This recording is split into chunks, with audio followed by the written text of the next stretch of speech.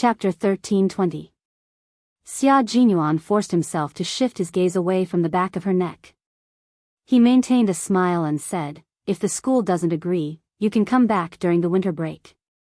Her palms had become much rougher, and there was even a thin layer of calluses on her palms. Xia Jinyuan used his fingers to gently stroke the calluses that represented her hard work. His gaze was gentle as he gazed at her delicate face, which had become more and more tenacious after being exposed to the elements. His low voice was like the sound of a zither. "There will be a day when we meet again. It's just a matter of how long it will take." His comforting words made Yi Jian's heart sweeter than honey. She rolled her eyes and pursed her lips into a smile. "Why do you always treat me like a child? Meeting and parting are the most normal things. I'm not so weak that my mood will be affected by a separation. Also, after seeing the interaction between the Army and Navy, I think that we will have to work together and train together in the future. There will be a day when we meet again. We just have to wait for that day to come." In her previous life, she only stayed in each place for a few months. Meeting and parting were very normal for her, and she had already calmly faced separation. However, in this life, she had only met comrades who had selflessly helped her. Every separation had a reluctance that she did not have in her previous life, so she was more or less a little disappointed. Xia Jinyuan squeezed her palm. Sitting in the back seat, he glanced slightly at the Navy soldier who was focused on driving. He smiled faintly and changed the topic. "There will be a chance to meet again. We will arrive at Hongkou Airport at 6:00 in the afternoon. Do you plan to go home overnight? Or do you want to rest tonight and go home early tomorrow?" It took nearly 8 hours to drive from Hongkou City to Shuku Village. The main reason was that it took 6 hours to drive from Shuku Village to the city, and it took another 2 hours to drive from Hongkou City to the city, so it would take 8 hours. Yi Qian answered without thinking. "We can go back to the city from Hongkou City first, rest for the night, and go home around 4:00 in the morning." In summer, the sun rose early, and there was a faint light around 4:00 in the morning. "Okay, we'll go with your arrangements." Xia Jinyuan agreed wholeheartedly.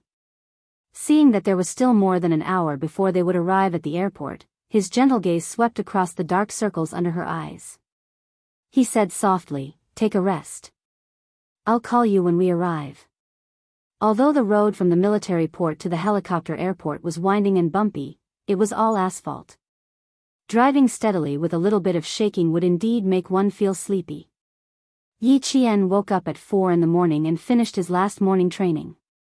He rested his head on the headrest in the back of the car. Within 5 minutes of Xia Jinyuan's warm breath, he fell asleep with a smile on his face. She fell asleep in 4 minutes and 8 seconds. Xia Jinyuan narrowed her eyes and looked at the sunburn under her ear again. If it weren't for the serious sunburn on the back of her neck, it wouldn't be a problem for her to drive back to Shuku Village tonight. Also, why was this little fox sleeping so obediently? She rested her head on the headrest and didn't move. Why didn't he see her body sway to his side and rest her head on his shoulder? With the Navy soldier in the car, Major Xia wouldn't take advantage of the female soldier so blatantly. He could only wait for Yi Qian to sway and rest on his shoulder. In the end, Yi Qian's sleeping posture was too obedient, and the Navy soldier drove steadily. After waiting for more than 10 minutes, Xia Jinyuan decided not to come over. He went over. Chapter 13:21. The car made a 180-degree turn. Taking advantage of the fact that the Navy soldier was focused on driving and didn't look at the back seat, Major Xia pulled Yi Qian's hand to his side and finally allowed Yi Qian's head to rest on his shoulder. However, the two of them were separated by the luggage that was used to cover their hand in the beginning. Major Xia glanced at the luggage that he had helped them with just a moment ago, and in the next second, he directly opened it so that Yi Jian could completely lean on his shoulder. "Major, there are still a few more turns ahead. Please hurry." The Navy soldier thought that he was in too much of a hurry and took the next turn even slower. Xia Jinyuan raised his wrist to look at the time and said calmly, "There's no need to slow down. We're in a hurry." If he slowed down, how could he find an opportunity to pull little fox closer to him? Right now, the distance between the two of them was only the distance between their luggage bags. The elegant major always found a good way to make his wishes come true. The military port was getting further and further away from Yi Jian. Gradually, she couldn't even see the sea anymore. After more than 50 days of frogman training, Yi Jian, who had just returned, embarked on a new journey. She walked towards her goal with determination. They arrived at the heliport at 1:37. Xia Jinyuan was reluctant to wake up Yi Qian, who was sleeping soundly. He paused for a moment before lowering his head and saying softly, "Little fox, we're here. Sleep after we get on the helicopter." After calling out to Yi Qian, she opened her eyes. There was no trace of confusion or drowsiness in her eyes. She was shocked to find that she had fallen asleep leaning on Xia Jinyuan's shoulder. She immediately sat up straight and looked at the driver's seat. "Silly girl, what are you panicking for?" Xia Jinyuan saw her frightened expression and couldn't help but chuckle. "I'm too tired." "What's wrong with sleeping on a comrade's shoulder? Are you afraid of what others will say?" Yi Qian glared at him and said in a low voice, "Captain Xia, I always sleep in the same position. Don't think that you can hide your little movements from me. You're a major after all. If the soldiers see you, it'll look bad." Soldiers also valued their reputation.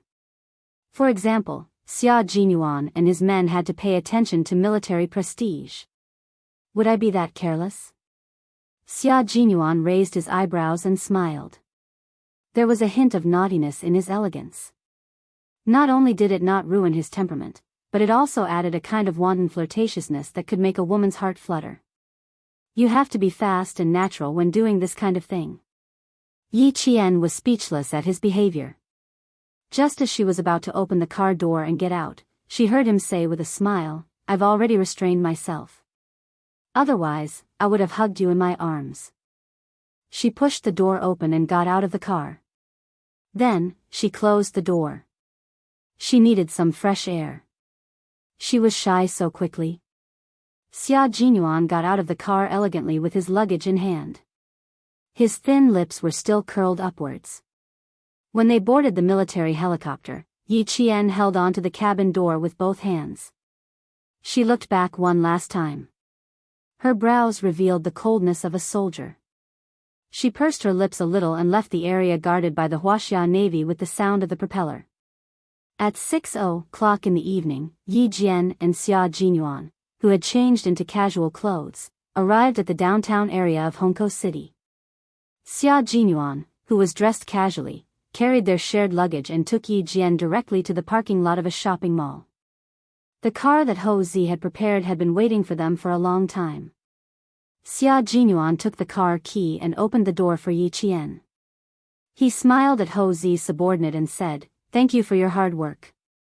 Go back and tell Brother Z that I'll look for him when I come back." Chapter 13:22. "Okay, young Master Xia." The person who delivered the car to Xia Jinyuan was Ho Zi's trusted assistant. He knew both Xia Yiwei and Xia Jinyuan, so he was very clear about Ho Zi's attitude towards the two siblings. He only turned and walked out of the parking lot after Xia Jinyuan drove away. They didn't stay in Hongkou City and even had dinner in the car. They drove all the way to Anyang City. When the car passed by No. 1 Middle School, Yi Qian looked at the bright red neon sign that read, Anyang City First Key High School, in the night and couldn't help but laugh. That year, I came to enroll alone. In the end, the vice principal of No. 1 Middle School told me that I could only attend No. 1 Middle School as an accompanying student. If I didn't agree, I wouldn't be able to attend high school. Thinking back to what happened 3 years ago, it seemed like yesterday. Thanks to her good memory, she could still remember everything that had happened that day. She even remembered the conversation with the vice principal. At that time, I was quite angry. I knew that Yi Jifan might have done something behind my back. At that time, I thought that it was fine if I didn't attend this school. Even if I did, I was afraid that the college entrance examination would be difficult.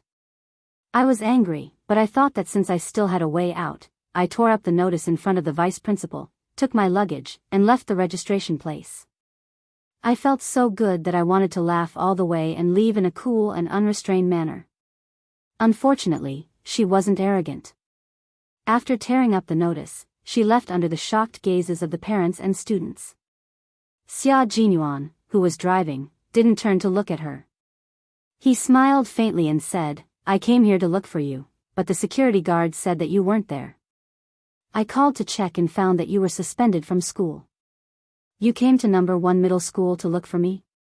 Why didn't I know about it? You didn't mention it to me. It's all in the past. What's there to talk about?" Xia Jinyuan sneered. Seeing that she was looking at him with great interest, he continued, "When I rushed over, it happened to be the first snow in Anyang City. When the school guard heard that I was looking for you, he secretively told me that you weren't studying in number 1 middle school. For more details, you can ask around at the canteen in front.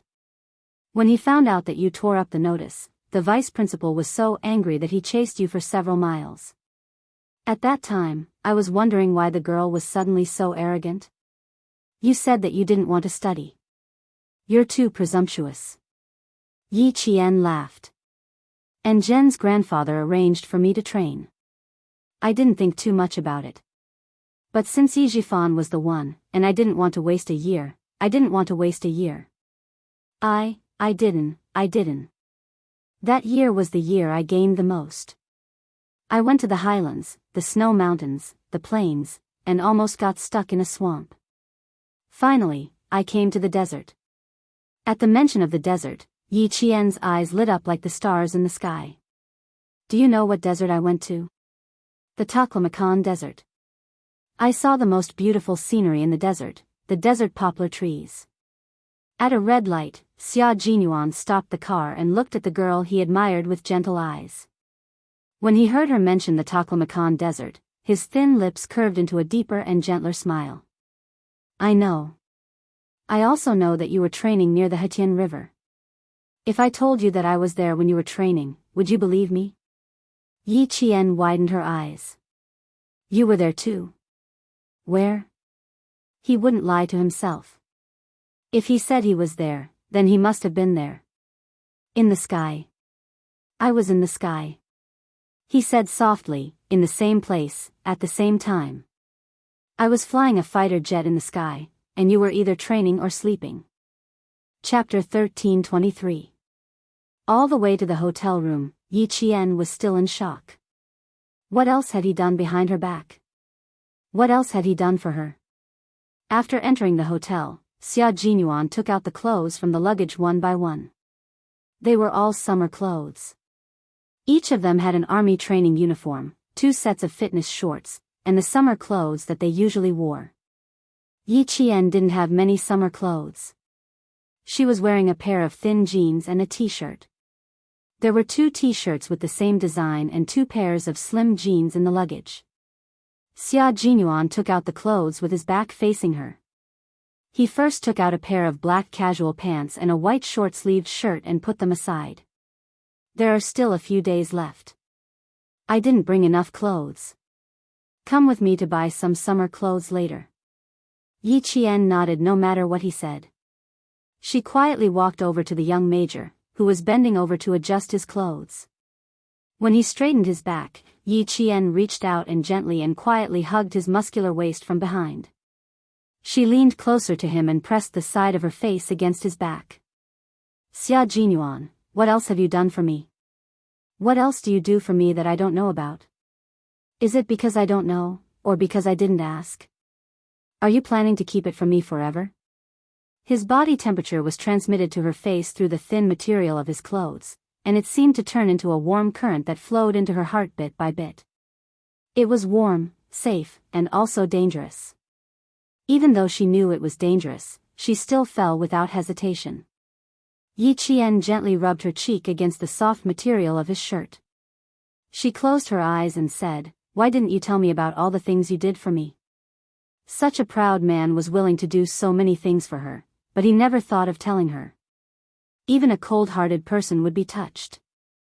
Even if he was in danger, she was still willing to throw herself into it. "Xia Jinyuan, can you stop doing things for me in secret? If you do, please tell me, okay?" The more I know, the more touched I will be and the more I will fall in love with you. You want me to fall in love with you more and more, don't you? Silly girl. Xia Jinyuan held her hand around his waist and slowly turned her around to bury her head in his embrace. He lowered his head and smiled gently as he planted a kiss on the top of her head.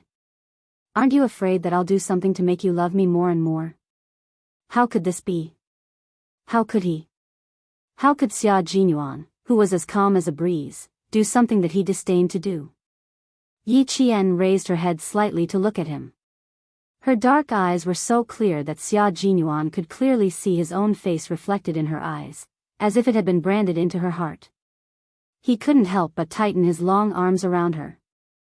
His heart softened to the point that he wished he could embed her directly into his body and become one with her. Yi Qian, who was being held tightly by him, had already curled her lips into a smile. She replied firmly, "No, the Xia Jinyuan I know is an indomitable soldier. He is an upright man. He would never do something that a hypocrite would do." This was a form of trust, a trust without any impurities. She trusted him so much that she believed everything he said. Xia Jinyuan's heart softened even more. He planted a few light kisses between her brows and said, "Good girl, with your words, I feel that my life has been worth it." The lights in the hotel were warm and orange. The floral wallpaper on the wall reflected the two figures, one tall and one short, embracing each other. They looked so harmonious and affectionate. Chapter 13:24. I didn't do much. Sometimes, it's just a piece of cake. Silly girl, why do you always like it when I flatter you? Major Xia sighed. Although Little Fox was cunning, she was a complete blank piece of paper when it came to handling relationships between men and women. Just listen to what she said. Fortunately, the man she met was him, Xia Jinyuan.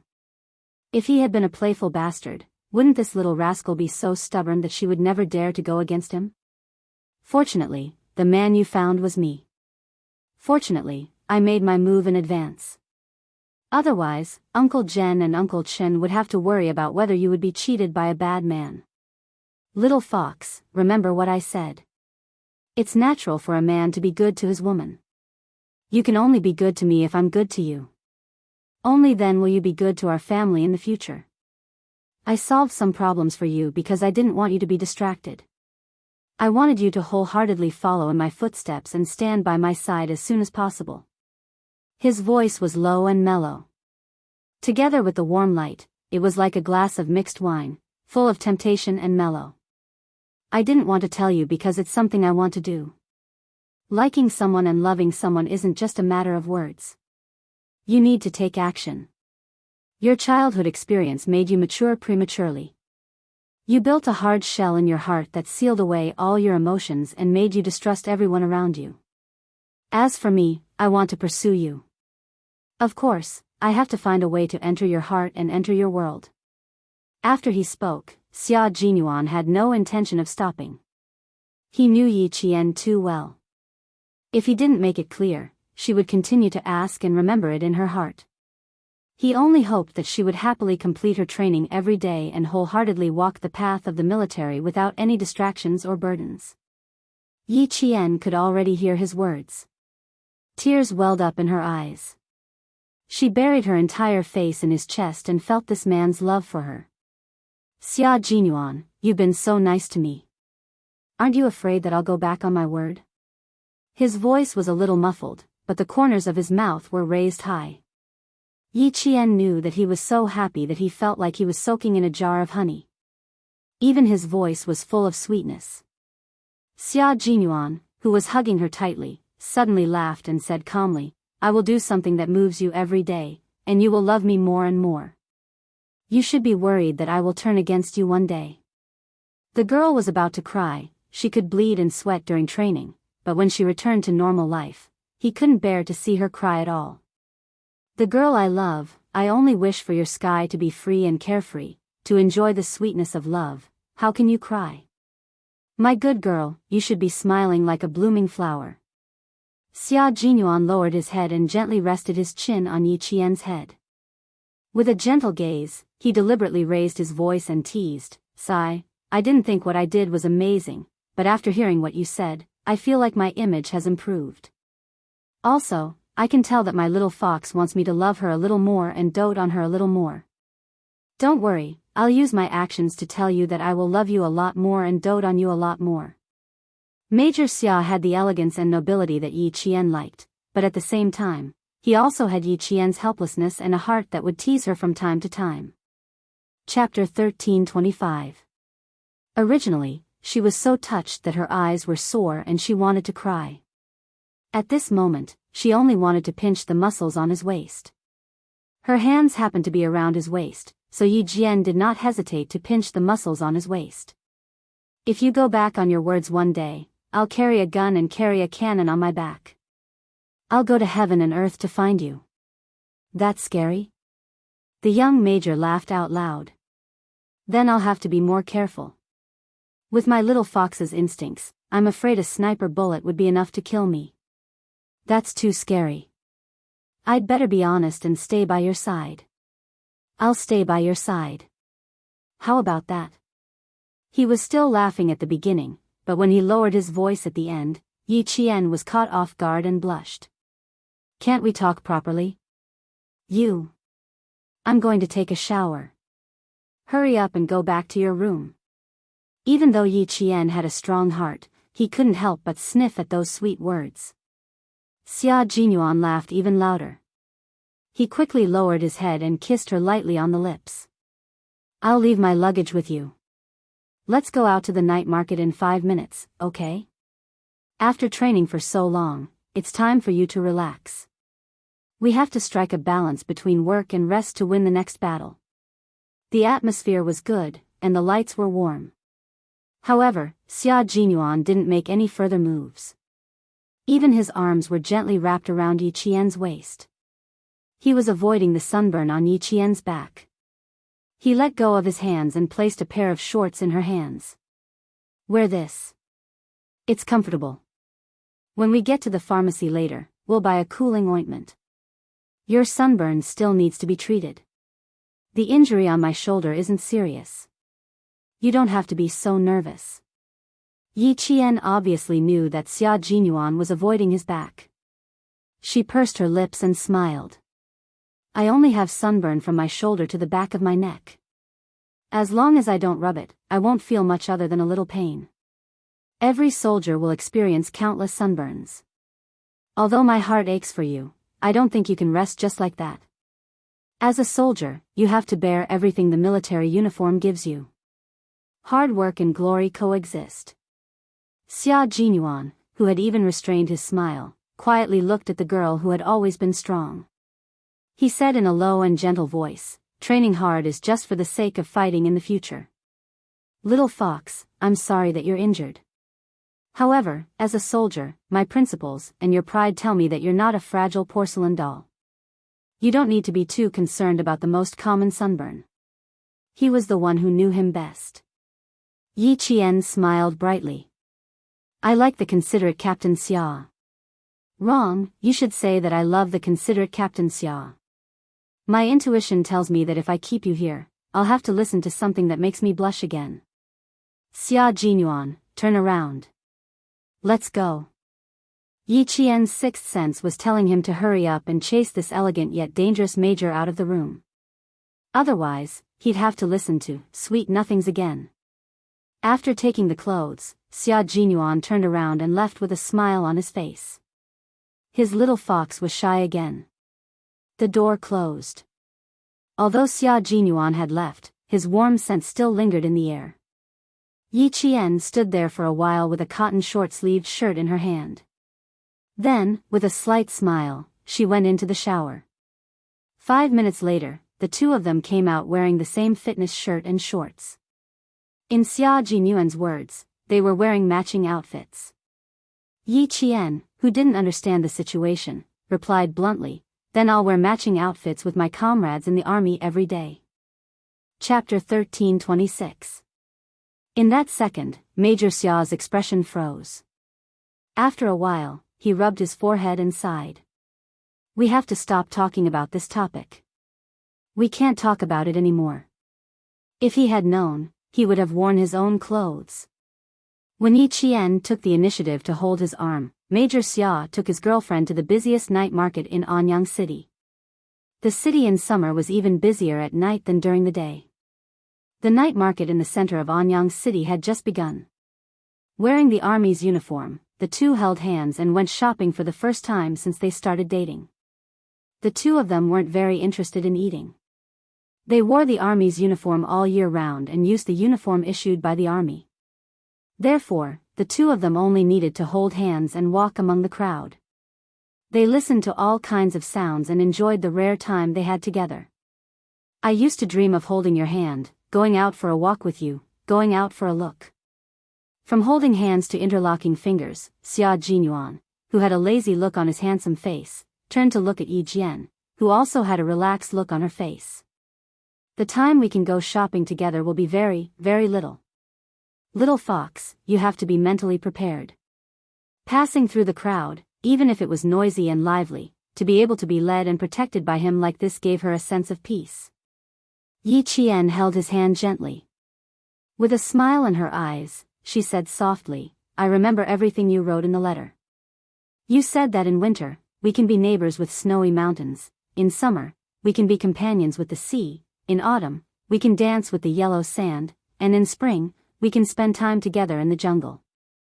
We can challenge our limits day and night, and we can pass through the smoke of war. Is this kind of interaction more unforgettable than those romantic interactions? Captain Xia, I can answer you now.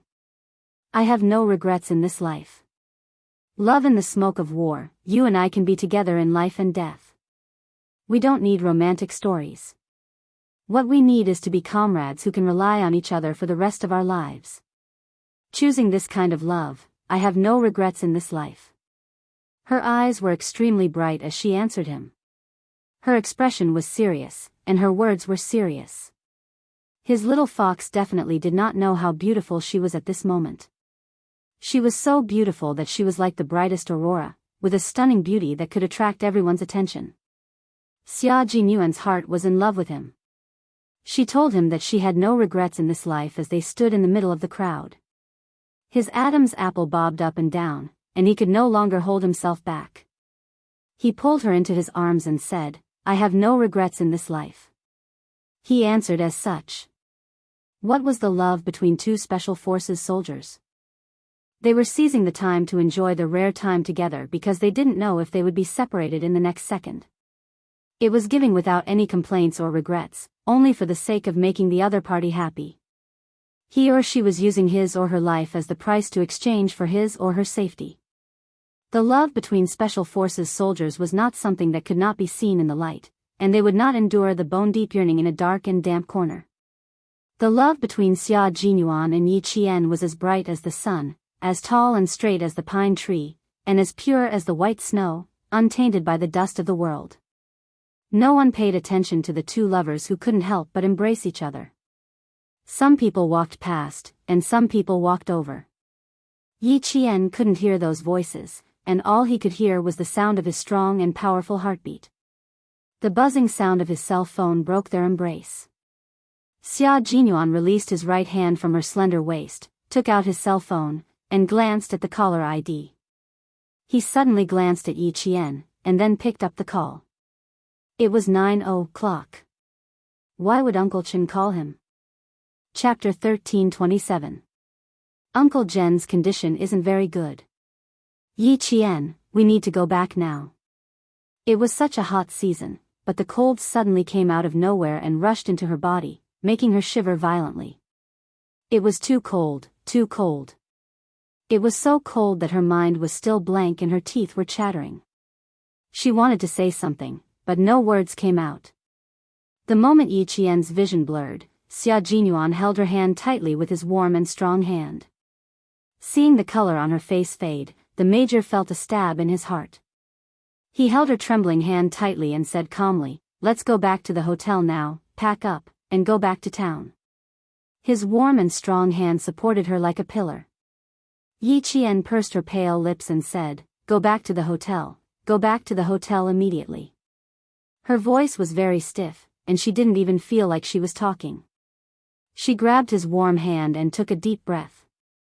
I'm afraid Uncle Jen's condition isn't very good.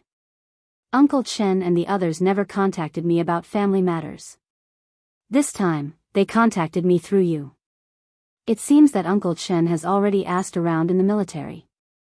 Captain Xia, I want to go home. I want to go home immediately. After all, Yi Qian was a special forces soldier who had undergone special training. Although her voice was still a little stiff, her mind was clear. I'm afraid the problem is very serious. Captain Xia, thank you for your hard work tonight. Xia Jinyuan was relieved that she could calm down immediately. He held her hand and strode towards the hotel. His low voice was calm and steady, which made Yi Qian feel at ease. Uncle Chen's voice is not bad. Don't let your imagination run wild before you see him. How could she not let her imagination run wild? After her rebirth, the person who supported her and gave her confidence was the old man with gray hair and wise eyes. When she cried, the old man told her that the road ahead was long and crying was also a way to walk. When she felt helpless, the old man told her that the road ahead was long and she needed to know how to pick it up.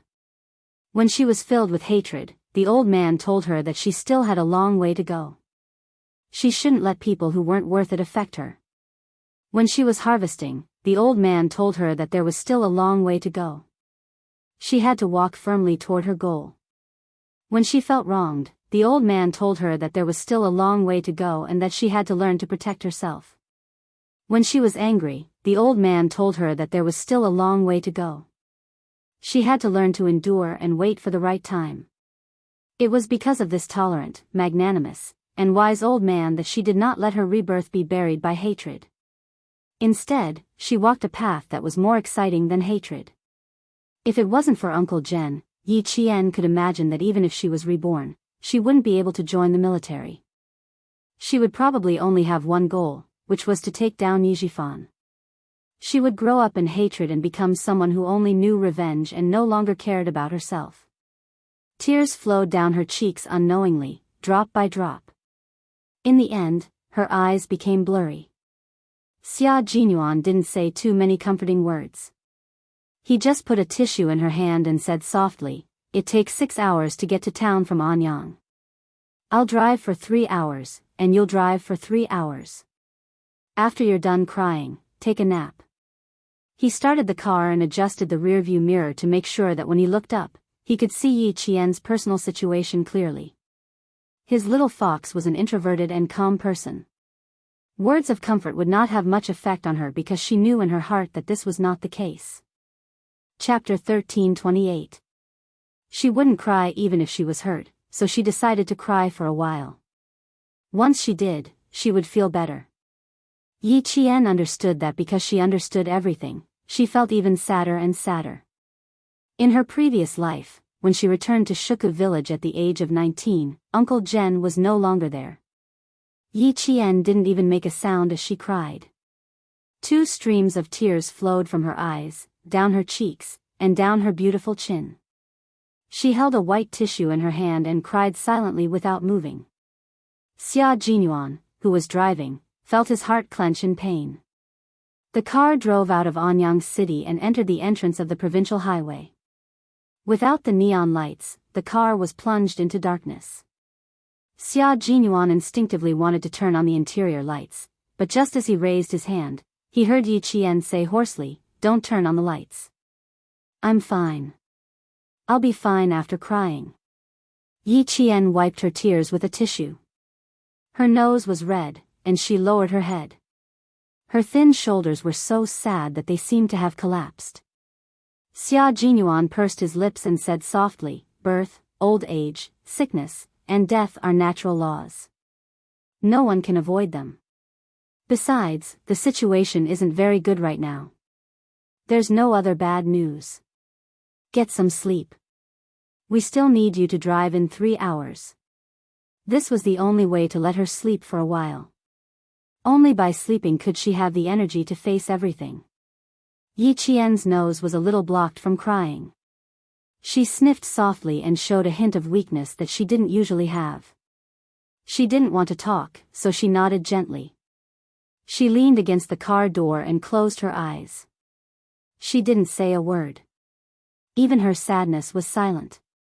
Xia Jinyuan couldn't bear to see her like this. He turned the steering wheel to the left, turned on the car's emergency lights, and parked by the side of the road. His handsome face tensed up as he pushed open the door and got out of the car. Yi Qian heard the noise and opened her eyes. She saw Xia Jinyuan walk around the front of the car. The glaring headlights shone on his figure, and she could clearly see that his handsome side profile was tense. Yi Qian couldn't help but sit up straight.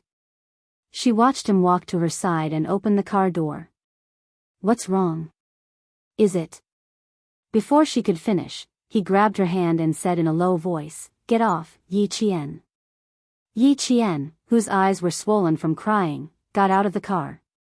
Before she could steady herself, he grabbed her waist and pulled her into his embrace. "I want to kiss you right now. You can open your eyes and look at me, or you can close your eyes and feel me." "What?" Yi Qian, who was a little dizzy from crying, couldn't keep up with his rhythm. While he was distracted, the man's refreshing scent came crashing down on him. He didn't have time to think or guess why he suddenly did this. His lips were kissed. The night breeze was not as hot as it was during the day. It was cool and refreshing. Yi Qian, who was kissed by him until she could not breathe, clutched his t-shirt tightly. She stood on her tiptoes and endured his fierce kisses. His nimble tongue swept across her mouth, and he sucked hard on her lips. Occasionally, he would curl his tongue around hers and steal her breath. Yi Qian, who had never been kissed like this before, leaned into his embrace. Her hands gripped his t-shirt tightly so that she wouldn't collapse from the kiss. She didn't know how long they kissed, but when he let go, Yi Qian's eyes were misty.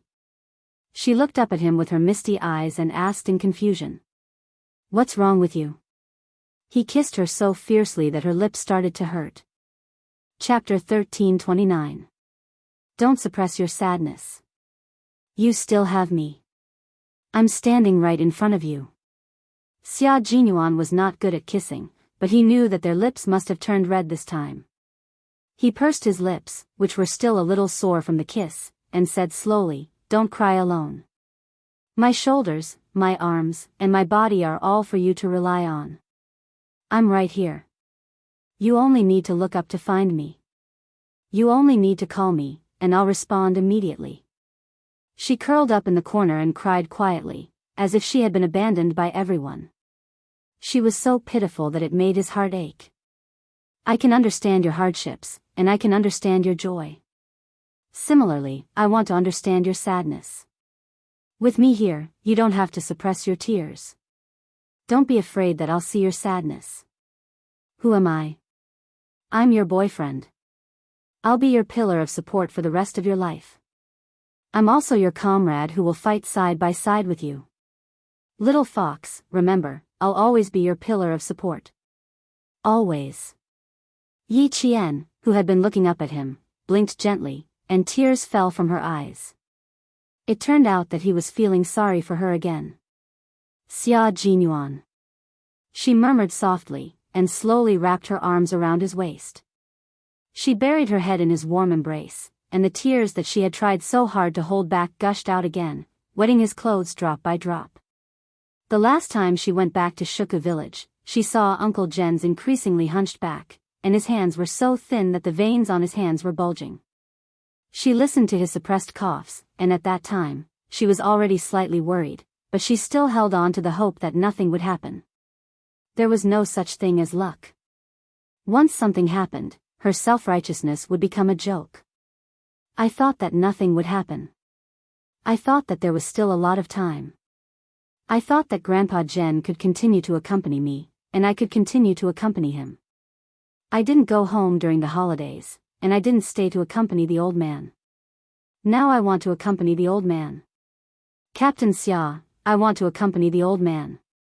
She spoke intermittently, and each word seemed to contain beads of blood. Her sobs were so sorrowful that the surrounding air was dyed with sorrow.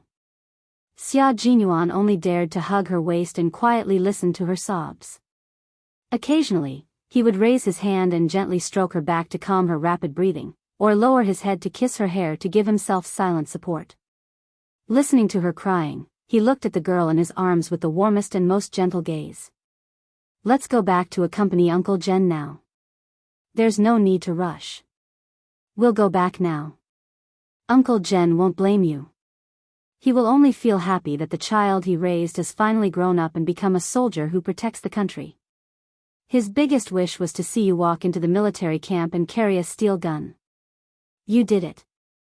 Look, you've become a military school student, and in a few days, you'll have your own military uniform. You've done what Uncle Jen hoped for. Yes, Uncle Jen, who had dedicated his life to the military, was only happy that the cowardly child who once made him feel hopeless had become sensible and stood up. He had even become a special forces soldier who could protect the country and fight on the front line. He was very happy, very happy. Uncle Jen, whose nostrils were plugged with a breathing tube, had a slight smile on his face. He closed his wise eyes and quietly lay on the bed. His face was already pale, and if it weren't for the slight rise and fall of his chest and the wave-like heartbeat monitoring device beside him, one would almost think that the old man had passed away. Chapter 1330. This was the hospital in town. According to Uncle Jen's request, he was transferred from the city's armed police hospital to the town's hospital. There were 2 military doctors and 2 nurses accompanying him. Principal Chen sat quietly beside the bed. He hadn't slept for 2 days and his eyes were bloodshot. Looking at the old man lying motionlessly on the bed, this world-class sniper even shed tears. He couldn't take it anymore. He had endured until now just to wait for Yi girl to come back. Someone gently pushed the door open and walked to Principal Chen's side. He patted his shoulder and said, "Old Chen, go and rest. Old Yen and I will keep watch tonight." Then, Commander Lu put the bottle of mineral water he bought into Principal Chen's hand and said, "You don't eat or drink. Do you think you are made of iron? Yi girl should be back in the second half of the night. You have to be alert and talk to her. Also, if you are like this, what will happen to her? She is already sad enough. If you do it again, she will cry until she faints."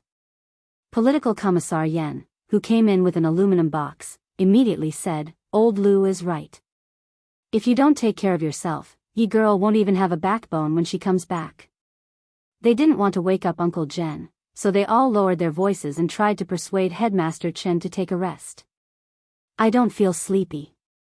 I am afraid that once I close my eyes, Uncle Jen will leave. You heard what the military doctor said. Uncle Jen will be back in a few days." Principal Chen rubbed his face. His body was tired, but his brain was tense all the time. He was so awake that he didn't feel sleepy at all. The 4-drip was dripping down the tube, replenishing Uncle Jen who couldn't eat for a week and maintaining his life. Headmaster Chen's gaze landed on the 4-tube. His voice was so hoarse that it sounded like gravel rubbing against stone. He said bitterly, "And the people from the military academy haven't come over yet. If we don't settle everything, we can't sleep. Since the military academy has already agreed, it should be tomorrow." Political Commissar Yen opened the aluminum lunchbox and even prepared a spoon for Principal Chen. "Eat something. You won't sleep or eat. Do you want little Yi to come back and take care of you?" Principal Chen put the lunchbox into his hands and sighed deeply. "I don't feel hungry, and I don't feel tired either. But you're right. When little Yi comes back and sees me like this, she'll be worried about me. I'll go back and change my clothes later. I don't want her to worry." Regiment Commander Lu nodded. "Go back after you're done eating. If you're tired, you can take a nap at home. Old uncle left it to us.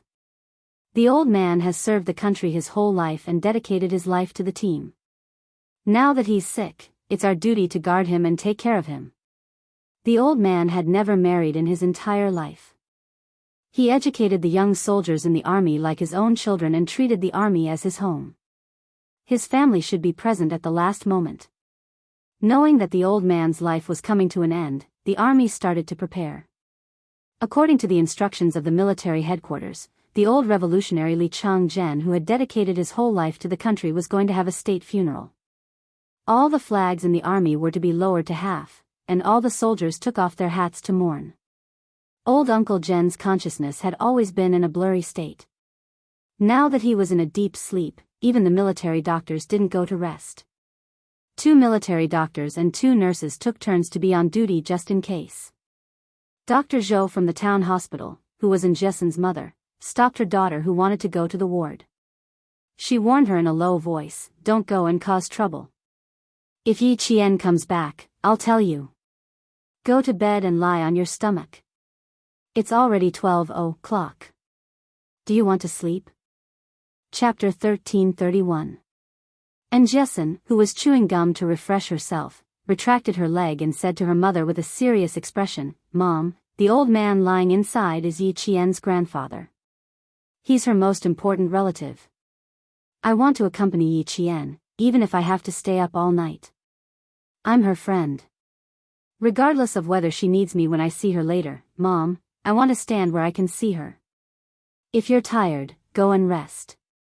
Don't worry about me." At this moment, Dr. Zhou truly felt that his daughter had grown up. He patted his daughter's shoulder and looked at her lovingly. "You've grown up. You know how to give, how to treat others well, and how to be grateful. Your friendship with Yi Qian. Mom hopes that you'll maintain a pure heart at all times and cherish this precious friendship. Mom, I won't persuade you anymore. I won't persuade you anymore." When children grew up, they had different thoughts from adults. They had their own sense of propriety and their own attitude towards life. As adults, they did not need to control their children all the time. When it was appropriate and right, they should let go if they could. And Jessen's lips curled up into a smile. She held Dr. Zhou's hand and said softly, "Thank you, Mom. Go and rest. I won't cause trouble in the ward. It's the same for me to stay here." The doctor on duty's office was at the entrance of the ward. She would be able to see Yi Qian when she returned. Dr. Zhou stroked his daughter's black hair and reminded her, "Yi Qian's grandfather is not a simple person. You can tell that he's usually an officer in the army. When you see Yi Qian later, don't force your way through to avoid causing trouble for others. Do you understand?" Besides, Yi Qian was able to guide all the girls in the dormitory to get into one of the top universities in the country. It was obvious that he was a very self-disciplined and opinionated child. A child like this would have his own plans and did not need too many people to make decisions for him. His daughter just needed to accompany him quietly and not interrupt. I know. I've known Yi Qian for 5 years. Mom, I know him better than you do. Go and rest. Go and rest." As she spoke, Jessen pushed Dr. Zhou's shoulder and walked toward the waiting room. Although it was called a lounge, it was just a partition separated by a screen. Behind it was a single bed that was just big enough for one person to lie on. As soon as the mother and daughter walked to the cubicle, they heard footsteps coming from outside. And Jessen, who seemed to have sensed something, turned her head and saw a familiar figure walking through the narrow office door. Beside her was the soldier who she didn't dare to look directly at. With her boyfriend accompanying her, she felt much more at ease. That was Yi Qian, wasn't it? At some point, Dr. Zhou had also turned around.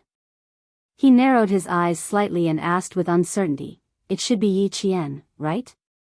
And Jessen's face flashed with surprise as she nodded. "It's her. Mom, go to sleep. I'll go to the door and take a look." While there were not many people in the middle of the night, she stood at the door and watched. When there were more people in the day, she would come back. It was really Yi Qian, who was not afraid at all when facing the criminals that night. He was even calmer than an adult. After not seeing him for 4 years, this child's aura was so strong that it was frightening.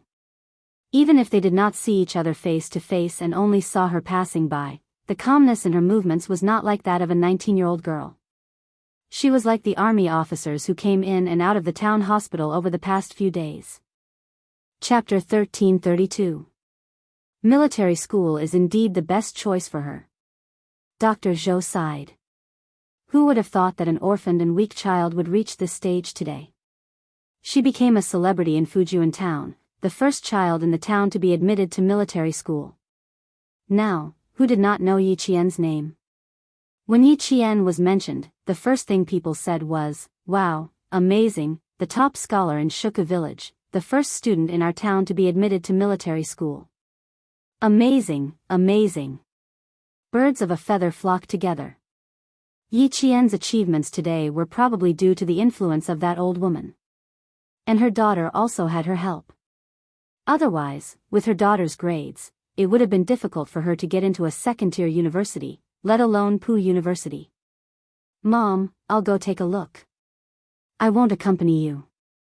What Jessen saw was not Yi Qian's fierce military aura. She saw Yi Qian's sadness that she had never seen before. She said sadly, "She's not feeling well. I'll go accompany her." What was a true friend? A true friend might not appear when you were glorious, but they would definitely appear when you were sad, or helpless. They would give you selfless help that you did not need in return. They would not disturb you when you were happy, but when you were worried, they could not help but worry for you. You only needed to look up and you would see a true friend silently by your side. And Jessen was such a friend. She did not walk into the ward. She only saw Yi Qian standing by the bed, seemingly unwilling to take a step forward. Her tears fell like rain. She knew it, she knew it. Yi Qian would be very sad, very sad. Fortunately, her boyfriend was by her side, comforting her and giving Yi Qian a stronger emotional support. She would not have to face it alone and be sad alone. Regimental Commander Lu and Political Commissar Yen, who were keeping watch at night, did not notice Jessen standing at the door of the ward. They were all looking at Yi Jian worriedly, who refused to walk to the bedside after she walked in. They were afraid that she would not be able to accept it in a short time and something would happen to her. "Little Yi, come over here." Political Commissar Yen, who was standing by the bed, waved his hand and said kindly, "Uncle Jen woke up an hour ago. Sit here and accompany him. When he wakes up, talk to him." Yi Jian wanted to walk over as well, but her legs felt as heavy as 1,000 pounds. She couldn't take a single step. She stared blankly at Uncle Jen, who even had to rely on machines to maintain his breathing. She looked at the old man lying on the white bed. Uncle Jen. Grandpa's face. Grandpa's eyes. Grandpa's like he would never wake. She wanted to walk over, but no matter how hard she tried, she couldn't move her feet. Looking at Grandpa Jen, who was already at the end of his life, she couldn't move her feet. Taking a step forward not only required courage, but also the reality of the old man's weakness and the fact that he did not have much time left. Regiment Commander Lu and Political Commissar Yen did not notice Xia Jinyuan's actions, nor did they notice the intimacy between them. Instead, when they saw Yi Qian take a step forward, they both stepped forward at the same time, wanting to help Yi Qian. The two of them doted on Yi Qian as if she was their own daughter. They could not bear to see her in such pain. Chapter 1333. Little Girl Yi. When Yi Qian finally walked to the bedside, Commissar Yen gently stroked her hair and said earnestly, "Don't forget what I taught you.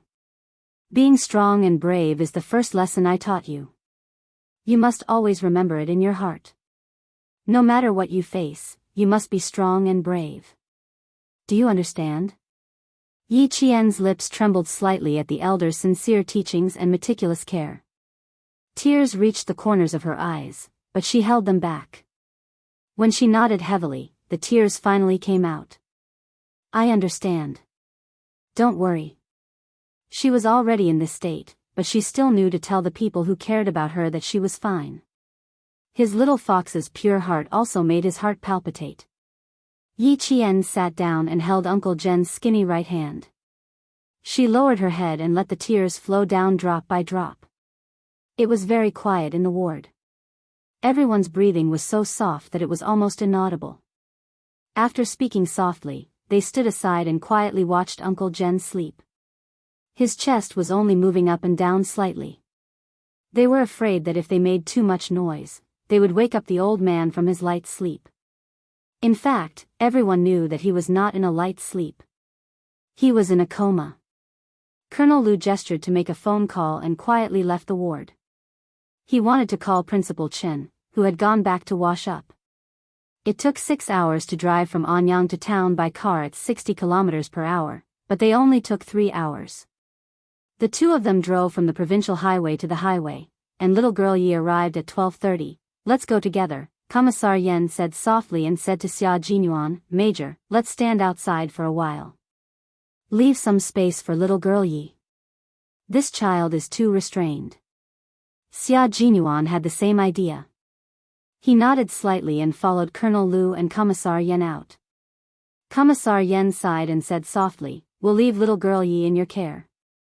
Uncle Jen's funeral will be handed over to the army.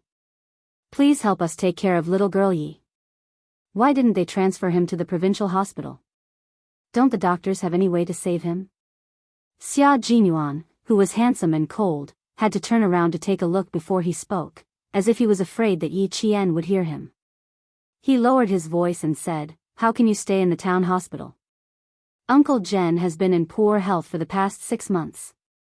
During the new year, we even stayed in the provincial hospital for more than 20 days without telling little Yi. At the end of May, we stayed in Anyang for more than 10 days. Every time, Uncle Jen told us not to tell little Yi. This time, he suddenly fainted. We used a helicopter to send him to the city. There's no other way. The old man's life has entered the countdown.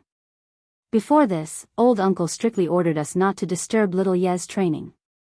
When he woke up at around 9:15 last night, he told us that little Yi had finished her training and came back on a big ship. Old uncle said that he wanted to see little girl Yi and talk to her. He also said that he wanted to see little girl Yi wear her own military uniform and salute him. As Commissar Yen spoke, the corners of his eyes turned red. Old Shen immediately contacted Major General Yang of the army. At 9:30, we knew that little girl Ye's training had really finished. You even went to pick her up. I didn't expect that old uncle's dream was actually real.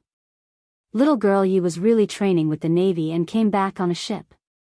He missed her too much, so he had dreams. Chapter 1334. Xia Jinyuan's Adam's apple moved slightly and he pursed his thin lips. Did the military academy send anyone over? Yes, Major General Yang personally contacted the University of Science and Technology of China and the school was very cooperative.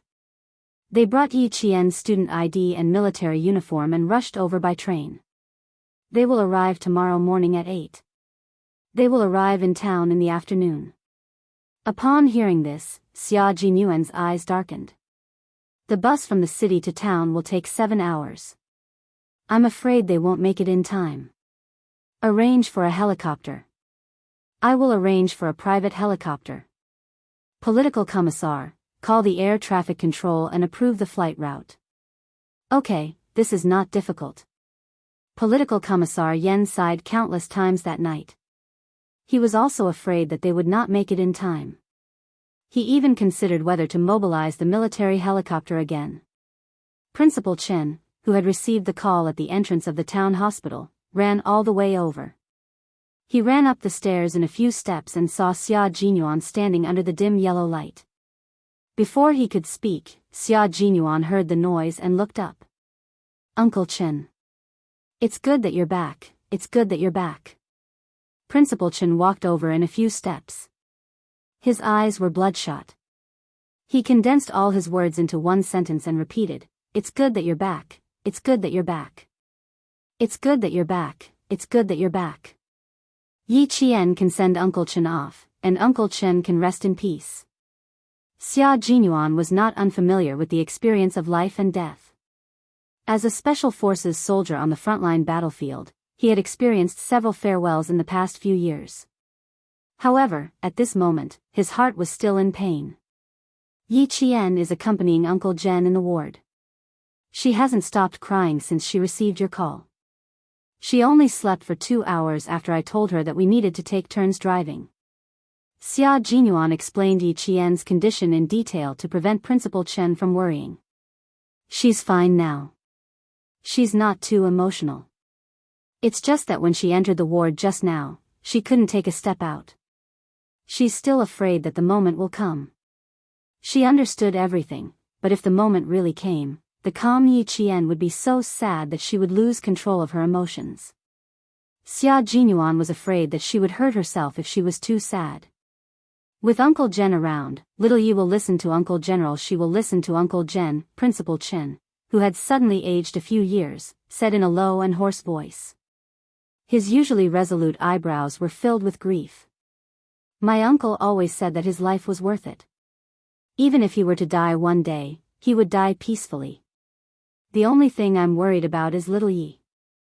If I ask you to go over later, say something to make me feel at ease and let me leave without any worries. His words made both Commander Lu and Political Commissar Yan's eyes turn red.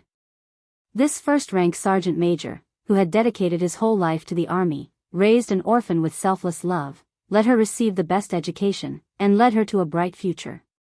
Now that she was going to leave, who would be willing to part with her?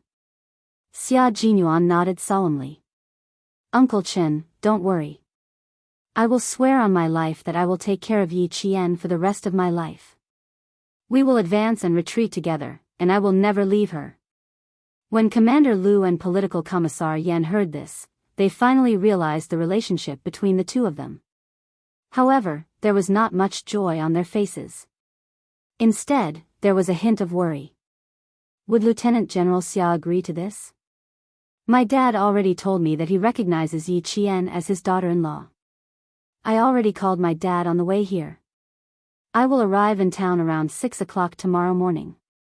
Uncle is worried about Yi Qian. I will let him leave with a smile on his face. Chapter 1335. Principal Chen patted Xia Jinyuan's shoulder heavily. Good, good, good. You're a man of your word. Uncle Jen believes in you. I believe that you'll take good care of little Yi. Lieutenant General Xia knew and admitted it himself. Only then did Commander Lu and Political Commissar Yan, who had been worried, feel relieved. They all believed in Xia Jinyuan and believed that he would really take care of little Yi for the rest of her life. And Jessen, who had run back to the doctor's office when she saw them coming out, gritted her teeth, stood on her tiptoes, and moved gently with her back against the wall. She wanted to go directly to the ward to talk to Yi Qian. Thinking that she hadn't been discovered, she moved into the ward, patted her chest, and secretly heaved a sigh of relief.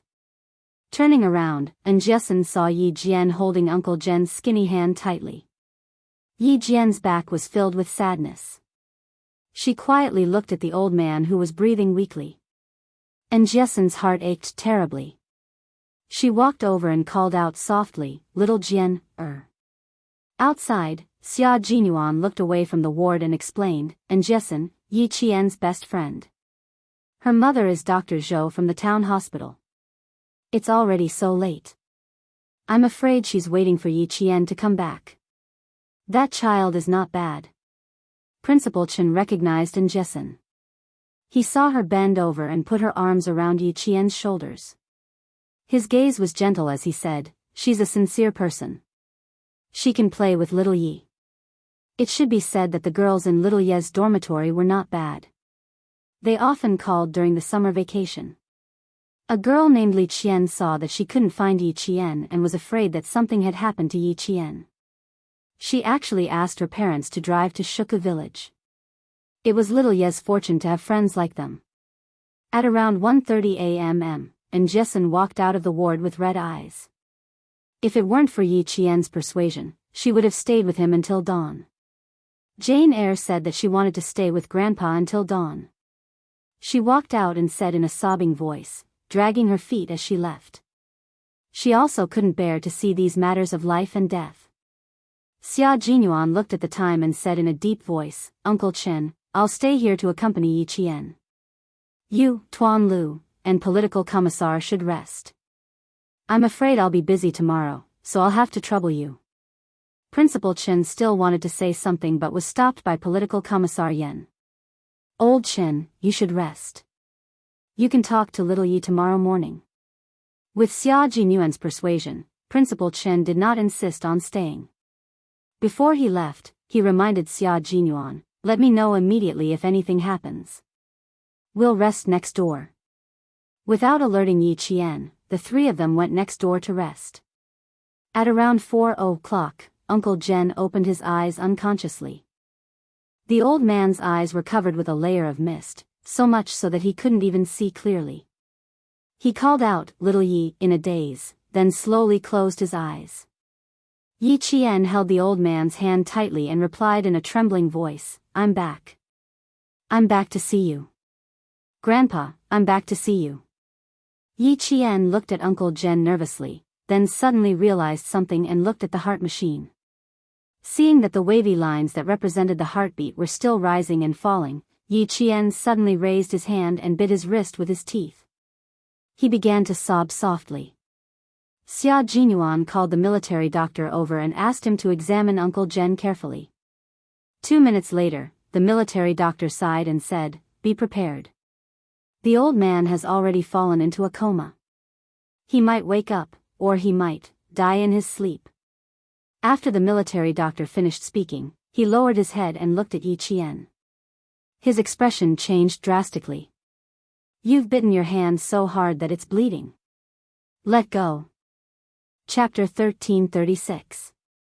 In her previous life, Yi Qian had developed a habit of suppressing her emotions. Although she had changed a lot in this life, she was still somewhat affected by her previous life. When she was devastated, she would suppress her emotions again.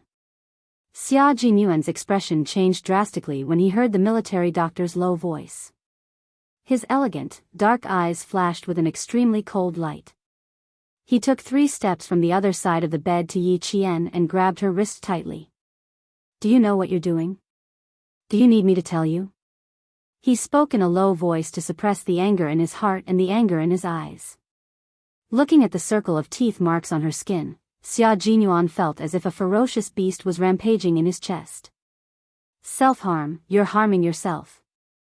Uncle Jen used his lifetime of wisdom to teach you. He taught you how to face reality and how to be strong.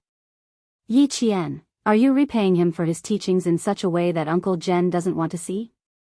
He was just short of saying that she was a huge disappointment to Uncle General. The military doctor glanced at the two of them. One was suppressing his anger, while the other was suppressing her grief. He hurriedly comforted Xia Jinyuan, who was suppressing his anger. Okay, it's understandable. Come out and disinfect the wound first." He was afraid that Xia Jinyuan would injure Yi Qian again, so he took Yi Qian's wrist from his hand and took a closer look. He couldn't help but gasp. "Isn't this a little too cruel? She bit herself so deeply. Disinfect and debride the wound first, then give her a tetanus shot," the military doctor said in a low voice and motioned for Yi Qian to follow him out. "Girl, no matter how sad you are, you can't hurt yourself, understand? You look like a sensible child, but why are you doing things that make others worry?" He then looked at Xia Jinyuan, who was even more furious. "She's going to clean the wound. You stay here." Xia Jinyuan's jaw tightened. Hearing this, he said politely to the military doctor, "Thank you for your hard work." He then looked at Yi Qian, who had her head lowered and her shoulders slumped. He saw the sadness and fragility in her body, and the suppressed anger in him finally turned into heartache. "Go and treat your wounds with the military doctor. I'll look after Uncle." Uncle Jen was Little Fox's only family. He was her pillar of support. She regretted not spending more time with him. She blamed herself for not spending more time with him. His little fox would rather use self-harm to vent the self-blame in her heart than to let everyone see the pain in her heart. No matter how sad she was, she still knew how to take care of their emotions. How could he bear to be angry with her? Yi Qian's eyes were still a little confused. She didn't know that she had bitten herself so hard. Seeing Xia Jinyuan's tense expression, Yi Qian bit her lower lip. She originally wanted to explain, but in the end, she only said, "I'll be back soon." After the military doctor took her out of the ward, Xia Jinyuan sat gently on the chair. He held Uncle Jen's skinny hand and said softly, "Uncle, Yi Qian listens to you the most. When you wake up, you must talk to her properly. You have to take care of your body and teach her more. This girl listens to you the most. She will listen to whatever you say. You haven't seen her walk into the military camp yet. We are all waiting for you to personally send her to the military camp to become a soldier. Also, let me tell you a piece of good news. The military has decided to send her to my team. My team is a special forces unit. You probably didn't know, right? When you wake up, I'll pick some things that I can talk to you about. I'll let you know what unit Yi Qian will be joining in the future. Chapter 1337. Xia Jinyuan chatted softly with Uncle General the military doctor, who was in his 40s, cleaned Yi Qian's wound and advised her earnestly, "The old man is already so old, but he can still joke with us when he's awake. This shows that he has a big heart. Since you're his only family, how can you harm yourself and make him worry about you? Treating yourself well is the greatest filial piety to the old man, do you understand? Young lady." Actually, Yi Qian didn't even know how she bit herself. If the military doctor hadn't reminded her, she wouldn't have felt any pain. Yi Qian nodded shyly and wiped away the tears on her face. She secretly adjusted her emotions. She had to control her emotions. Everyone knew that Grandpa Zhen was worried about her the most. How could she disappoint him? The military doctor saw that her eyes were gradually clearing up. Even the sadness between her brows was gradually hiding. Only her bright eyes had a touch of determination.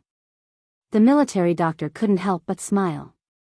10 minutes later, Yi Qian, who had bandages wrapped around her wrist, thanked the military doctor. She got up and went back to the ward to continue accompanying Uncle General. Xia Jinyuan was still talking softly to Uncle General even though he knew that the old man couldn't hear him. He still said softly, "With you around, Yi Qian will know that there's a family waiting for her wherever she goes. There's a home waiting for her to return to. Uncle, when you're done sleeping, please open your eyes. We're all waiting to hear your voice.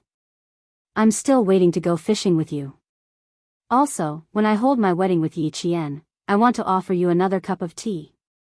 Thank you for teaching her and nurturing her into a talent. Thank you for letting me take advantage of her." Yi Qian, who was standing at the door, listened to them and laughed for a while.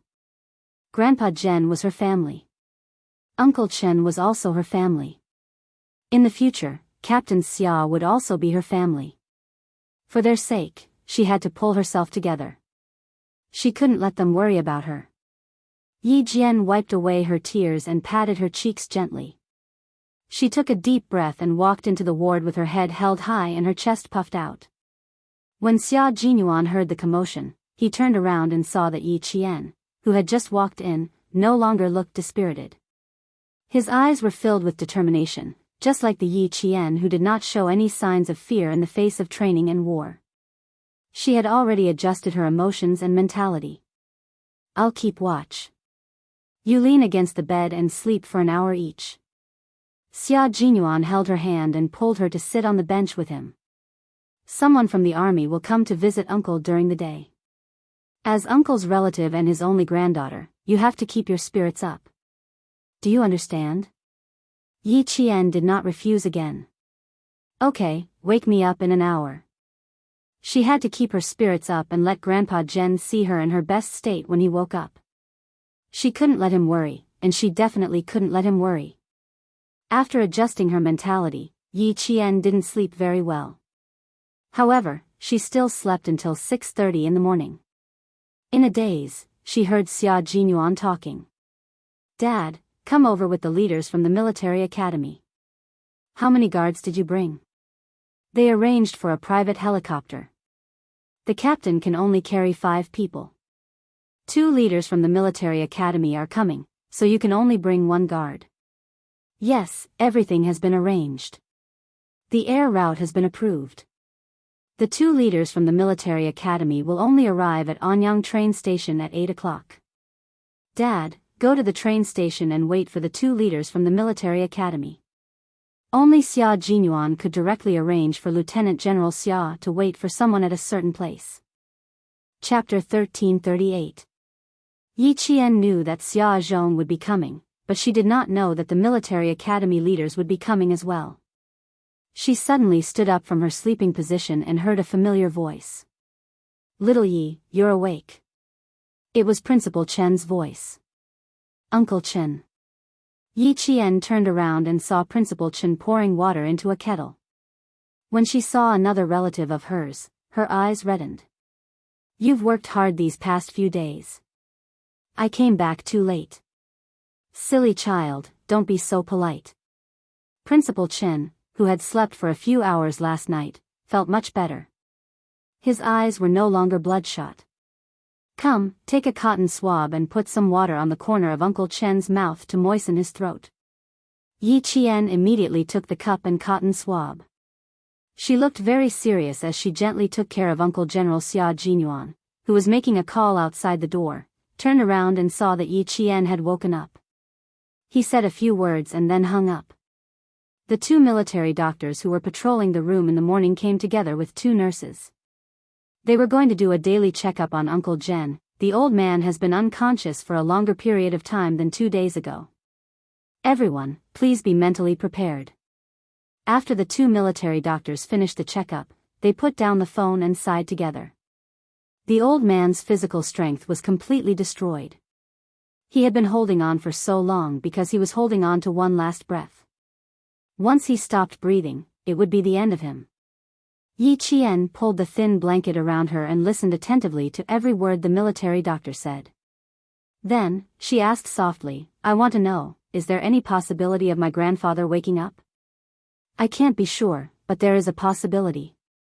It's the so-called final radiance of the setting sun." The military doctor's words made Yi Qian shudder involuntarily. Xia Jinyuan, who came in, immediately put his hand on her shoulder and asked the military doctor calmly, "If he stays unconscious, how long can he last on the 4-drip alone?" "The old man's organs are failing, so he can't take in too much 4-drip. How long he can last depends on his willpower." In other words, it was impossible for Uncle Jen to recover. The only reason he was still breathing was because of Uncle Jen's willpower. Yi Qian, who had better grades than the other students in the medical school, suddenly had a glimmer of hope. "You mean that my grandfather's brain is still conscious, and there's a high possibility that he'll wake up, right?" "You can think of it that way." The military doctor nodded. "As long as the brain hasn't stopped working and there are still senses, the old man will still have a chance to wake up." "That's good, that's good." Yi Jian's eyes lit up. As long as Grandpa Jen still had a chance to wake up, she would try to awaken more of his will to live. She hoped that he could survive this. She hoped that he could survive this. She hoped that he could survive this. The military doctor seemed to know what she was thinking. He shook his head slightly and didn't say anything more. The patient's family would always hope for a miracle to happen. Unfortunately, miracles wouldn't happen just because you thought they would. Especially in the case of the old man, his organs were already at the end of their life. Even if he woke up, he would just wake up. It wasn't appropriate for too many people to stay in the ward. Under Principal Chen's instructions, Xia Jinyuan accompanied Yi Qian to wash up and tidy herself up before coming back. Regiment Commander Liu and Political Commissar Yen went to the bun shop in town to buy vegetable buns and deep-fried dough sticks. They were waiting for Yi Qian to wash up and eat together. "Uncle wants to see you in your uniform." Uncle Chen called the military, and Major General Yang from the army called the military school. They hope that the school can cooperate and fulfill the old man's wish. Chapter 1339. The school leaders will arrive at the Anyang train station at 8. I'll get my dad to pick them up, and then we'll take a friend's private jet to come here together. There was water flowing out of the tap, and the sound of the water seemed to drown out his voice.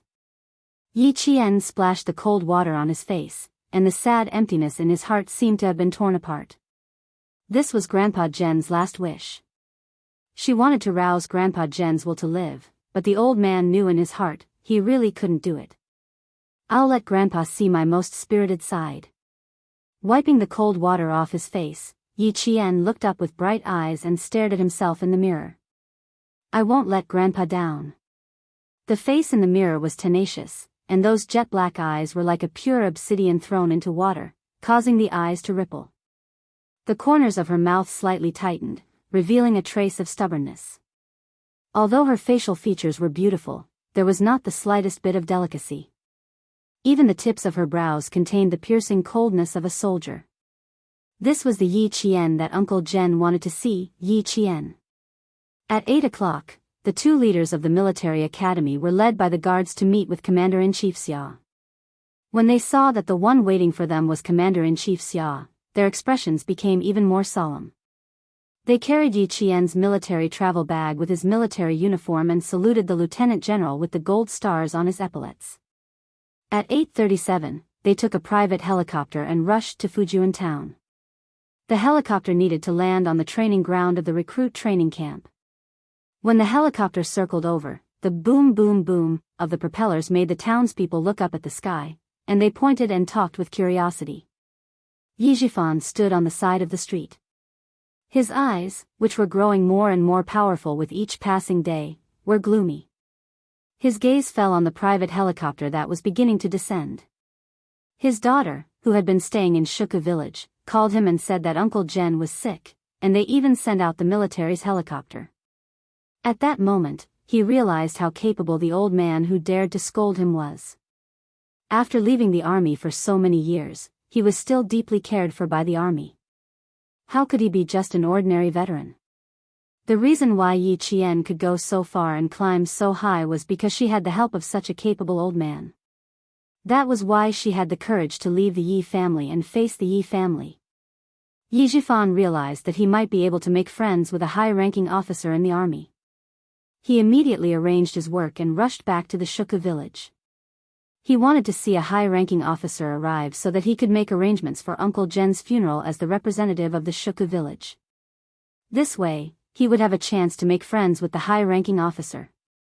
A few days after Yi Zhifan returned to the village, all the villagers recommended him to visit Uncle Jen at the hospital on behalf of all the villagers. The first day he came, he was turned away by Principal Chen before he could even enter the ward. However, he did not give up and still came to the hospital early. This was the fourth day. Looking at the descending helicopter, a smile appeared in his gloomy eyes. Being refused entry for 3 days, it was worth it. Commander-in-Chief Xia waited for the helicopter to land and jumped off immediately. He walked with only one bodyguard with him, and the two military school leaders who came down after him could not help but jog. "Dad, run a few steps. If you can't, take a motorcycle here. Uncle Jen is awake, you have to hurry." Xia Jinyuan gripped his phone tightly and said in a deep voice, "The military doctor said Uncle Jen will wake up soon." Chapter 1340. Riding a motorcycle. Commander-in-Chief Xia couldn't even remember how many years it had been since he last rode on a motorcycle. As a lieutenant general, he was summoned by his son. After the meeting, he had to arrange his work while walking. He didn't even change out of his military uniform before rushing over. Commander-in-Chief Xia looked down at the golden epaulet on his shoulder that represented his military rank. He waved his hand and signaled for the guard to come over. "Go and find a motorcycle." He turned his head and said to the two school leaders, "Let's ride there together." Since the lieutenant general had expressed his opinion, the two school leaders naturally had no objections. They immediately rode the motorcycle to the town hospital. Xia Jinyuan said in a low voice and returned to the ward. At 9:40 a.m., Uncle Jen suddenly opened his eyes. Before Yi Qian, who had been watching over him, could speak, Uncle Jen said first, "I think I saw the little girl come back."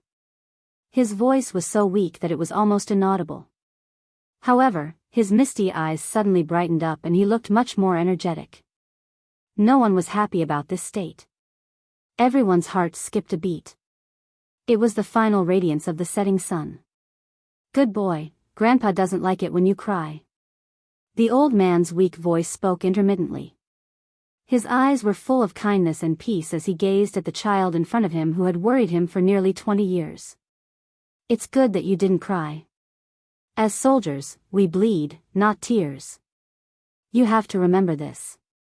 If you cry too much, your heart will be filled with cowardice." Yi Jian held the old man's hand tightly, which was so thin that he could not even lift it up. She nodded gently and replied, "I remember." I will always remember your words. Shed blood but not tears. I will always remember your words. Her heart was trembling uncontrollably and she was flustered. Even though her body was shivering uncontrollably, Yi Jian forced herself to keep a faint smile on her face so that the old man who was looking at her could feel at ease. Grandpa knows. I know you are a good boy. Unfortunately, Grandpa. Grandpa. The old man suddenly coughed. It was not a gentle cough, but a series of heavy coughs. The smile on Yi Qian's face instantly faded. Please rest for a while. Don't talk, don't talk. Everyone saw that Yi Jian's shoulders were trembling violently. She placed one hand on Uncle Jen's chest so that the old man's breathing could return to normal. The military doctor raised the pillow higher so that Uncle Jen could sit up straight. At the same time, he gently patted the back of the old man's neck so that he could breathe more smoothly. Principal Chen, who was clenching his fists, had already looked outside the ward several times. He could not hide the anxiety on his face thus. Listen. Uncle Jen's coughs, which sounded like he was going to cough his lungs out, finally calmed down. However, Uncle Jen's face was getting paler and paler. He wanted to hold Yi Qian's hands tightly, but unfortunately, he could not muster any strength. He could only smile gently. Good boy, don't be sad. It is a good thing that Grandpa is leaving at such an old age. It is a pity that Grandpa can't personally send you to the military camp. I can't see how you look in your military uniform either. Chapter 1341. You'll see it, you'll see it. Our school's leaders will be here soon. They've brought my military uniform. Take a rest, take a good rest. Your granddaughter will definitely wear the uniform for you to see. She tried her best to smile. Tears welled up in her eyes, but they did not fall. You'll definitely see it. You'll definitely see it. She wanted to speak with a smile, she wanted to speak lightly, but the words that came out of her mouth were trembling, and every sentence was filled with a strong reluctance. Uncle Jen sighed softly and looked up with some difficulty. When he saw a few familiar faces around him, he smiled. It's been hard on all of you. I've watched Yi Qian grow up. She's a good child. She's kind-hearted, kind, and knows how to repay kindness. In the future. I'll leave, all of you, please. Uncle, you don't have to be so polite with us. We're all Yi Qian's family. We'll definitely take good care of her. Don't worry. Political Commissar Yen was on the left side of the bed. He bent over and held Uncle Jen's hand. Seeing the respected Sergeant Major speaking weakly as if he had used up all his energy, the tough man's eyes turned red. You don't have to worry about Yi Qian. With us around, she'll be fine. The old man was most worried about Yi Qian. He did not have much energy to speak, so he scanned the familiar faces around him. Finally, his gaze landed on the young man who was holding Yi Qian with one arm. Xia Jinyuan held Yi Qian's shoulders tightly and walked to Uncle Jen's side. Uncle, Yi Qian is my wife and lover. As long as you agree to my marriage with her, I'll propose to her immediately after she graduates and stabilizes her condition. He knew what the old man wanted to hear. Word by word, he expressed his thoughts firmly. I'll love her forever. I'll dote on her and take care of her like she's the apple of my eye.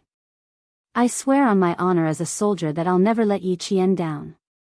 All right, all right, all right. Watching the two young people holding hands, Uncle Jen felt his eyelids getting heavier and heavier. Good boy, Grandpa, is watching you from the sky. Be a good soldier. Be a useful soldier. Protect our country. Protect our homeland. Yi Qian nodded his head furiously. Tears streamed down his face like pearls from a broken necklace. A deep voice came from the door of the ward. Old squad leader. Commander-in-Chief Xia, who had run all the way from the first floor to the third floor, strode in and said, Yi Qian has become a military academy student in our country. Her military uniform and relevant documents have been brought over. Old squad leader, Thank you for your hard work in nurturing such an outstanding soldier for our military. On behalf of the military, I would like to extend a respectful salute to you. As Commander-in-Chief Xia spoke, the soldiers around the bed all stood up straight and saluted the old revolutionary who had dedicated his life to the country and the people with the highest military salute. Uncle Jen blinked his eyes gently. He smiled and raised his hand to return the salute to all the soldiers who saluted him. This was the military unit he loved the most. He loved seeing the young soldiers the most. He was happy to be able to see them one last time before he left. Chapter 1342. Yi Qian, change into your uniform now and show it to the platoon leader who raised you. The school leaders already knew that this old man who was about to die was a national treasure. They handed the military uniform and cap to Yi Qian and said solemnly, "We can't let the old squad leader have any regrets. Go now." The ward was very, very quiet. Everyone listened to Commander-in-Chief Xia, who was sitting by the bed and holding the old man's right hand. "Platoon leader, don't worry. I, Xia Xinhui, will only recognize Yi Qian as my daughter-in-law. Other than her, I won't recognize anyone else. In the future, if Xia Jinyuan does anything to let Yi Qian down, Xia Xinhui will be the first person to come after him." Yi Qian went to the office of the doctor on duty to change into his uniform. And Jessen, who hadn't left, quickly pulled up the partition screen and said, "Put your uniform on the bed. I'll fold it for you." Behind the screen, Jessen heard the rustling of clothes. Frowning, Jessen bit her lower lip and stopped herself from crying with Yi Qian. Instead, she advised, "Don't cry. My mom said that when Grandpa Jen was awake, he always mentioned how strong you are. Jen, you have to be strong, okay?" In less than a minute, Yi Qian walked out from behind the partition, dressed in a warrant officer's uniform and cap. "I will be strong, Jessen." "Thank you." This was Yi Qian's own uniform. The grass-green uniform was tailored to fit her body without a single crease, as if it had just been ironed. The epaulets on her shoulders weren't ordinary epaulets. They were the captain's epaulets with 1 bar and 3 stars. The 3 golden 5-pointed stars were solemn and mighty. Together with the golden collar flower pinned to her collar, it showed the majesty of a soldier. Yi Qian's dark green military trousers were perfectly straight, outlining the posture of a pine tree. The heavy military aura was so heavy that Jessen couldn't help but hold her breath. Yi Qian, who was wearing the military uniform, was so familiar yet so unfamiliar. "Yi Qian." Jessen couldn't help but call out. Yi Qian, who was about to step out, stopped and turned around. It was still a familiar face, but there was a different expression on her face. When she raised her eyes to look at Jessen, her eyes were so cold that Jessen's heart suddenly panicked. "Take care of yourself. You and us," Jessen said softly with a reverence that she didn't even notice. Hearing her best friend's comfort, Yi Qian, whose eyes were red, nodded and said with a smile, "I will. For Grandpa Jen, she would be strong. I'm going to accompany Grandpa. Jessen, let's talk later." It wasn't until Yi Qian walked out of the office that Jessen reached out to support herself on the office desk. Step by step, she moved to the office chair. Her knees were a little weak as she slowly sat down. The familiar Yi Qian had a strange expression on her face. She said that she only had one goal since the 2nd year of middle school, and that was to work hard to get into the military academy. She said that she had been secretly training so that she could join the military in the future. Her good friend, who had been working hard towards her goal, finally got to wear the military uniform. It was great. It was really great. She would no longer have to endure the disdain and suffering, and no one would dare to bully her anymore. It was great. It was really great. Sitting alone in the office, Jessen covered her face with her hands. One moment, she would laugh, and the next moment, she would cry. She was happy that her good friend could achieve what she had today, but she was also sad that her good friend's most beloved family member would soon pass away. Chapter 1343. When Dr. Zhou came in, he heard his daughter crying and laughing. He was shocked. "Jessen, what's wrong with you? Jessin seems to be like this all the time. She's quite real. Someone said in a sweet voice, sounding familiar. When we were in junior high, Aunt Jo, Jessin bullied me a lot. This voice, damn it. Yi Ying. And Jessin, who was still crying, suddenly raised her head and glared at Yi Ying. She said coldly, Mom, I'm not close to her. You don't have to take her words seriously. Yi Ying, who had a smile on her face, suddenly froze. Her watery almond-shaped eyes flashed with malice. You child. Dr. Zhou did not say much. He only pretended to be angry and patted his daughter's shoulder. He turned to Yi Jifan, who came in. Mayor Yi. I'm sorry. I don't even know how to address you. Yi Ying took the lead and said with a smile, My dad is now the director of the Provincial Construction Bureau. There was no lack of bragging in her tone. Director Yi, please take a seat first. Dr. Zhou said politely. He did not show any restraint because the director was standing in front of him. I'm afraid Uncle Jen's ward is too crowded. I'll bring Director Yi over later. She represented all the villagers of Shuku village to visit Uncle Jen, and the village chief of Shuku village, Zhang Difu, personally called. She had no choice but to help even if she did not want to. Yi Jifan thought Uncle Jen was just an excuse. His real purpose was to make friends with the high-ranking military officer standing in the ward. When he heard that, he seemed a little surprised. Crowded? Are there many people here? They're all standing in the ward, and the air is not circulating. Won't this make Uncle Jen more uncomfortable? There should be people here. With the military doctor watching over him, there shouldn't be a problem. After Dr. Zhou finished speaking, he pushed in Jessin and scolded her softly. You haven't eaten breakfast, right? Go down and have breakfast. Had she not heard enough about Yi Qian and Yi Ying's family? Why did he let this girl remind her? Fortunately, she had Yi Qian to take care of her during her 3 years in high school. Otherwise, with her stubborn personality, who knew how much she would have suffered? And Jessin, who didn't want to stay, got an excuse. She didn't even look at Yi Ying as she strode out. When she reached the door, she suddenly said, Mom, give me the acceptance letter from Pu University. It's not safe here. Yi Ying was too cunning. She had better not tear up her notice. Yi Ying, who just showed off that her father was the director of the construction bureau, clenched her teeth. And Jessin, she did it on purpose. He did it on purpose. Dr. Zhou really gave it to him. What's not safe? Go home after breakfast. Don't stand in front of me and be an eyesore. That's right, she did it on purpose. And Jessin walked back and gave Yi Ying a provocative look. She took the notice and left. She had to tell Jane Eyre that Yi Ying and her father were definitely up to no good.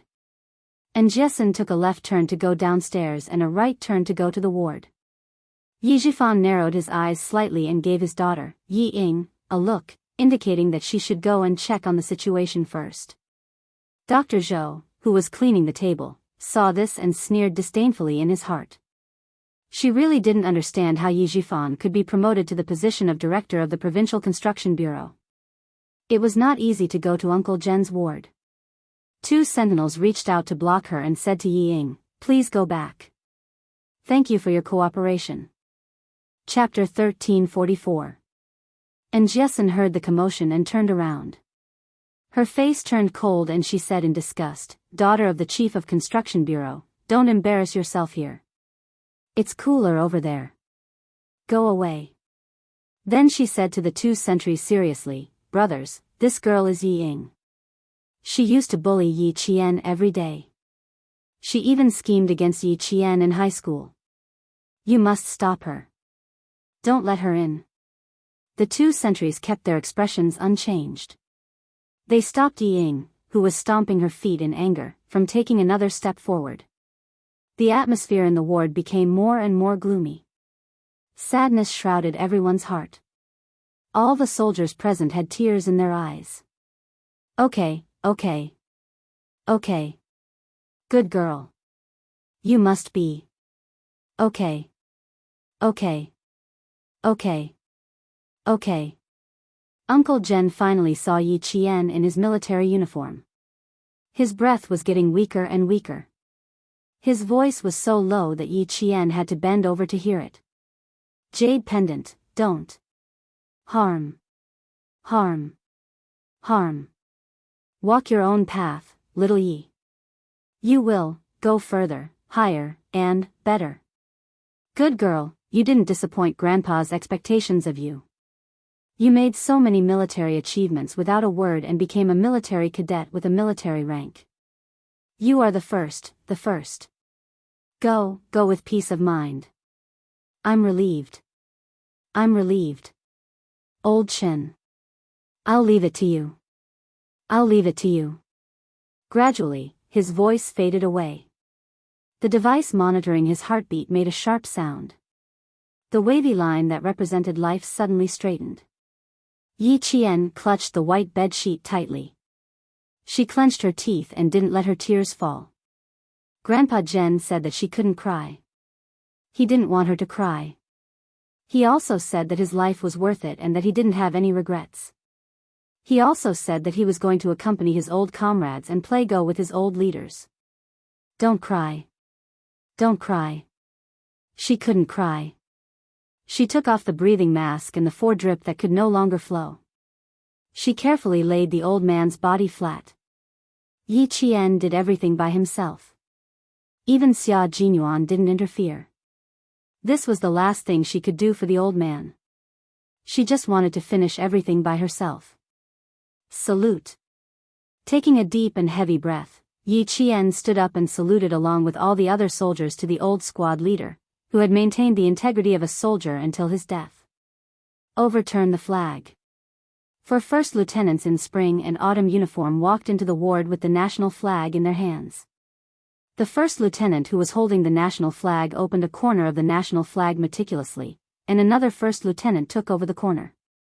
Then, the 4 first lieutenants each grabbed the corner of the national flag and covered it with the sacred national flag bit by bit. The 4 lieutenants stood at attention and saluted, paying their respects to the first-rank sergeant major. The sentries standing at the door saluted. The 2 sentries standing in front of the door saluted as well. They were all paying their respects to the deceased first-class sergeant major. Uncle Jen chose to cremate the body, so he had to send it to the city. Xia Jinyuan carried one corner of the bed. Principal Chen, Regiment Commander Lu, and Political Commissar Yen each carried the other corner of the bed. They walked out of the ward step by step with a sorrowful expression on their faces. Commander-in-Chief Xia and the 2 leaders from the military academy walked on both sides. Yi Qian walked at the very front with a picture of Uncle Jen in his retired military uniform. She walked with steady steps and looked straight ahead. She was like a steel spear, carrying with her a sense of fearlessness. She kept the promise she made to Uncle Jen. She wouldn't cry as she sent off her loved one. Chapter 1345.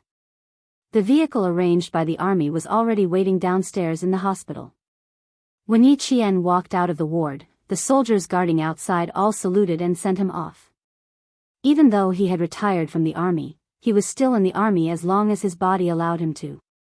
Rows of dark green figures stood tall and straight, like white poplars. They inherited the dedication of the old squad leader from generation to generation. When Yi Jifan heard the commotion, his eyes darkened. He walked out of Dr. Zhou's office with a sad expression and secretly told Yi Ying, "Old Uncle Jen has passed away. Yi Qian won't have too much time to pay attention to you. Show your face to the senior officers in the army." "Dad, I know what to do." Yi Ying nodded slightly. The light in her eyes was a little frightening. This was her chance. A chance to push Yi Qian out of the army. Dad said that the army took good care of this wretched girl because of old Uncle General. Now that old Uncle Jen was gone, this wretched girl would be all alone. And she would have a chance to push Yi Qian out of the army. The senior officers in the army would take good care of her for Dad's sake. Yi Ying was quite confident in herself. She had the looks and talents. She was good at literature and dancing. Her father was the director of the Provincial Construction Bureau. How could she be inferior to Yi Qian? In the past, old Uncle Jen took care of Yi Qian. That was why this wretched girl had the upper hand. Now that old Uncle Jen was gone, other than her good looks and her good grades, what other redeeming qualities did she have? Yi Ying's eyes flashed with disdain. She raised her chin arrogantly. So what if she got into the military academy? Without someone to take care of her, she was nothing. Let's see how long she can be arrogant. When she thought about how she would soon replace Yi Qian, Yi Ying was so excited that even her fingers were trembling. However, her expression was the same as Yi Jifan's. She looked sad and even her eyes were filled with tears. Since the senior officers in the army valued old Uncle Jen so much, she couldn't help but cry. Yi Ying, who had lowered her head to gather her emotions, forced tears out of her eyes in less than a second. Her eyes were red, and her expression was miserable. She looked even sadder than Yi Qian. Yi Jifan, who was standing at the door, did not move. His gaze was fixed on Yi Qian, who was holding the portrait in his hands. His expression was so cold that it made his heart tremble. Was he seeing things? Did he see wrongly? Wasn't Yi Qian an ordinary military academy student? How could it be? How could he have a military rank?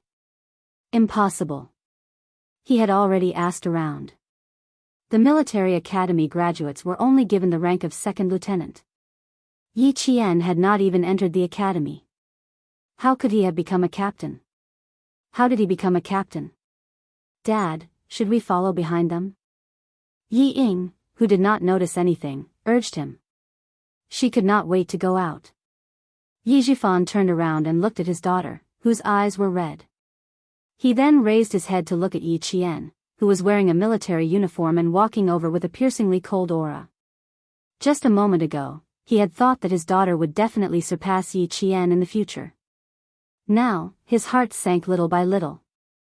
Could his daughter surpass Yi Qian? Could she surpass Yi Qian? At that moment, Yi Jifan suddenly felt that he was indulging in fantasy. His daughter wanted to surpass him and surpass him. At that moment, he even felt that it was impossible. Other things aside, just based on that aura, his daughter had already lost. Yi Ying saw that her father had not moved and could not help but get anxious. Dad, hurry up and go out. Once they leave, how are we going to get to know those senior officers in the army? If we don't get to know them, all your efforts over the past few days will go to waste. Chapter 1346. Yi Jifan clenched his fists but didn't move. Instead, he blocked the door and didn't allow his daughter to go out. He said in a low voice, "Ying, go back and sit down." "Why, Dad? How could Ying accept this?" She exploded. "This is an opportunity, Dad. You said it yourself, the opportunity is fleeting. If I don't go out, how can I perform well?" She thought about how Yi Qian had been in the limelight recently, but she was still waiting for a fruitless announcement. Qin Yi, who had returned to the capital, still hadn't sent her a message. Whether she would succeed or not was still a question mark. Yi Ying didn't have any other thoughts other than wanting to enter the army.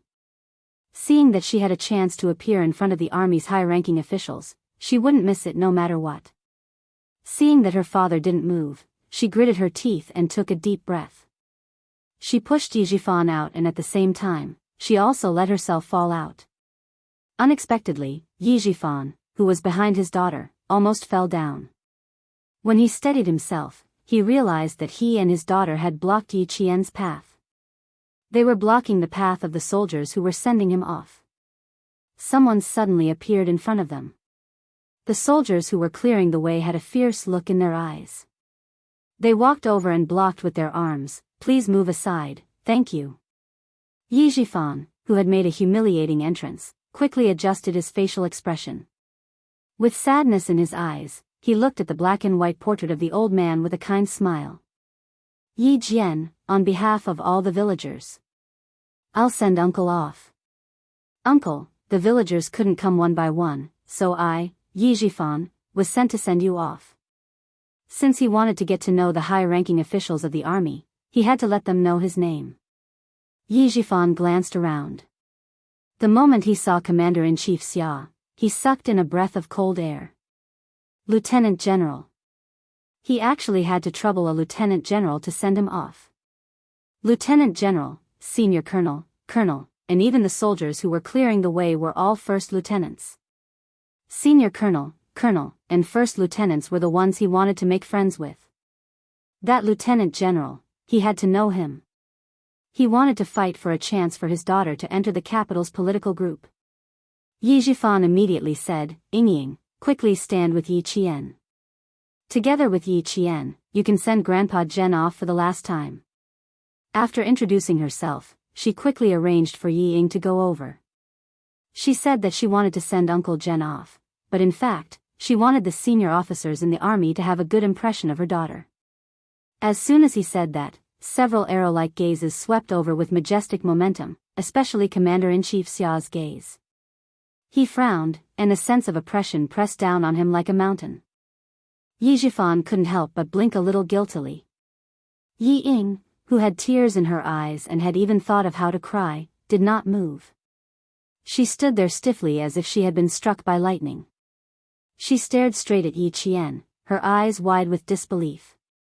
Who was the person walking at the front? Who was wearing a military uniform, and whose gaze was so cold that it made her feel fear? How could she wear a military uniform so brazenly? Also, this wretched girl was clearly just a girl. Why did she have a military rank? It was fake, it must be fake. It must be the people in the army who saw that Uncle Zhen was about to pass away, so they purposely took out a military uniform like this to coax Uncle Zhen. It must be like this, it must be like this. Yi Ying, who couldn't believe what was happening in front of her, had her facial features contorted. The viciousness in her eyes was like the venom of a scorpion, emitting a gloomy coldness. Chapter 1347. Yi Jian acted as if she didn't see Yi Ying. She held Uncle Zhen's portrait and walked forward step by step. She walked past Yi Ying with an indescribable military might. Just as Yi Zhifan said, she didn't have much time to bother with Yi Ying. But she would not allow such a thing to walk in front of her and pretend to send Grandpa Zhen off. Yi Ying, I dare you to come over and try. Yi Qian warned her coldly as he walked past her. If you want to join the Beijing political group, I will not let you have the chance to do so in your entire life. Yi Ying was furious. She wanted to scold him back, but when she saw Yi Qian's cold and bloodthirsty gaze, she panicked so much that she hurt her tongue. That kind of gaze made her soul tremble in fear. Her brain told her to follow him, but her body reacted by pressing her back against the wall and making way for the soldiers behind her. The soldiers in front were escorting them, while the soldiers behind them were solemn and solemn. They did not pay any attention to Yi Zhifan and his daughter, nor did they take them seriously. Dr. Zhou, who was standing at the door, saw this and a hint of mockery flashed in his eyes. The director of the Provincial Construction Bureau? That's all. Don't think that you can show off like this, Yi Ying. There is no lack of smart people in this world. Even I can tell what you're thinking. And Jessen, who was at the back, stopped in front of Yi Ying. She suppressed the anger in her heart and sneered, your family is really shameless. You still want to follow Yi Qian? Pfft. Are you worthy? Are you worthy? Uncle Zhen deserves respect. Don't disturb Uncle Zhen's peace when you're so dirty that you stink. Yi Ying, who had her back pressed against the wall, could only feel embarrassed. And Jessen's words added fuel to the fire, making the evil fire in her heart even bigger and brighter. Yi Ying stared sharply at the classmate who mocked her, gritted her teeth, and said gloomily, do you think you're smart? Pfft. You're just a mad dog by Yi Qian's side, biting whoever you catch. If I were a mad dog, you would be the first one I bit to death. And Jessen wouldn't lose out in a quarrel, nor would she be afraid. I'll bite you to death so that you won't harm others. As an adult, it was not appropriate for him to interfere in the quarrel between two young ladies. Yi Zhifan, who was as embarrassed as his daughter, snorted loudly and said to Dr. Zhou, Dr. Zhou's daughter is indeed amazing. Dr. Zhou replied with a smile, Director Yi, you flatter me. Our Jessen is a straightforward person. She's also good friends with Yi Qian. I also think that she's great for standing up for her friend. She didn't embarrass us. Since even the adults didn't care, what else could Yi Jifan do? He could only say to his daughter, Yingying, don't waste your breath on unreasonable people. These people were nothing. There was no need to waste his time. What they needed to do was to catch up with that lieutenant general and get to know the lieutenant general with the highest military rank in the escort team. Ying was so angry that her heart hurt. She stomped her feet, turned around, and hurriedly chased after Yi Jifan. Dad, why does that wretched girl have a military rank? Is it fake? It must be fake. Who does she think she is? How can she have a military rank without even entering the school? It must be fake. Yi Ying, who was in a hurry, asked anxiously. She wanted to get confirmation from her father. It must be fake, right? Dad, I don't believe it. How can she have a military rank?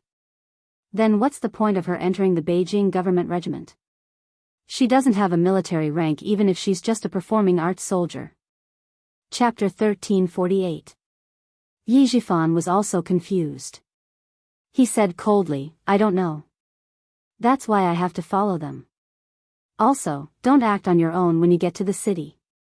Do you hear me? Based on what you did just now, the soldiers were kind enough to save me some face. He was a lieutenant general and had at least 2 former bodyguards with him. If he rushed out so recklessly, the bodyguards might even pull out their guns. I'm sorry, Dad. I was too anxious just now. Ying also knew that she was too rash. When she thought of Yi Qian's warning in a low voice, she was so angry that her internal organs hurt. I'll listen to your orders when we get to the city. Yi Jifan didn't say anything else. He nodded slightly and quickened his pace to catch up with them. After the father and daughter left, and Jessen was anxious. Yi Ying was a bad person.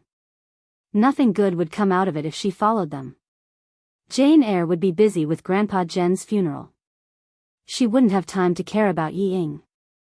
No, she had to follow them. She didn't have to do anything else but keep an eye on Yi Ying. Mom, I'm going to the city. You can send me the tuition fees. And Jessen held her notice tightly and rushed out. She still had to go home to get her luggage and catch the 10:20 a.m. bus to the city. Dr. Zhou, who had long considered his daughter's relationship with Yi Qian, didn't even change out of his white coat. He picked up his wallet and chased after her. Take your luggage. Go to school directly from the city the day after tomorrow. Remember to bring your train ticket and student ID. Remember to keep your notice properly. And Jessen had been independent since she was young. She didn't even ask her parents to send her to the provincial capital when she was in high school. Now that she was in university, she didn't need them to send her.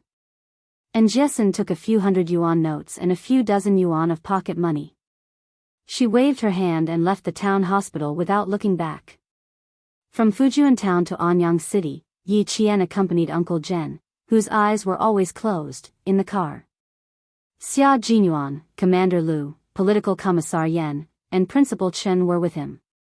Commander-in-Chief Xia and the 2 school leaders were driven back to Anyang by Xia Jinyuan's car by the guards. They followed closely behind the army's car and went to Anyang together. At the end of August, the sun was very bright, and the temperature was always above 36 degrees. Uncle Jen's body couldn't be left there for too long.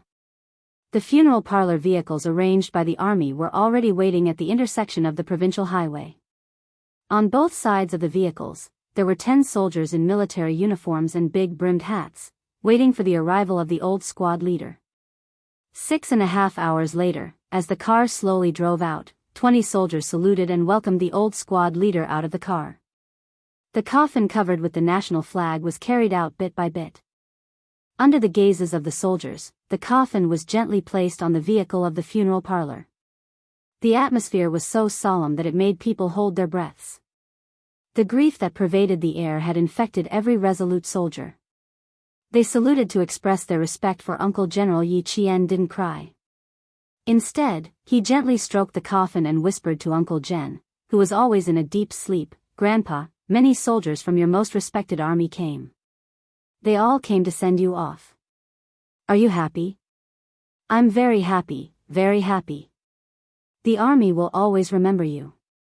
They will never forget your contributions to the country and the soldiers. Rest in peace. In the future, I will inherit your dedication just like they did. I will wholeheartedly repay my country and my army. I will never let you down, and I will never do anything that will bring shame to you. Chapter 1349. She said with a smile. She stood on the vehicle of the funeral parlor and saluted on behalf of Uncle Jen to the soldiers who were sending him off. Yi Ying, who was standing at the back, clenched her fists so tightly that her nails dug into her palms. Such a grand farewell ceremony. She let that wretched girl steal all the limelight. She let all the soldiers look at her. She always thought that she, Yi Ying, was the center of attention, but she didn't know when. Yi Qian stole all the limelight from her. All the students in her class surrounded Yi Qian. All the teachers praised Yi Qian when she was mentioned. Even the parents of her classmates thought that Yi Qian was a great person. She was an orphan who had no parents and had to look out for her just to make ends meet. What right did she have to get all this? What right did she have to be more dazzling than her, Yi Ying? Jealousy surged like a river, causing Yi Ying's facial features to distort. Her originally pretty face became distorted. She no longer looked like a pretty girl in her 20s. Instead, she looked as repulsive as a middle-aged woman in her 40s or 50s with a twisted mind. Yi Ying only saw that Yi Qian was the center of attention, but she didn't know that Yi Qian had won the respect of many soldiers, especially those who knew Yi Qian. The way they looked at Yi Qian was like how a comrade cared for a comrade and was worried for a comrade. However, Yi Zhifan knew that the situation was more complicated than usual. He even guessed that the lieutenant general might know Yi Qian. Also, he noticed that when Yi Qian got off and got on the car, the soldiers who escorted her all looked at her with familiar eyes. They looked at her with concern. It was obvious that they knew Yi Qian. How did they know Yi Qian? How did Yi Qian know them? No matter how big old Uncle Jen's network was, how could Yi Qian know the basic soldiers? The more he thought about it, the more frightened Yi Zhifan became. He suddenly realized that his daughter Yi Ying looked like she was about to rush up and fight Yi Qian at any moment. He was so frightened that his eyebrows twitched. He immediately pulled Yi Ying back. Ying, if you don't learn to control your temper, how can you compete with Yi Qian? Dad, everything she has should belong to me, belongs to me. All of this belongs to me. Yi Ying didn't see the concern the soldiers had for Yi Qian, but she felt that the atmosphere was different. They all surrounded Yi Qian and belonged to Yi Qian.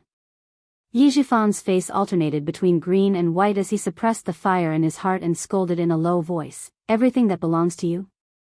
Yi Ying, if you don't wake up, Dad's blinded by a leaf." She only had eyes for Yi Qian, but she didn't think too deeply about the fact that Yi Qian was where she was today because of her own efforts. I've said before that Yi Qian isn't worse than you, and you aren't worse than Yi Qian either. If it weren't for his only daughter, Yi Zhifan really didn't want to care. If it weren't for the person behind the jade pendant, he even wanted to give up on fighting with Yi Qian. Based on his daughter's current state, how could she compete with Yi Qian? I'm taking you to old Uncle Jen's memorial service now. Before we know if Yi Qian knows that Lieutenant General, you're not allowed to act on your own accord. For his own career, for his daughter's future, he had no other choice but to fight for it. Yi Ying was really crying now. She didn't want to believe what she was seeing, and she didn't want to accept the fact that Yi Qian was stronger than her. Unfortunately, she didn't believe it. Even if she didn't want to, it was useless. Her father, who was always clear-headed, constantly reminded her that the wretched girl was stronger than her. Chapter 1350. Yi Zhifan had always known that his daughter could not accept the fact that Yi Qian was better than her, but that was the truth. Could it be that if she did not accept that Yi Qian was inferior to her? There should be a limit to how much she could deceive herself. Seeing his daughter break down into tears, Yi Zhifan did not try to stop her. Uncle Jen, who had already passed away, should be crying bitterly. His daughter's crying fit the occasion. I don't even know when everything that Yi Qian had belonged to you. If you think about it that way, doesn't that mean that even her grades belong to you?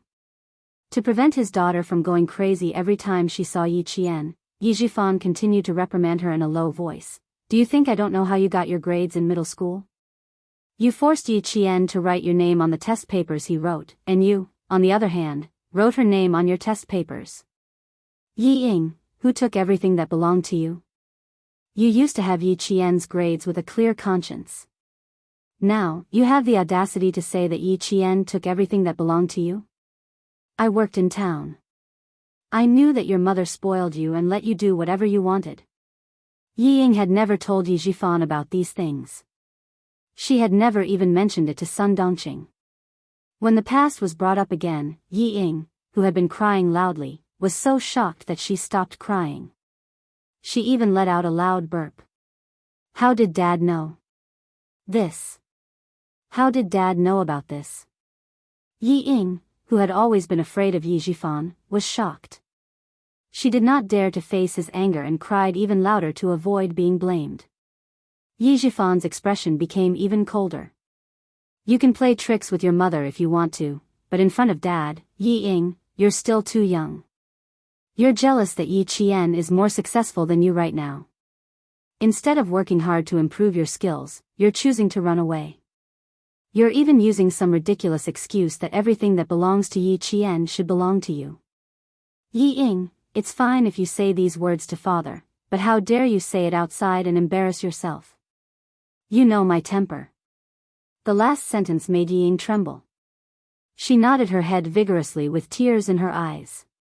She no longer dared to say anything that would make her feel comfortable and find some excuse to balance out her jealousy. The reincarnated Yi Qian had long become a hurdle in Yi Ying's heart that she could not get over. As long as she was up against Yi Qian, Yi Ying, who was considered smart and shrewd, would become a completely different person. Not only did she look disgusting, even her IQ would plummet. After realizing this, Yi Zhifan made up his mind that before Yi Ying had enough confidence to face Yi Qian, it would be best if she did not face Yi Qian head-on, in case something happened. It had to be said that Yi Zhifan was smart. After realizing the crux of the problem, he immediately changed his strategy and did not let Yi Ying have a chance to compete with Yi Qian. He was also afraid that Yi Ying would be ruined by her jealousy. How could Yi Ying, who was forced by her father to recognize the truth, walk out of it so quickly? Jealousy was not cultivated in a day. Her jealousy grew day by day, and now it affected Yi Ying's normal judgment. If she could walk out of it, she would not be the Yi Ying of today. In addition, there was Sun Dongqing, who was a hindrance to his daughter and did not recognize the truth. She only believed that Yi Qian should be inferior. Yi Zhifan wanted to nurture Yi Ying into the Yi Ying of his previous life. There was only one word to describe it: difficult. After lecturing for so long, Yi Zhifan did not say anything else. He opened the car door and gestured for Yi Ying to get in. Call your mother and tell her to stay in Shuku village for the next few days. Don't go into the city. Chapter 1351. If Sun Dongqing came over and saw Yi Qian interacting with so many officers as if they were family, who knew what crazy things she would do? In the end, he would be the one to clean up the mess. Yi Ying, whose throat was twitching, nodded repeatedly. However, she felt a little guilty. Just a second ago, she was thinking how great it would be if Sun Dongqing were there. She even wanted to bring it up. But now that she saw Yi Zhifan's expression, she did not dare to bring it up. Yi Ying had always been clear about who she could rely on in the family. The father and daughter pair continued to show up at Uncle Jen's memorial service. When he saw that there were soldiers standing guard outside, Yi Zhifan could not help but lower his head. He even restrained his authority. Looking at Uncle Jen lying surrounded by white chrysanthemums, Yi Zhifan, who had placed a chrysanthemum on top of him, felt very upset. If he had known earlier that Uncle Jen knew so many prominent officers, he would never have let Yi Qian go with him.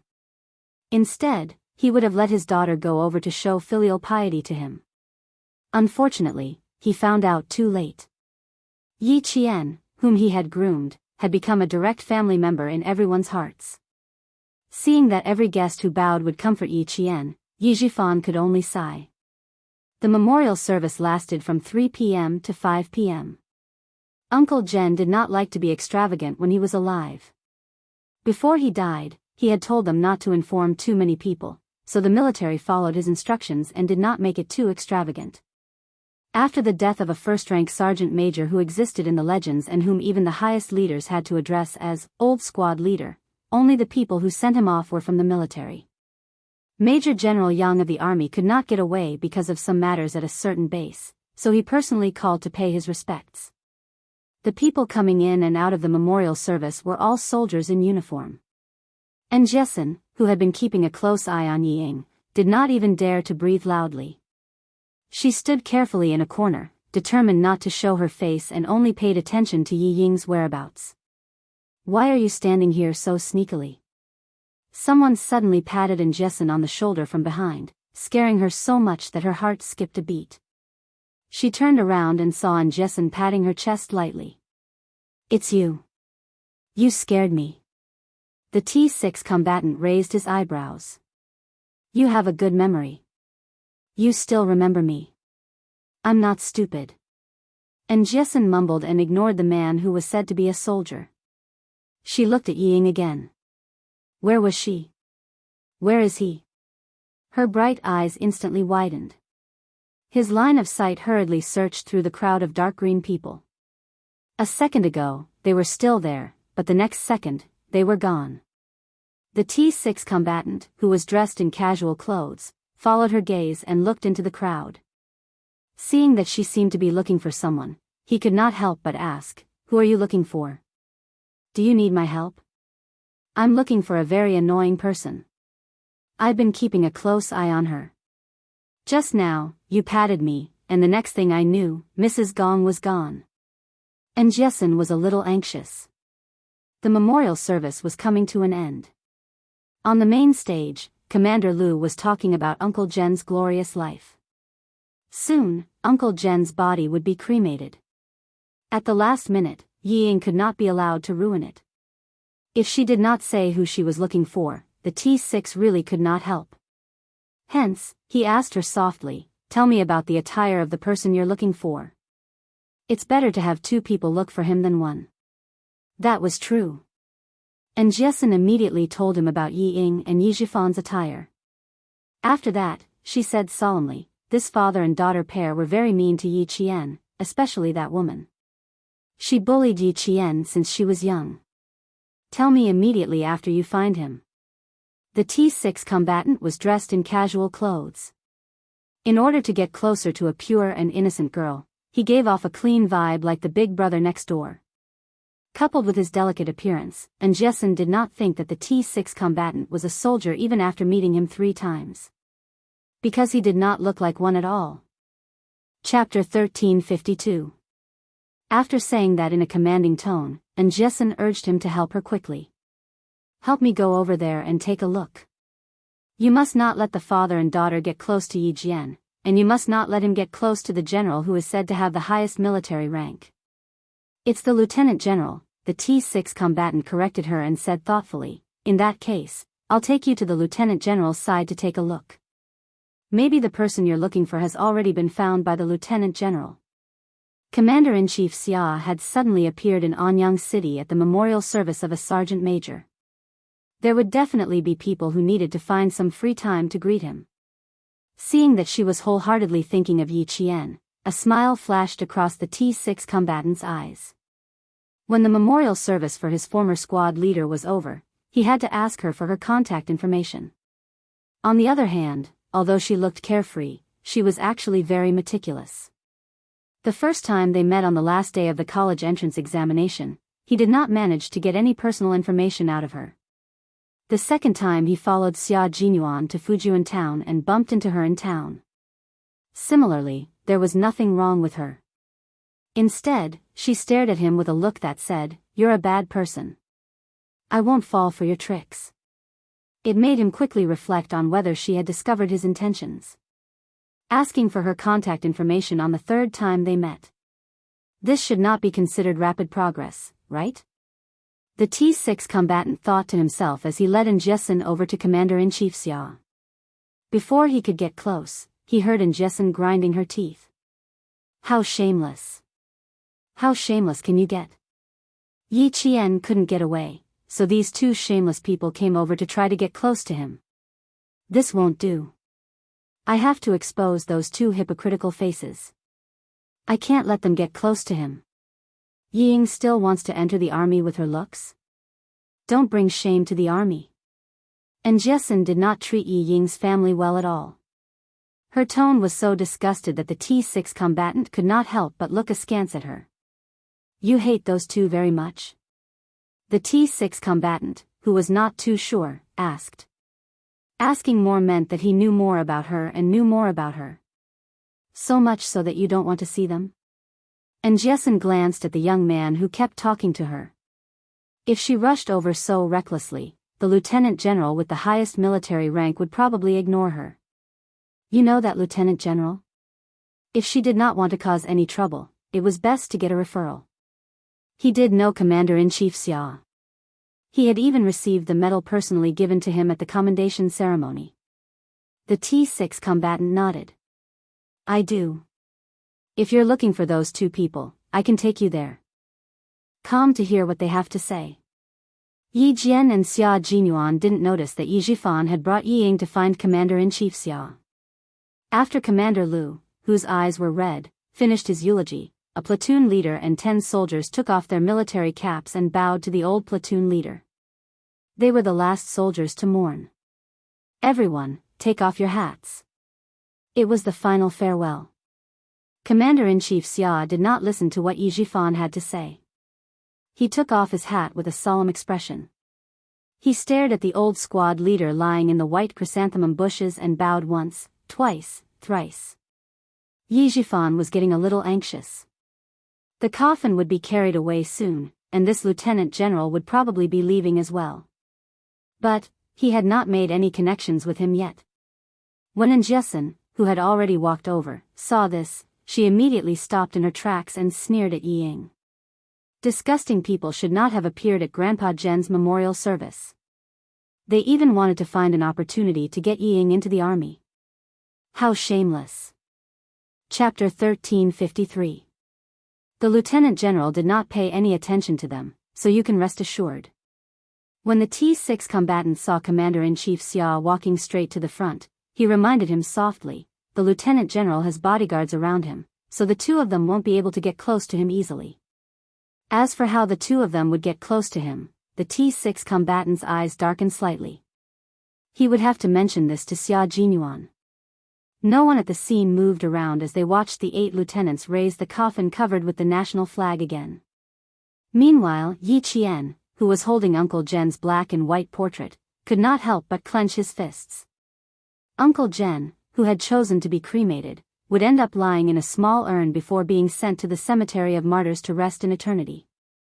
From now on, she would no longer see the old man who would accompany her all the way to the village entrance and only return home when she could no longer be seen. From now on, she would no longer be able to hear the old man's kind voice or his hearty laughter. Let's go. Xia Jinyuan gently supported the strong-willed girl who made his heart ache. He said gently, we're going to send Uncle off for the last time. We're going to send him to his old comrades who sacrificed themselves in the army. Yi Qian took a deep breath and nodded slightly. Yes, Grandpa said he missed his former comrades and wanted to return to their side so they could sing the Long March song together and relive those difficult times together. The coffin was carried by the 8 lieutenants. Yi Qian was still walking at the front, but this time, she was accompanied by Xia Jinyuan and Commander-in-Chief Xia. When Yi Zhifan, who still wanted to chase after them, saw this, he immediately pulled Yi Ying to the cemetery of martyrs. This was the extent of Yi Zhifan's capabilities.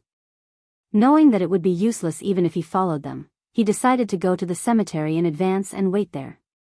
He could also go over to see if there was anything he could do to help. Ever since Yi Ying saw her father talking to the lieutenant general who was said to have the highest military rank at the scene, she was so impressed that she did not express her opinions casually anymore. Otherwise, she would not have said that, the older, the wiser. When you get to the cemetery, find an opportunity to do something for yourself. Be conspicuous and flexible. You have to let the lieutenant general and the others see what you're doing at a glance, even if they only take a glance at you. Ying, that's what impressions are, understand? Ying, who was convinced, humbly listened to his advice. She knew that her father was capable, but she had never seen someone as powerful as him. When the governor's gaze swept over, her knees went weak and she almost fell. But what about Dad? He could even talk to a lieutenant general. Ying's heart was filled with pride. If she could establish a relationship with the lieutenant general, she would definitely have no problem entering the capital's political group. At that time, she would teach Yi Qian a lesson. His heart was filled with hatred. He did not know where his confidence came from. Everything that had happened today had cast a shadow over Ying's heart. Now, whenever she thought about how Yi Qian had a military rank even though he hadn't joined the army, she was so angry that her heart hurt. At 6:00, Yi Qian came to the cemetery of martyrs with an urn covered with a folded national flag. He walked step by step to the grave where Uncle Jen was buried, only to find that, even the tombstone had been carved. Uncle knew that he couldn't make it. He even hid it from me and had Commander Liu and Political Commissar Yen prepare for his funeral. He didn't want you to be sad. Principal Chen's voice was so hoarse that it sounded like wind. It was so hoarse that one had to listen carefully to hear what he was saying. After the last handful of soil was filled in, the kneeling Yi Qian's eyelashes trembled slightly. He tried hard to suppress his trembling voice and said with a smile while crying, "Grandpa was afraid that I would be distracted during training." He endured it even when he was sick. Chapter 1354. Good child, it's good that you know. Principal Chen placed the chrysanthemum in his hand on the newly filled soil and looked at the smiling old man in the black and white photo. Principal Chen also looked at him with a smile. "Old uncle, you can meet your old comrades now. Yi girl and I will come to visit you often and keep you company." Xia Jinyuan put down the white chrysanthemum in his hand and respectfully kowtowed. "Old uncle, I'm afraid I won't be able to come back to visit you for long. Please forgive me. But as long as Yi Qian wants to come back, and I happen to be with her, I will definitely come back with her to visit you." As the final farewell, one white chrysanthemum after another was placed on the grave. The kind old man watched with a smile, as if he was still alive. His wise eyes silently encouraged every soldier. When it was Yi Jifan's turn to put down the flowers, he brought Ying to stand beside Yi Qian. He had arrived at the cemetery early and wanted to express his gratitude, but he was stopped by the soldiers. Even when he revealed his identity, they did not let him pass. His plan to show his face was ruined. He was furious.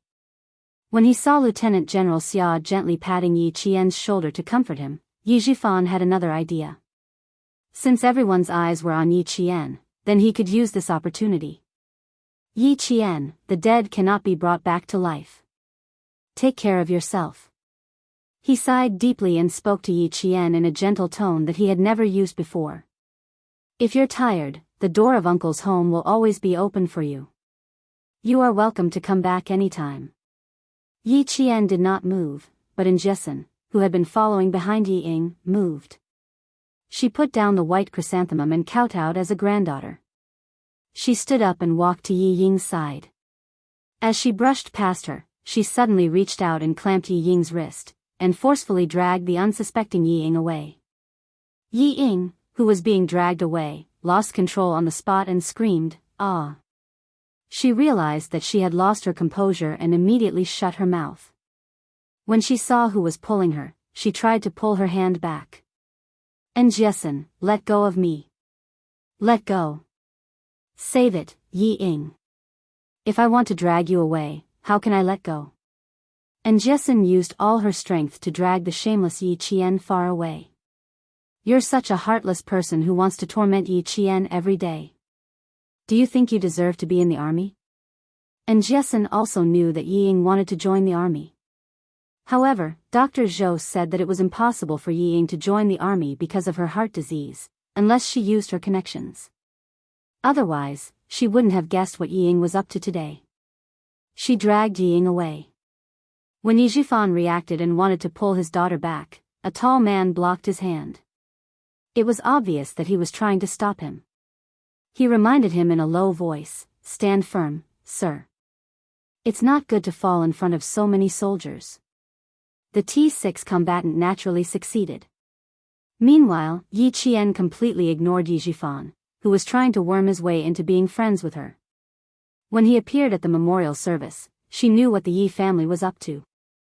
If she were to speak now, with Yi Jifan's scheming mind, he would definitely act like he was very close to her and ignore her. He would be the only one in the show. "Yi Jifan, I don't want to embarrass you at Uncle's funeral. Please leave." Principal Chen would not let him go. He took a step around Yi Qian's right and gestured for him to leave. "You may leave now." Xia Jinyuan was not so polite. He immediately called for the guards and said coldly, "Take this gentleman away." Was he trying to ride on Yi Qian's coattails? That would depend on whether he had the ability to do so. Chapter 1355. Xia Jinyuan, on the other hand, was not as courteous. He said that he wanted to take the man out. From the word take, one could tell how much disdain he had for Yi Jifan's actions. The guards were all trained in martial arts. When they stood in front, their murderous aura was immediately released, unlike Xia Jinyuan and the others who knew how to restrain themselves. Yi Jifan had cultivated his temper well and had a certain level of martial arts. When he heard what was said, although his face darkened, he was still able to maintain the demeanor of an official.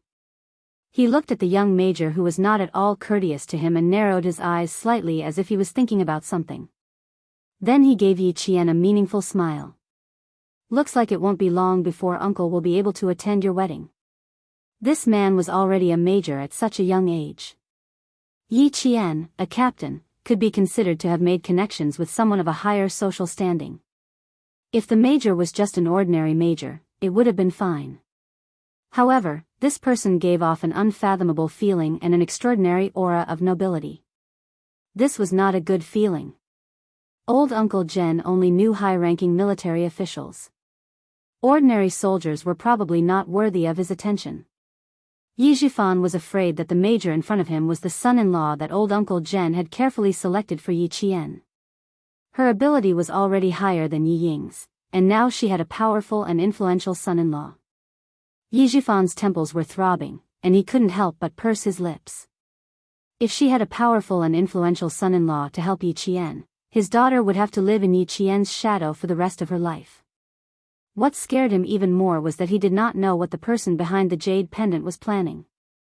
He still did not know who the person behind the jade pendant was and why they promoted him. Even though he had been promoted, Yi Jifan, who had a smooth career, had never felt at ease. He was afraid that one day, he would fall from the clouds. He was afraid that one day, Yi Qian would become so powerful that the person behind the jade pendant would come looking for him. He was even more afraid that one day, he would lose everything that he had now. That was why he wanted Ying to stand out and suppress Yi Qian. The more he thought about it, the more things did not go according to his plan.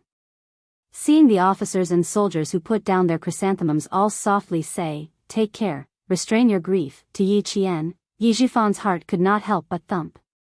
Commander-in-Chief Xia looked at everything coldly and asked Lu Tuan, "That Yi Jifan, has he stopped?" Ever since he found out that his son had taken a fancy to a high school student, Commander-in-Chief Xia, who didn't seem worried on the surface, had actually asked about Yi Qian's family situation. Therefore, he still knew who Yi Jifan was. It was just that today, he was meeting him in person, while the information he received was a photo. "I heard from old Shen that he wants to send his daughter to the Beijing Political Regiment. You know that even though the Beijing Political Regiment is an arts regiment, the threshold is many times higher than that of a normal soldier." Since the commander-in-chief had asked personally, Lu Tuan told him everything that he had heard recently. Yi Jifan's daughter is indeed suitable to enter the arts regiment. Unfortunately, she was diagnosed with heart disease in middle school. During the military training in the second year of high school, she caused a scandal in the provincial anti-chemical regiment. Her personal and overall performance during the military training will be recorded.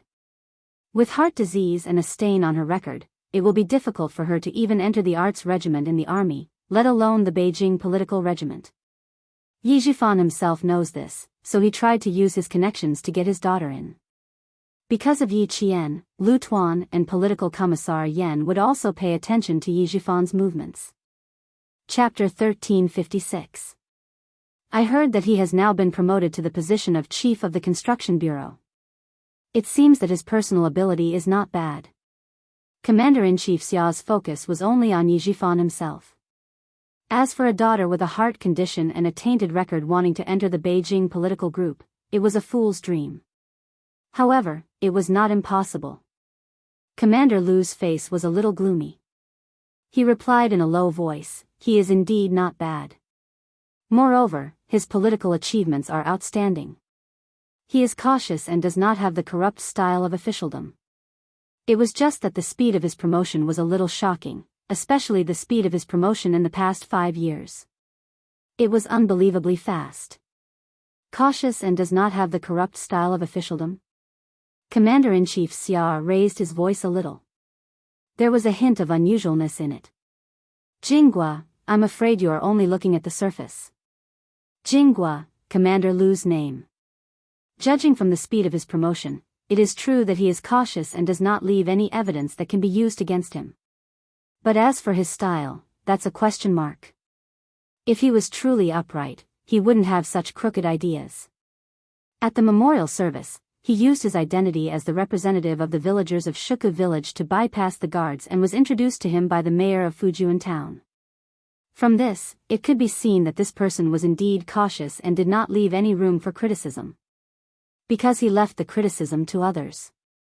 The mayor of Fujian town also said at the time, "Director Yi is too cautious.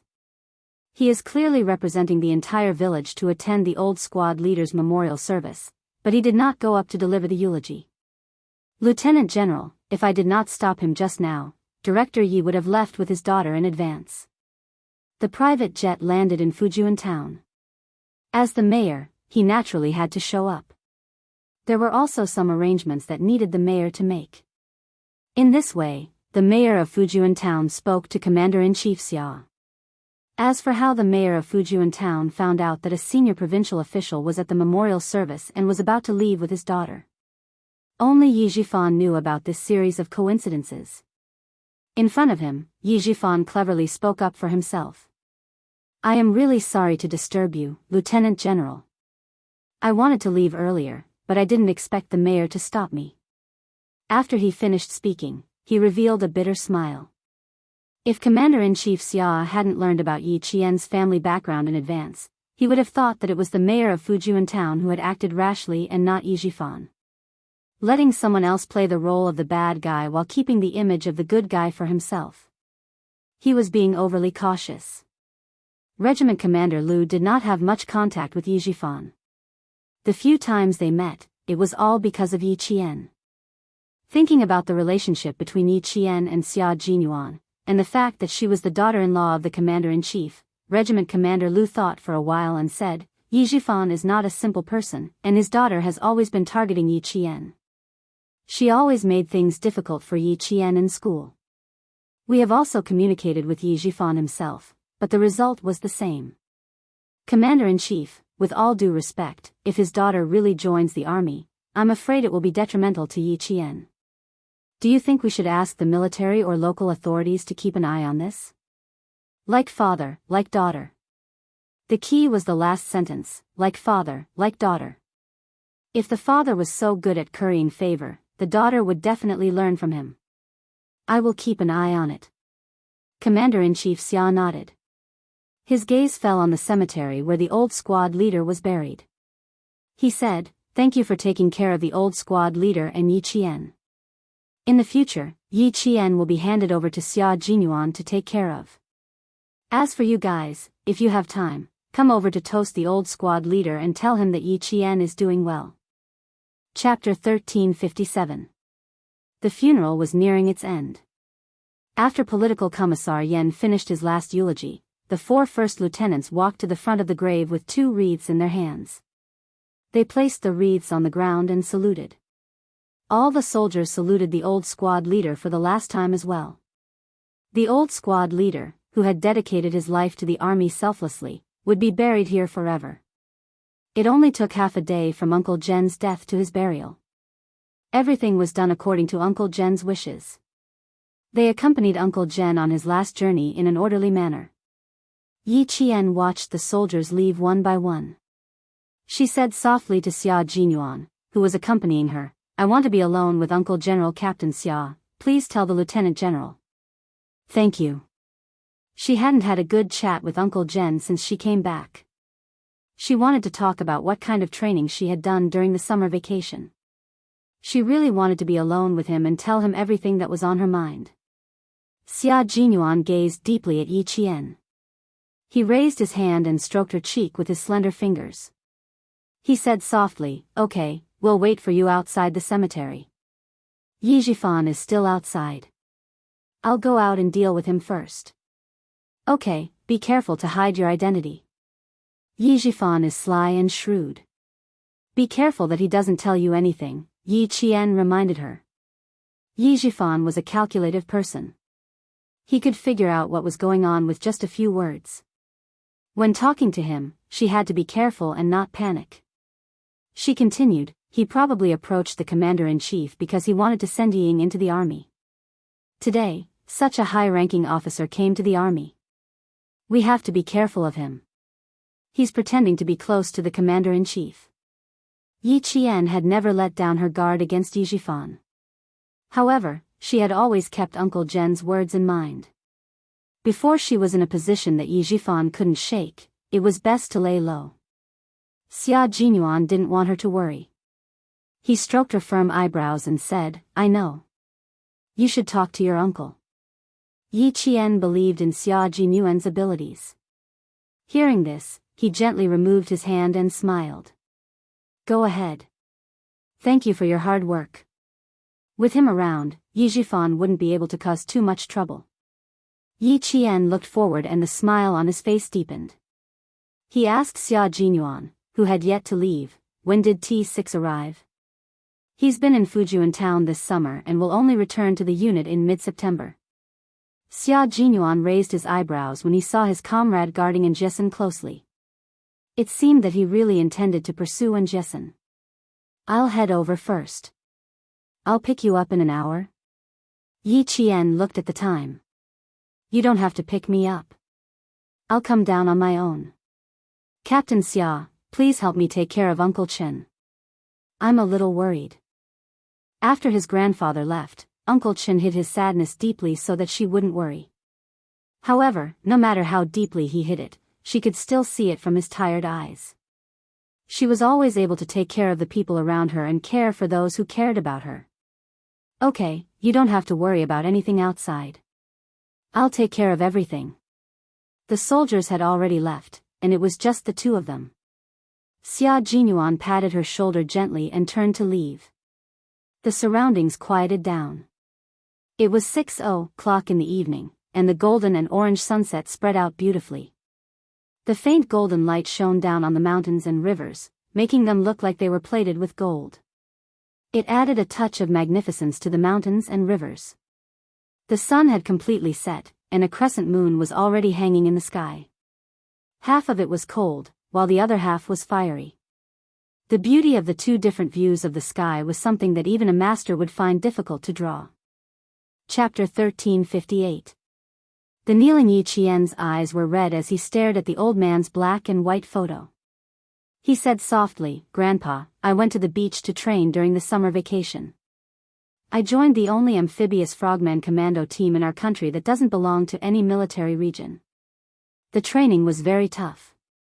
The first day, the captain made me wear the special frogman shoes and run along the beach. Luckily, when you and Principal Chen trained me, there were sandbags tied to your calves. I didn't embarrass myself on the first day and stayed smoothly. Captain Xia told me that the captain who trained me was a capable person. His training was known for being harsh. His comrades in the army all called him Demon King, but I don't think it was given by his comrades. It was his own code name. The training was indeed harsh.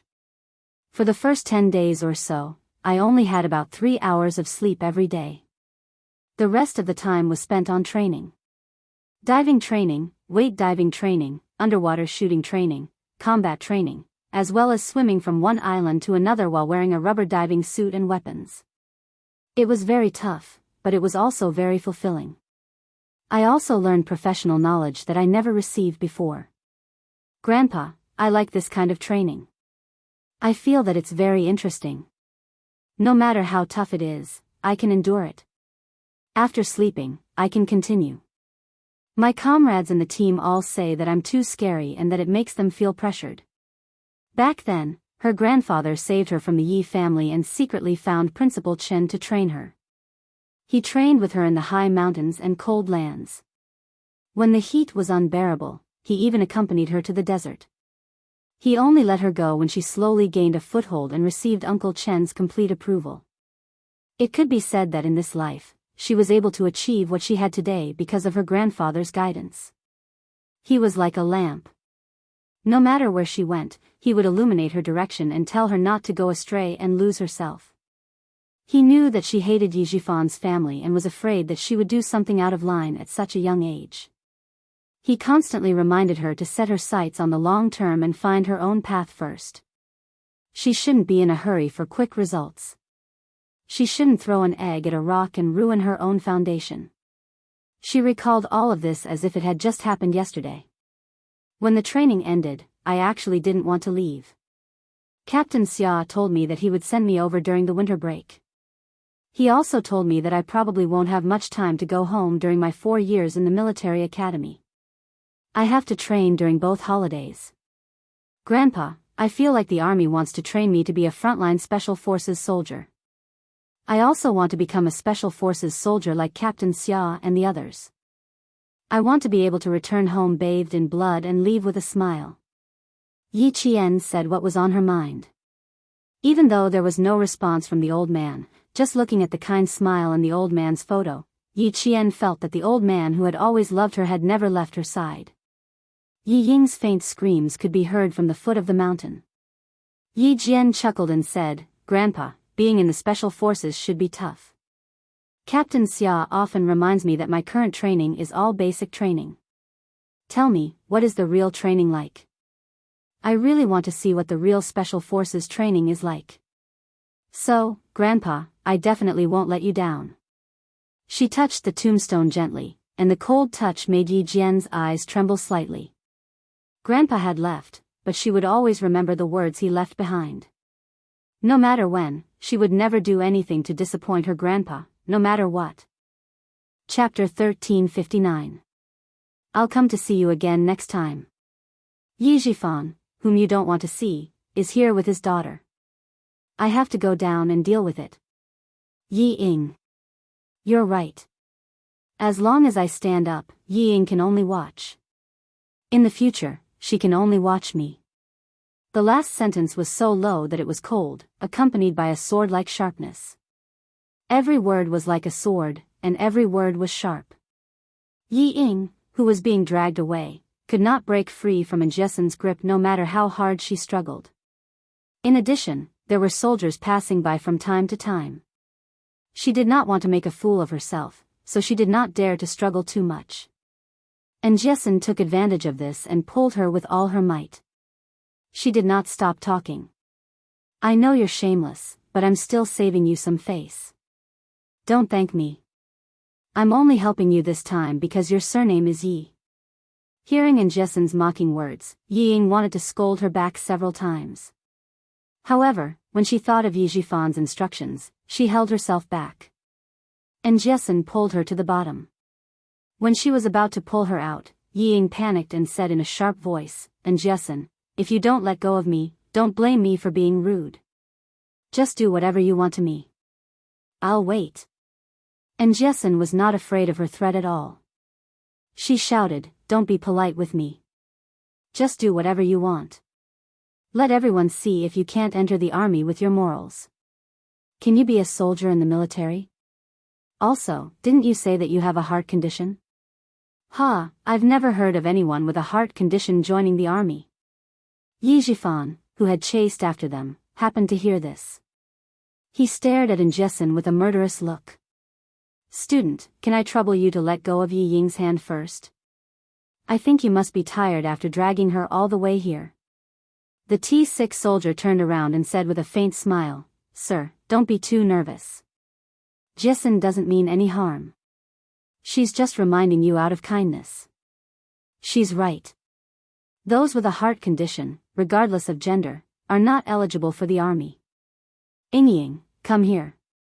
Yi Zhifan did not want to say more because he knew very well that his daughter did not have a heart condition. And Jisun let go of her hand and retorted, Chief Ying wants to enter the army, but our class says that it's impossible. If she really enters the army, it will be big news in Fujian town. In any case, he was an official. How could Yi Zhifan quarrel with a child? He smiled and said, You kids always like to worry about things that have nothing to do with you. Uncle will take ye, you youngsters, play by yourselves. The lieutenant general hadn't left yet, so he had to hurry over. Fortunately, the mayor of Fujian town was with him. Otherwise, he wouldn't have an excuse to meet the lieutenant general. He lowered his head and said to Yi Ying, You did well just now. You didn't argue with her. When they meet the lieutenant general later, don't mention these messy things. Just properly express your yearning for the army and respect for the soldiers. As for the rest, Dad will arrange it. And Xixin's expression changed when she saw that the father and daughter still wanted to get closer. It was the T6 soldier who saw Xia Jinyuan and Yi Qian come down together and reminded her, All right, you've completed your mission today. Leave the rest to Yi Qian and her boyfriend. And Jisun, who did not chase after them, stared at the backs of the father and daughter of the Yi family and gritted her teeth. How can there be such shameless people? They're so disgusting that I want to vomit. You worry too much. She'll handle Yi Qian's matter. The T6 soldier wanted to kidnap her, so he thought about taking her away first. I saw that you brought your luggage here. Where's your luggage? Where did you put it? Yi Qian still has to go back to Shuku village. You don't know how to do that, do you? Go directly to school. Chapter 1360. And Jisun did not know what the young man in front of her was thinking. When she heard that, she told him the truth. I'm not going back. I'll take the train to school tomorrow and leave my luggage at the hotel. I'll head to the hotel tonight as well. She was such an honest girl, and she should be his. The T6 combatant's thoughts kept popping up in his head like bamboo shoots after the spring rain. The more he looked at the girl in front of him, the more he liked her. As expected of someone who could hang out with Yi Qian. Her qualifications, her looks, and her IQ were really not bad. She had courage and even more courage. She could even teach the daughter of the construction bureau chief a lesson without trembling. Wasn't that courage? Why are you looking at me like that? And Jisun, who was being targeted, felt that something was off with the other party's gaze. Out of instinct, she put some distance between them. Aren't you Yi Qian's boyfriend's friend? Why aren't you going over? Why do you keep following me? She did not know if she was being too careless, but she did not realize that this person was a soldier. Yi Qian's boyfriend was a soldier. At least she had seen him in uniform before. But as for him... And Jisun's gaze swept across the T6 combatant, and the suspicion in her eyes grew even stronger. He was not too fair, but he was not too dark either. His looks were passable, and his clothes were quite clean. It was just that he was too clean. He did not look as strong as the soldiers she had seen before. He couldn't be a fake soldier, could he? And Jisun was making some wild guesses. Although the T6 combatant could not guess what she was thinking, from her expression, his intuition told him that it was definitely not a good idea. He immediately straightened his expression and said, I'm comrades with Yi Qian. I followed her all the way here. Now that Yi Qian and the others don't have time to take care of you, there's a rule in the army that a comrade's friend is his friend. Now that they don't have time, I'm obligated to take care of you. His excuse was not just any kind of high-sounding one. But Jisun had to listen to him fully. She blinked and smiled. There's no need for that. I think you should go and help Yi Qian now. That Yi Zhifan is not easy to deal with. As for Yi Ying, she'll have her share of opportunities no matter where she goes. It's only because there are people watching her that she can. Go help Yi Qian. I can go back to the hotel on my own. The T6 combatant, who was rejected, did not pester him. He nodded and said, "Yes, I'm only planning to drive you to a place where you can take a ride. It's not easy to take a ride here. It's not safe for a girl like you." And Jessen's face was burning. She had made a mistake. "Oh. Thank you, thank you." Yu replied sheepishly, his face burning even hotter. Fortunately, her face was not red. Even if her face was burning, it would still be the same color as usual. There was no other way. Her skin belonged to the healthy category, and no one could tell that it was red. The T6 combatant, who was laughing so hard in his heart, turned around and made a gesture to signal that he would leave first before leaving with Jessen, regardless of whether Xia Jinyuan had seen it or not. Xia Jinyuan was happy to see his comrade leave with Jessen without needing him to respond. The corners of his mouth curled up slightly. Good heavens, another guy who forgets his comrade over his lover. Yi Qian, I won't stop you from doing whatever you want. I won't care what you want to do. But don't you think it's time for you to give way to me? Yi Jifan's expression did not look too good as he spoke. There was anger in his voice as he said, "I'm representing the entire village to attend Uncle Jen's funeral. No matter how much you hate us, you can't be rude. How dare you be so impudent when Uncle Jen just passed away? Yi Qian, are you trying to disappoint Uncle Jen?" Chapter 1361. Yi Jifan, who had been busy for a week, naturally could not leave so easily. Bringing up Uncle Jen in this situation was also a warning to Yi Qian not to go overboard. If they really got into a fight, she would be the one to lose face, as well as Uncle Jen, who had raised her. After being an official for more than 10 years, Yi Jifan always knew how to manipulate others, how to control them, and how to use them. You are still young and immature. As your elder, I can't let you do as you please, and I don't want to argue with you. Yi Jifan really did not want to argue. He was afraid that if they argued, he would be the one to suffer. Facing reality, Yi Jifan, who knew how to adapt to reality, lowered his voice and even his arrogance. Yi Qian, leave with your friend. Don't embarrass each other.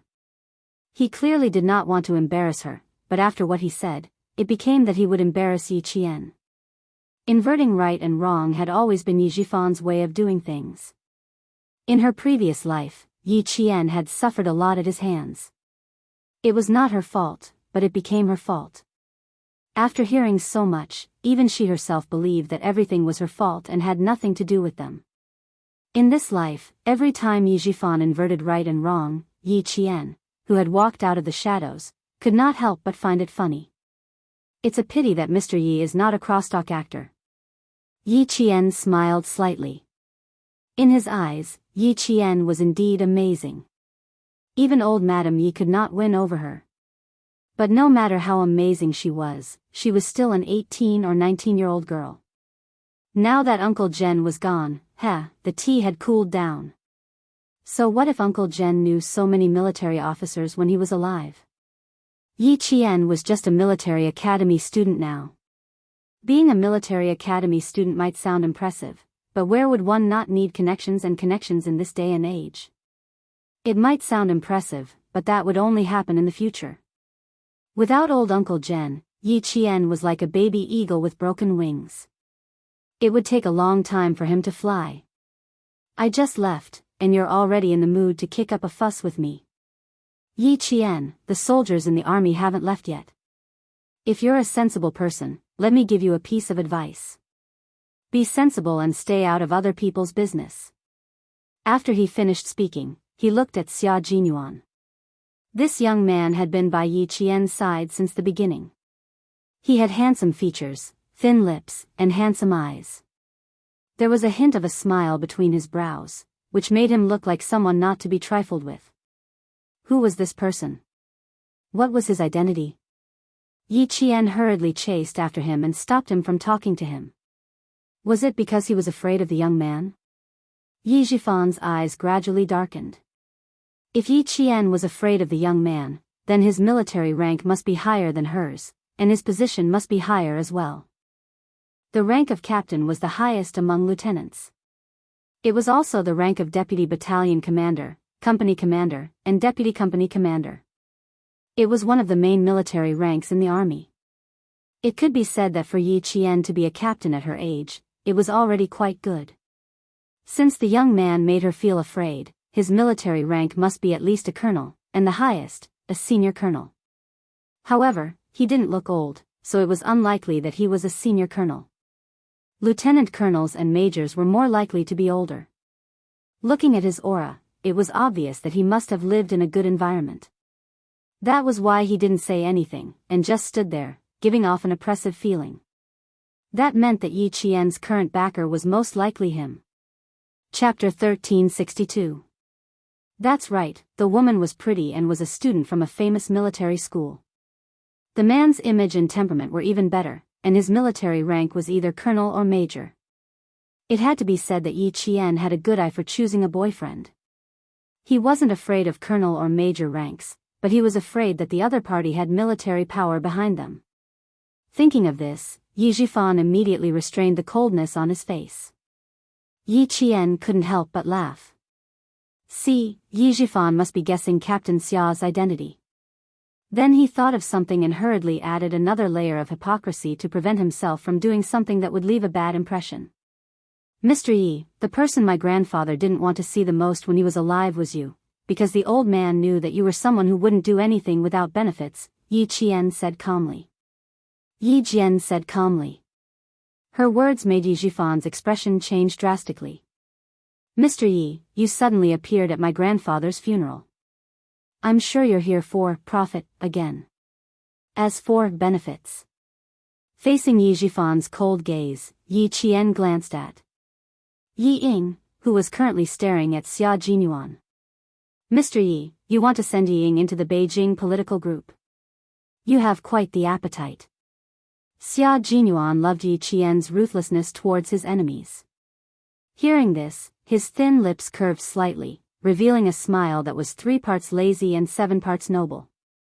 Yi Ying, who had been staring at him all this time, was instantly shocked. The young man beside the wretched girl. She had seen him before, and it was when she was in the province's #1 middle school. Yao Jing, that's right, Yao Jing was the first one to notice this man. She even instigated her to ask for this man's contact information. In the end, before she could even open her mouth, she was ignored by him. At the time, she only felt embarrassed, but she still had to coax Yao Jing, so she could only pretend not to care. After almost 2 years, seeing the young man who had embarrassed her once again, Yi Ying's face turned green and white. It was wonderful. It turned out that this man had come to the school to look for Yi Qian that year. When Yi Qian was speaking, Yi Ying also said softly, "Dad, this man should be acquainted with Yi Qian. I met him in my 2nd year of high school." Yi Ying always remembered the people who had embarrassed her. He came to the provincial first high school to look for Yi Qian. If I remember correctly, it must be him. You've seen him? Yi Zhifan, who was listening from both sides, had a slight change in his gaze. He asked his daughter first, when you saw him, was he in his military uniform or casual clothes? Casual wear. Yi Ying glanced at Xia Jinyuan and whispered, I only saw him once and never saw him again. Dad, I'm afraid their relationship isn't that simple. He didn't wear a military uniform.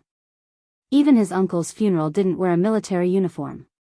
Could it be that he had guessed wrongly and the other party wasn't a soldier at all, but a son of a wealthy family? No, that's not right. The average son of a wealthy family didn't have the aura he had. It was an indescribable aura. He only felt that the other party's identity was definitely not simple. He accompanied Yi Qian to send off Uncle Zhen, stood beside Yi Qian during the memorial service, and accompanied him all the way to the funeral.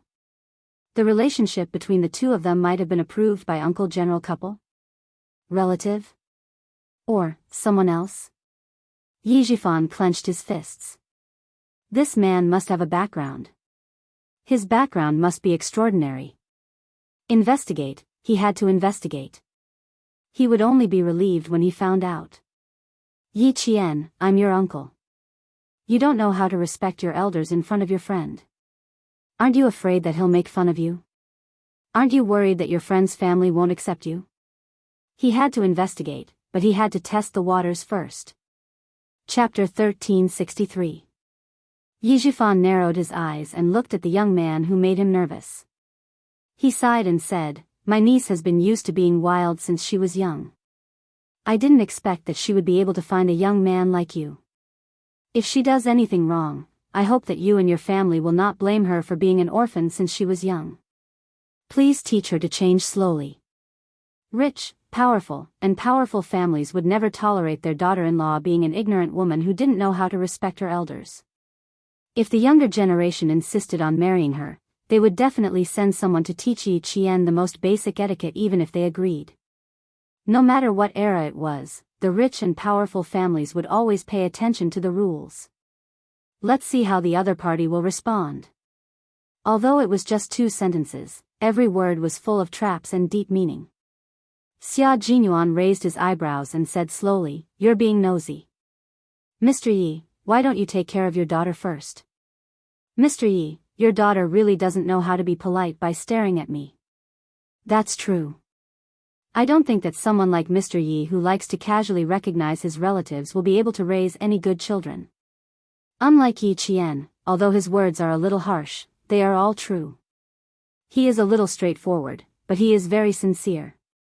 He also follows the rules and knows how to follow the wishes of his elders. He prevents people whom he doesn't like from appearing. Compared to Mr. Yi, Yi Qian knows the rules too well. Yi Zhifan originally wanted to test Yi Qian, but who knew that he would be ridiculed by the other party? His eyes flashed with a hint of ruthlessness. He immediately faced Yi Qian again and said, Yi Qian, I'll walk my path and you'll walk your path. Don't overstep your boundaries. Mr. Yi said it well. You walk your path and I'll walk my path.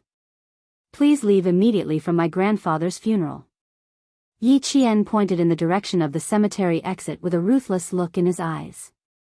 His voice was as cold as the first snowfall, carrying with it the chill of winter. Yi Ying wanting to join the capital political group has nothing to do with me, but you want to curry favor at my grandfather's funeral. Mr. Yi, do you think I'm easy to bully? Her vicious aura had always been heavy, and now that she was out of the battlefield, she carried a bloodthirsty murderous aura. Her gaze suddenly changed, and her voice suddenly turned cold. That vicious aura that made one's hair stand on end suddenly whizzed over. Yi Ying was so shocked that she couldn't help but take a step back. In that second, Yi Ying felt a chill at the back of her neck, as if there was a sharp knife at her neck, and her life was in danger. Looking at Yi Jian in her military uniform and her epaulets, Yi Ying, who was already lacking in confidence, was so shocked that cold sweat broke out on her back. She was afraid, but she was also deeply unwilling to accept the result. He was unwilling to accept this. The wretched girl who was inferior to her in every aspect had become a soldier with a military rank, while she still had nothing. He still had nothing. It's all her fault, it's all her fault. She forced her to get a fake certificate from the hospital, forced her to make a fool of herself during the military training, and even caused her to lose the right to take the college entrance exam. It's all her fault. It's all her fault. Hate, too much hate. She hated that she couldn't kill her. Kill her. Her unwillingness to accept this, her deep jealousy and hatred twisted Yi Ying's entire heart. Other than her face, which still had some redeeming qualities, she no longer had any charisma. She also couldn't find the confidence and arrogance she had in her previous life, as well as the arrogance she had in front of Yi Qian. In this life, Yi Ying only knew that she was unwilling to accept this, but she didn't know how to reflect on herself. It could be said that in this life, she was already pretty much ruined. 19-year-old Yi Ying, don't be too anxious. There's more to come. Chapter 1364. Facing her gaze, Yi Qian only glanced at her coldly and didn't look at her anymore. In her previous life, Yi Ying had lived a carefree life without her in the way. In this life, Yi Ying would definitely live a more tiring and bitter life than her previous life. Because of Yi Qian's existence. Yi Jifan, who was also shocked, pressed his lips together tightly. His gaze quickly swept past Xia Jinyuan, who was smiling silently beside him.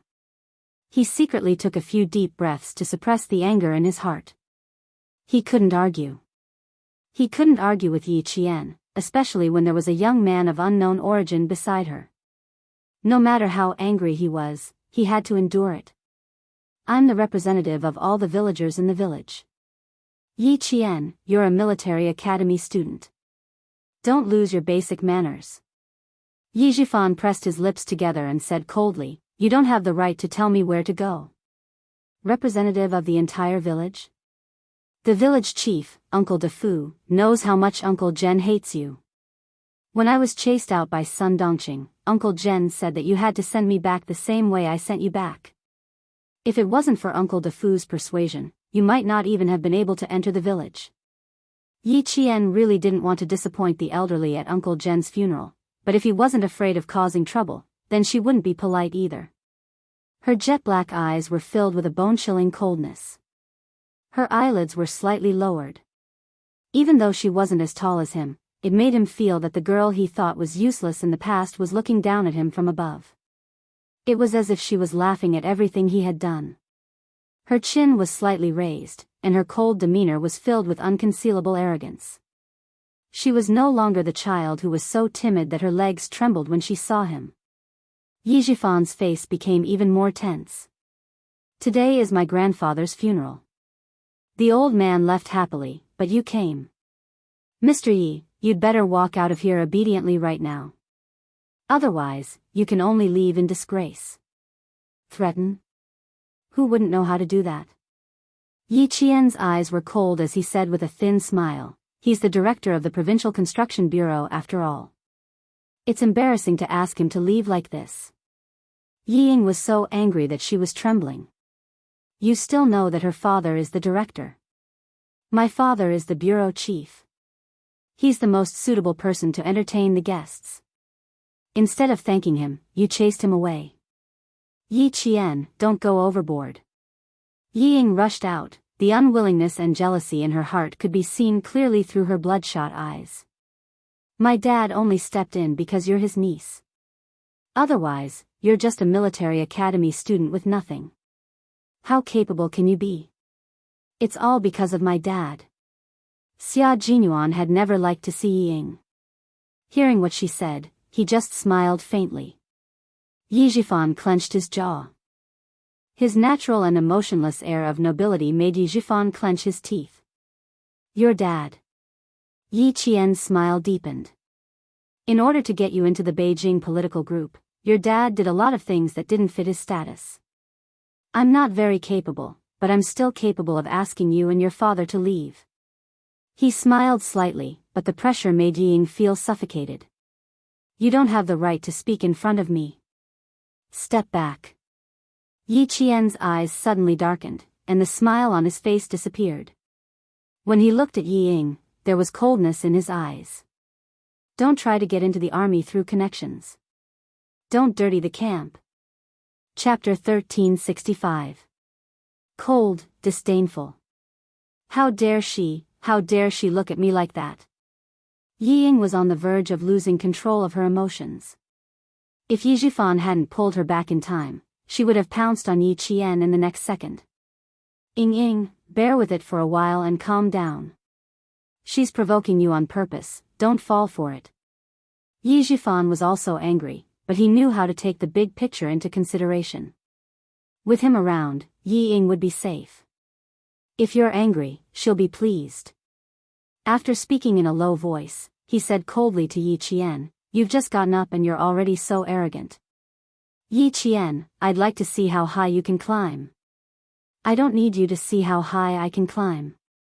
How high I climb has nothing to do with you. Yi Qian retorted coldly. His clear eyes swept across the angry Yi Ying's face, and the sneer in his heart deepened. In her previous life, she had lived like a frightened bird for more than 20 years. The 19-year-old Yi Ying, you'll have to continue enduring. Xia Jinyuan raised his hand to look at his watch several times. He didn't seem to have much patience to continue talking with them. Yi Qian, we can go now. There's no need to talk too much with them. There's a problem with their morals, their character, and even their bodies. If they want to enter the military, let them wait. After he finished speaking, his phone buzzed. Yes, we're still here. Okay, we'll be right out. He answered the call as succinctly as usual. He looked up at Yi Jifan and said, yes, there was a delay. Yi Qian is by my side. It was a call from Commander-in-Chief Xia. They were all waiting outside. Don't worry, we're coming out now. Xia Jinyuan's gaze fell on Yi Jifan as he spoke. His thin lips curved slightly, revealing a faint smile. You guessed right. Even though his gaze was extremely faint, it still felt substantial. Yi Jifan immediately looked over when he sensed it.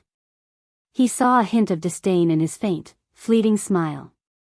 Before he could figure out what was going on, Xia Jinyuan gestured to Yi Qian, and the two of them walked past Yi Jifan and his daughter. Yi Jifan, who didn't do anything, blinked his eyes. There was a trace of darkness in his calculating eyes. He stared at Xia Jinyuan's back and said to Yi Ying, who was so angry that her face turned pale, Ying, let's go. Dad, she's such a bully. Yi Ying, who was grinding her teeth, was angry and aggrieved. In addition to her unwillingness and jealousy, her whole body was emitting a gloomy and cold aura. You still say that you're not suitable? I'm not qualified. Dad, we can't let her go like this, absolutely not. Yi Jifan said very calmly, so, Ying, Dad will wait for you to grow up. I'll wait for you to teach her a lesson. If you don't walk in front of her, you'll never be able to fight back, and you'll never be able to wipe away the humiliation. Looking at his daughter, who only knew how to be angry and habitually used her parents' identity when something happened, Yi Jifan's eyes were filled with many complex emotions. Different, very different. One grew up without the protection of her parents, like a weed that could withstand the wind and snow, while the other was like a flower in a greenhouse, unable to withstand the wind and rain.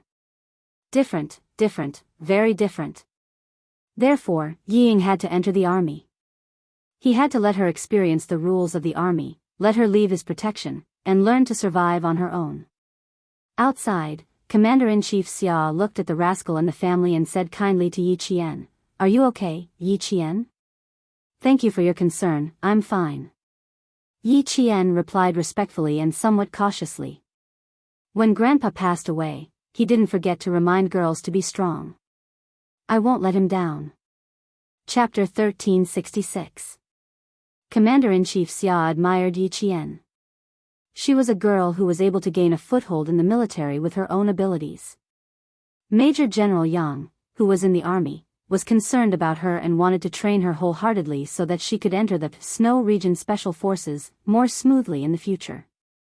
From this point alone, it could be seen that Yi Qian's prospects were far better than those soldiers who relied on their family's merits. Family Xia didn't need a daughter-in-law to keep up appearances, nor did he need a daughter-in-law with power and influence to add flowers to the brocade. Family Xia needed a daughter-in-law who could advance and retreat together with her husband and who had the same goal. Yi Qian was undoubtedly a girl who was very suitable to be Family Xia's daughter-in-law.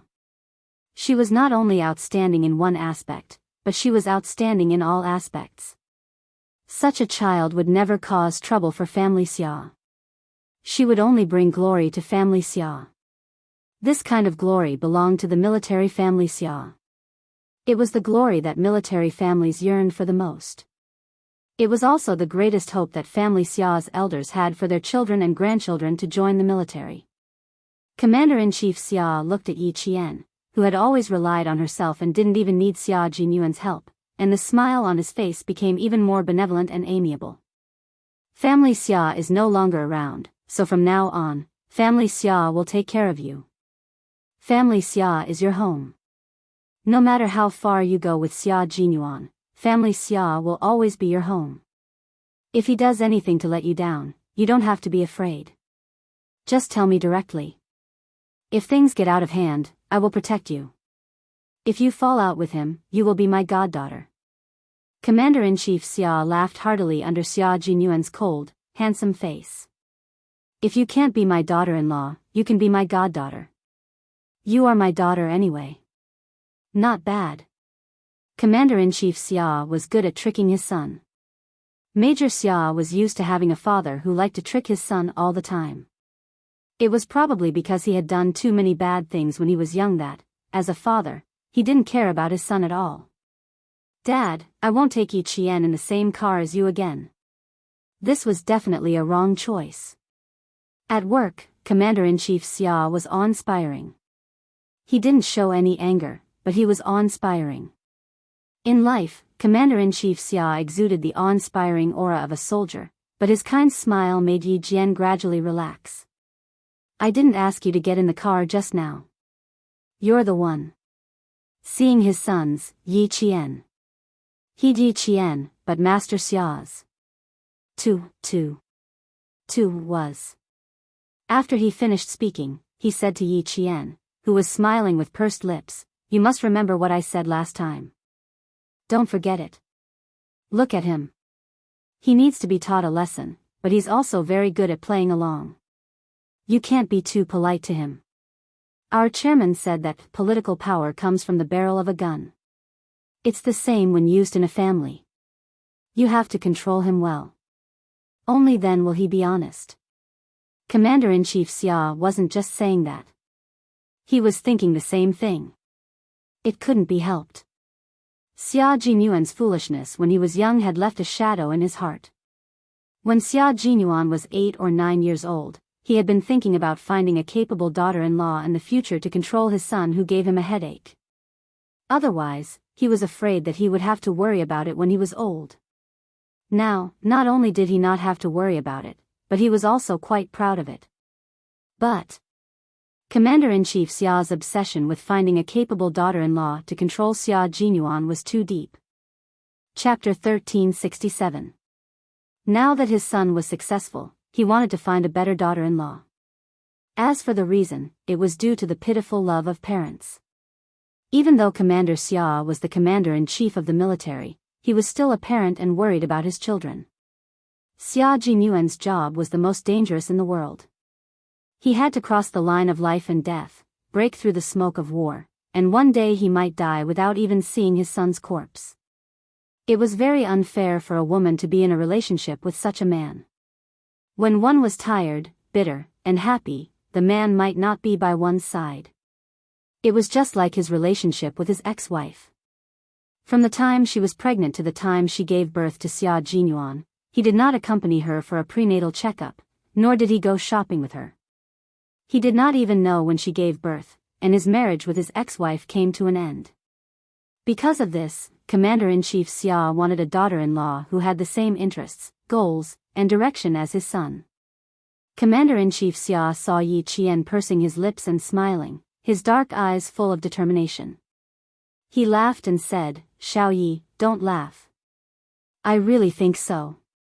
As his father, I know very well that Xia Jinyuan is dishonest. I am the third child in the family. Your eldest uncle is 6 years old, your second uncle is 4 years old, your youngest uncle is 3 years old, and your youngest uncle is 3 years old. I also have a youngest aunt who is 54 years old this year. Although I am the third child in the family, Xia Jinyuan is the youngest in the family. He has been spoiled by the elders. He has a bad temper and likes to cause trouble. Others do good deeds without leaving a name, but he does bad deeds without leaving a name. He is very intelligent and has a lot of ideas. Don't be fooled by his current appearance. You have to understand him deeply to be able to fight in all aspects. Uncle will leave him to you. Discipline him well in the bad areas, and continue to develop the good areas and bring them to greater heights. In short, I only have one thing to say. If he is dishonest, you don't have to beat or scold him. You can get a marriage certificate and a divorce certificate at the Civil Affairs Bureau. As for you, you will still be my daughter." The veins on Xia Jinyuan's forehead bulged. "Dad, don't worry. You're the one who can get a marriage certificate and a divorce certificate in the Civil Affairs Bureau. You are you, and I am me. When you pass away, Yi Qian and I will bring our sons, daughters, granddaughters, and grandchildren to kowtow and burn incense to you. Suddenly, Yi Qian realized where Xia Jinyuan's bad taste came from. It was most likely inherited from Commander-in-Chief Xia. One cheated his son, and the other cheated his father. These were father and son. Commander-in-Chief Xia was not angry. There was a hint of teasing in his voice as he said happily, "Then I'll be waiting. If you dare to treat Xiao Yi badly, I believe that there will be a large wave of people outside standing up to take over your position. Xia Jinyuan, take it easy. Our military has always had more men than women. Outstanding male soldiers are all over the place. If you don't behave in front of Xiao Yi, I don't mind being the matchmaker. Qin Xiu from the Qin family is no worse than you. He was the commander-in-chief, after all." Xia Jinyuan wasn't someone to be trifled with. When he heard this, he raised his eyebrows and smiled at Yi Qian. "Little fox, did you see that? When we have children in the future, we can't let him raise them. I'm afraid they will turn against each other and become enemies." Yi Qian thought to himself, "There is an example right in front of me." Chapter 1368. It's the ancestors' rule to not have children. The smile on Commander-in-Chief Xia's face deepened. Obviously, he really liked this topic. He was already 59 years old, so he was old enough to have grandchildren. The atmosphere in the car was very good. Occasionally, a guard would laugh and say something. This allowed Yi Qian to see the amiable side of Commander-in-Chief Xia's life and felt a sense of closeness. Xia Jinyuan saw that her eyebrows were relaxed and she had a comfortable smile on her face. Only then did he sigh softly in his heart. It was fine as long as she was happy. He was just afraid that she would be secretly sad and hurt her own body. "Tomorrow, we'll send Uncle Chen back to Shuka village. The day after tomorrow, we'll go back to Anyang City to report to school. What do you think?" Amidst the laughter, Xia Jinyuan asked Yi Qian, "Uncle Chen intends to go back to Shuka village to live with the village chief. In addition, with the army around, he won't be too lonely." After Uncle Jen retired from the army, he always went to the army camp deep in the mountains. The old man lived a fulfilling life. Principal Chen also hoped that he could do the same for himself. Yi Qian nodded gently. "Uncle Chen told me before that he wants to retire in Shuka village. My house is close to the army camp. If Principal Chen wants to go to the army camp, he can go there anytime. He can also guide the soldiers and have someone to rely on." Uncle Chen and Grandpa Jen did not have children to accompany them. As for himself, he would be outside for many years and would only come back once a year. There was no way he could repay their kindness in raising him. Yi Qian couldn't help but purse his lips slightly. Commander-in-Chief Xia saw this and sighed. "You've all grown up, and we're happy to see you flying high. Xiao Yi, don't worry about old Chen's life. He'll live a good life." At a glance, he could see Yi Qian's worries. "Uncle Chen is not an ordinary person. He was able to raise you single-handedly. How could the army bear to let him go? Xiao Yi, study hard and improve your skills. Getting good results is the best consolation for old Chen." Xia Jinyuan said, "The long journey isn't about parting ways. It's about repaying the two elders for nurturing you. Yi Qian, Uncle Chen, and Uncle Jen both hope that you can go further and fly higher. Do you understand?" Although his little fox was strong, the blow she suffered from the departure of her loved one was not something they could understand. Faced with Commander-in-Chief Xia's advice and Xia Jinyuan's concern, Yi Qian smiled faintly and said, "Yes, I know. Usually, I can't accompany my elders, but as long as I have time, I will definitely come back to visit Uncle Chen." "That's right. When we get to the guest house later, you and Xia Jinyuan should keep old Chen company. I can't stay here any longer." Commander-in-Chief Xia looked at the time. The flight was at 10:30 p.m., so he still had time to chat with the young man. His benevolent smile faded as he looked sternly at the young girl whom the military had high hopes for. He said in a deep voice, "Yi Qian, as long as you live, you can only move forward. You can never retreat. If you take a step back, you will have to take 100 steps to catch up in the future. Time will not wait for you, and those who surpass you will not wait for you either. You don't want to chase after others, so you have to keep moving forward. This is my hope for you and Xia Jinyuan. It's also my hope for you. I hope that you can adjust your mentality as soon as possible and devote yourself wholeheartedly to your new life and start your new journey. The advice from the commander-in-chief of the military was also the concern of an elder for the younger generation. In this lifetime, Yi Qian was no longer alone. Chapter 1369. It was 7:10 p.m. in the summer night, and the sky was still slightly white. The sky was dotted with stars, and the crescent moon shone down. The trees cast their shadows and swayed with the rustling of the night wind. The car was driving on the tree-lined avenue leading to the military guest house. Under the bright car lights, they could see soldiers in military uniforms coming and going on both sides. The guard stepped on the brakes and said to Commander-in-Chief Xia, "Commander-in-Chief, there is someone in front." According to the guard's judgment, there was a 90% chance that the person was looking for the Commander-in-Chief. The mayor of Fujian town was talking to Yi Jifan. "We are all staying here. We took the road and came here. We will definitely come back earlier than the Lieutenant General. Director Yi, you have an urgent matter here. We can't delay your urgent matter." It was another official who was being used by Yi Jifan. "Thank you for your hard work today. Don't worry about the town's financial approval. I will inform the city and let Fujian town get the approval in advance. After all, this is my hometown." Yi Jifan thanked him and said earnestly. What he said was what the mayor was thinking: "I only have one requirement for local officials. Do things for the people, be realistic, and not be greedy." The mayor of Fujian town nodded repeatedly and almost patted his chest to guarantee, "Director Yi, don't worry.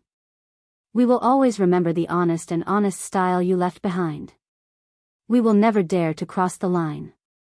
You can investigate. You can even ask the Commission for Discipline Inspection to investigate. I can pat my chest and guarantee that I did not do anything bad to the people." In the car, Yi Qian glanced coldly at the front and said to Commander-in-Chief Xia, "Commander-in-Chief, I will walk over with Captain Xia." He really didn't give up on his evil intentions. He even came to block people's way. Commander-in-Chief Xia smiled and said, "No need. Guard, drive over." He wanted to see if the director of the construction bureau had the guts to block his car. "I will ask them to come down." The guard obeyed the commander-in-chief's order and called over the other guards who arrived in the afternoon.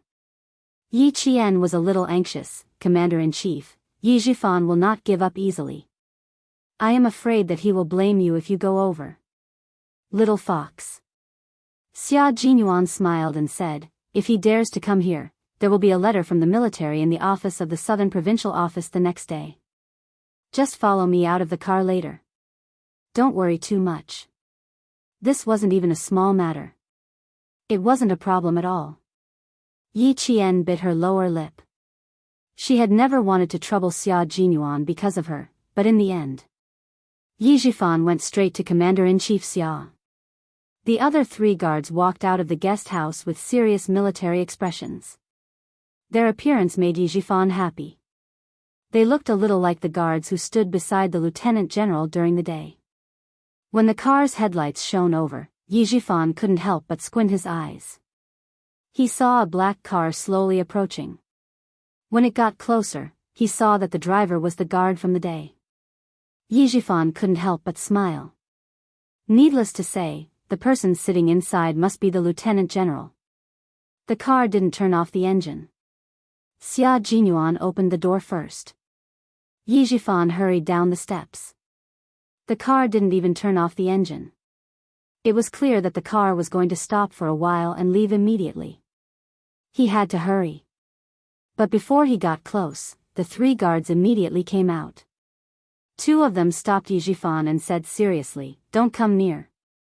"Sorry, I want to follow the Lieutenant General," Yi Jifan explained in a low voice. Before he could finish, he saw Yi Qian get out of the back door of the car. He suddenly stopped talking and looked at Yi Qian sternly. Chapter 1370. Yi Qian. Why was she in the same car as the lieutenant general?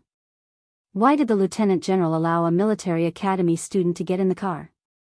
What exactly happened in the middle of the journey? Yijifan's heart was in turmoil. She was actually in the same car as the lieutenant general, and they were even sitting in the back together. What did it mean for a military academy student to be received by a lieutenant general, and to be able to sit in the same car as the lieutenant general? What would it mean if, one day, he suddenly sat in the same car as the head of the southern province and got out of the car while talking and laughing? It meant that he liked her. It meant that there was hope for him. It meant that Yi Qian had a backer in the army. It meant that as long as she didn't make any mistakes, she would have a meteoric rise. Old Uncle Jen. What a silent old Uncle Jen who had connections that would allow him to reach the heavens. He was really blind, really blind. He must be blind. He pushed Yi Qian, who needed to be nurtured, to the side of a veteran with connections. Not only was he blind, but his brain was also flooded with water.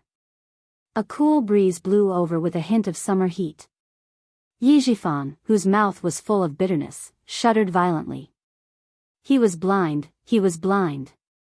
In this way, Yi Qian was able to rely on the lieutenant general, a capable and powerful lieutenant general.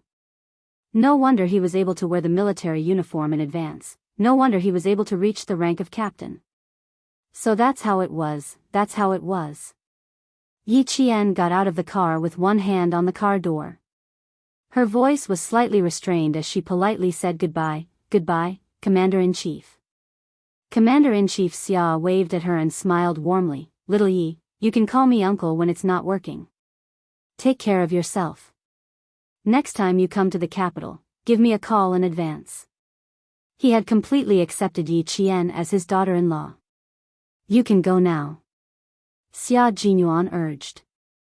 It was rare to have a father who cheated his son like this. Yi Jifan, who was blocked by the guards, was a few meters away from the car. He couldn't hear what they were talking about, but from Yi Qian's smile, he could tell that they were having a good conversation. Also, what was the identity of the young man he saw during the day? Why are you sitting in the same carriage as the lieutenant general? For a moment, Yi Jifan's emotions rose and fell. His eyes were cloudy and uncertain. While he secretly clenched his fists, he also realized that it was impossible for him to get to know the lieutenant general and use this opportunity to send his daughter, Yi Ying, into the capital government regiment. If he were in Yi Qian's shoes, he would definitely tell the lieutenant general about the grudges between the two parties. The lieutenant general knew Yi Qian first, so he would naturally side with her. This path was blocked. It wouldn't work. The mayor of Fujian town wished that there was a hole in the ground for him to crawl into, but who knew that the lieutenant general would turn a blind eye to it? When the two guards who stopped them walked down the stairs, the mayor of Fujian town, who was sweating profusely, tried to smooth things over. Director Yi, I'm afraid the lieutenant general is not in the car. If he was in the car, he would definitely get out. I'm guessing the lieutenant general is not in the car. The man and woman who came down are just basic military officers. How could he trouble the lieutenant general to send them over? Yi Jifan, who was not in a good mood, sighed in relief. What he said made sense. How could a lieutenant general personally send people to the guest house? Even the top leader of Anyang City did not have such an honor. Although he thought this, his intuition told him that the lieutenant general was actually in the car. It was all because of those guards. Uncle, you are really something. You can actually get a lieutenant general to personally send Yi Qian back. With a lieutenant general as her backer, it would be difficult for his daughter to climb over her even if she entered the military. Yi Jifan's expression became gloomy. Chapter 1371. Commander-in-Chief Xia didn't even have to show up. It was enough to make Yi Jifan not dare to act rashly. Yi Jifan, who had lost all face, had no choice but to follow the lead of the Fujian town mayor. He sighed regretfully and said, "It seems like he really isn't in the car. Mayor Chow, I'll go to the guest house to say hello to another acquaintance. Please help yourself." He was asking him to leave. The person he was looking for was Chen Dongfeng, who was unlikely to give him face. How could he let Mr. Chow follow him? Mayor Chow, who wanted to leave quickly so that Yi Jifan wouldn't hold him accountable, immediately said, "Okay, okay, okay. I won't disturb you any further. Director Yi, I'll ask for your advice the next time I'm back in town." The sound of a car starting could be heard. Several guards got into the car. Yi Qian and the young man stood in the same place. Their backs were as straight as a pencil, and they had the same aura of a towering mountain. The young man was also a soldier. Yi Jifan's heart suddenly turned cold. He clenched his fists even tighter. The black car quickly drove into the night. Mayor Chow cautiously glanced at Yi Jifan and cautiously said goodbye. When he passed by the two young men, he couldn't help but take a second look at them before he quickly left. In this day and age, soldiers were not to be trifled with, especially those with military ranks. It was even more difficult to provoke them. He should quickly leave this place that made him feel uneasy. Yi Qian politely nodded to the mayor of Fujian town who had helped him today. However, he didn't see him leave in a hurry. It seemed like there was a vicious dog chasing after him. There wasn't a vicious dog, but there was someone even more vicious than a vicious dog. The two of them turned and looked at Yi Jifan, who was standing in front of the guest house. They both smiled coldly and looked at each other tacitly. Xia Jinyuan raised his eyebrows with interest and said, "If he sticks to you, you can't hide." "There's nothing to hide. Since he's here, let's fight." Yi Qian smiled coldly and replied, "If he takes the initiative, then we can attack. Otherwise, we can just treat him like air." Tonight, she still had things to do, so she didn't have the time to waste on him. Yi Jifan saw under the lamplight, a young man and woman who looked like a pair of jade were intimately close. Step by step, they walked towards him hand in hand. They only cared about talking to each other and completely treated him as air. Although Yi Jifan, who was proud of his success in his official career, was cautious, when had he ever been ignored? Fortunately, he had always been able to endure humiliation and was not angered to the point of losing his self-control. When Yi Qian saw this, he could not help but sigh in his heart. Yi Ying was blessed to have such a patient and resourceful father, be it in her previous life or in this life. "What's wrong?" Xia Jinyuan seemed to have sensed something. He lowered his head and asked her, "I think I heard you sigh." The lights in the guest house were very bright, like a mirror, and there was a circle of soft light on the top of her head. Xia Jinyuan moved his fingers and resisted the urge to rub the top of her head. "Do you have any regrets?" "I think that Yi Ying is blessed to have such a father. If her father was here, he would definitely protect her like Yi Jifan and not let her suffer any grievances." Xia Jinyuan's heart clenched. He softened his tone and said gently, "My father is not bad either. Don't be fooled by how he sets traps for me from time to time and how I used to give him headaches. In fact, he is the most protective one. Look at him now. He's completely devoted to you. As his son, I have to take a step back. With my father around, you don't have to worry about fatherly love." Chapter 1372. Thinking about how Commander-in-Chief Xia made fun of Xia Jinyuan, Yi Qian pursed his lips and smiled. Commander-in-Chief is both a strict father and a loving father. I can tell from the way you talk to him.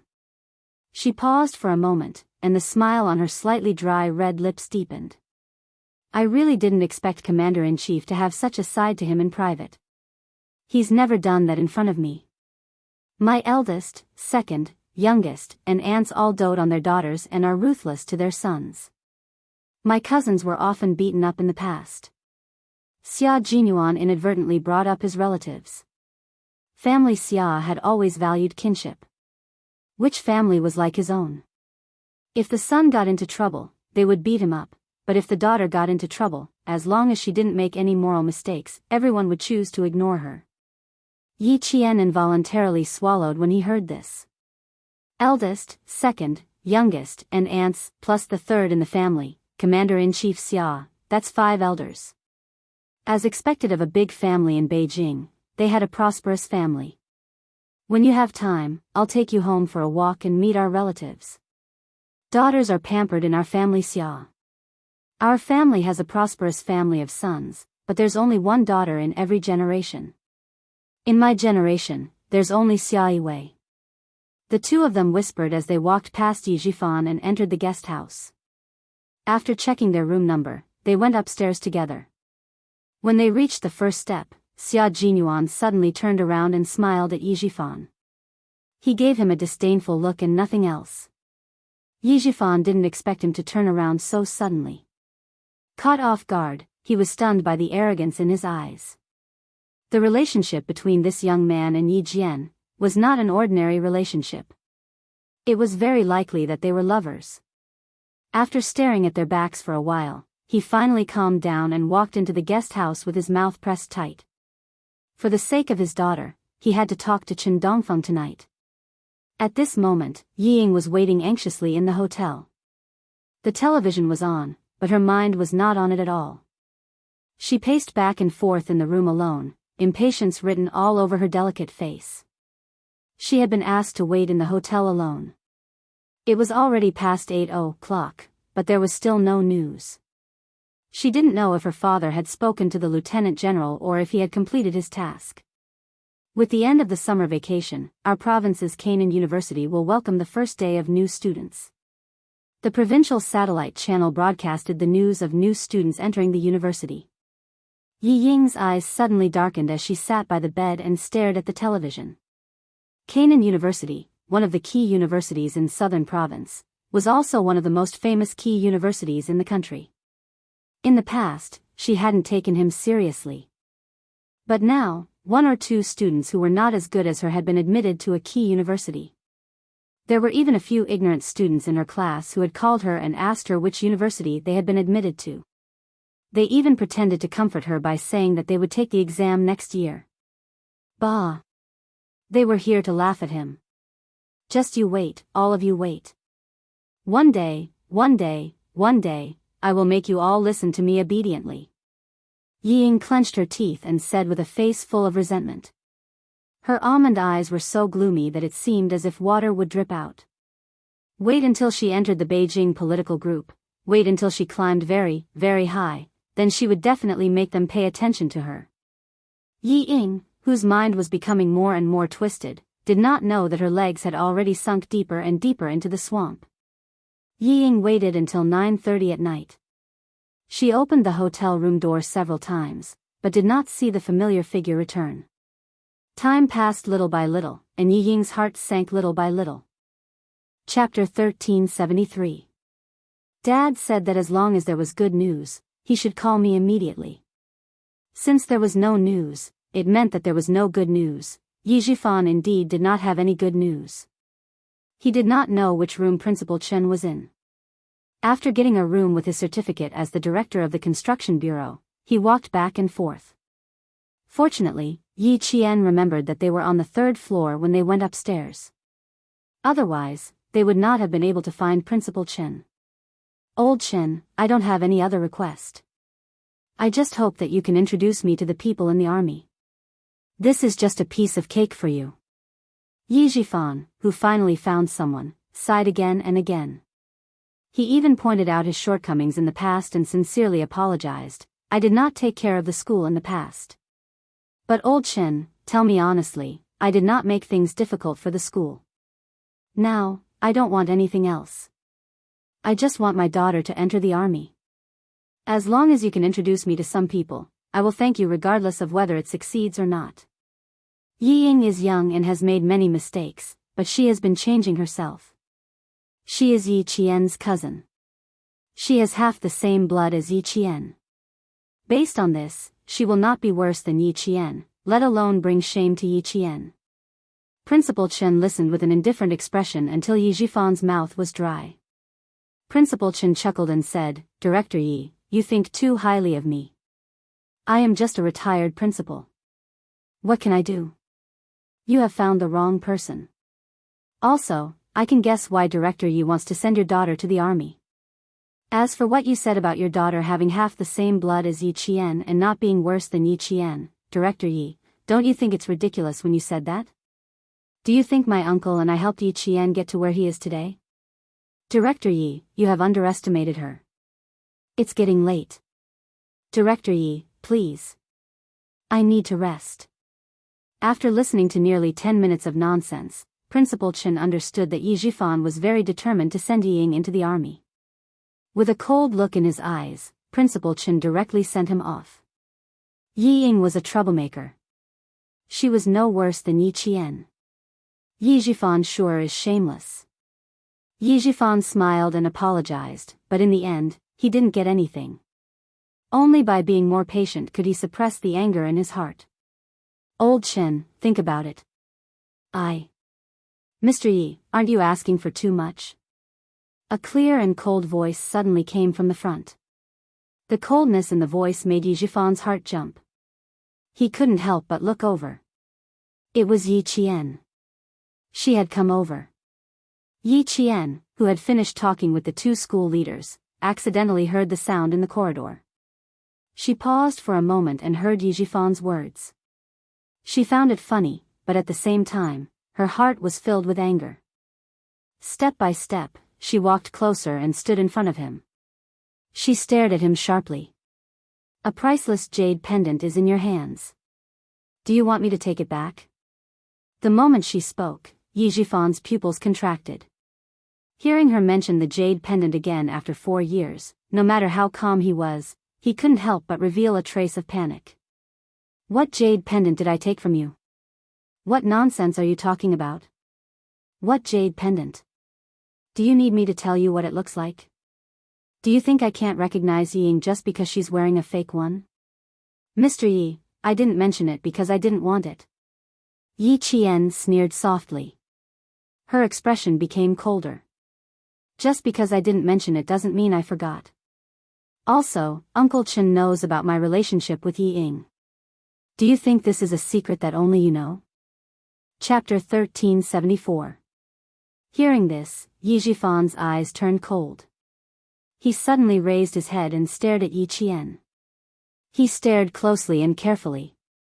After a long time, Yi Jifan said calmly, I don't know what you're talking about. Mr. Yi is indeed a smart person. Yi Qian raised her eyebrows.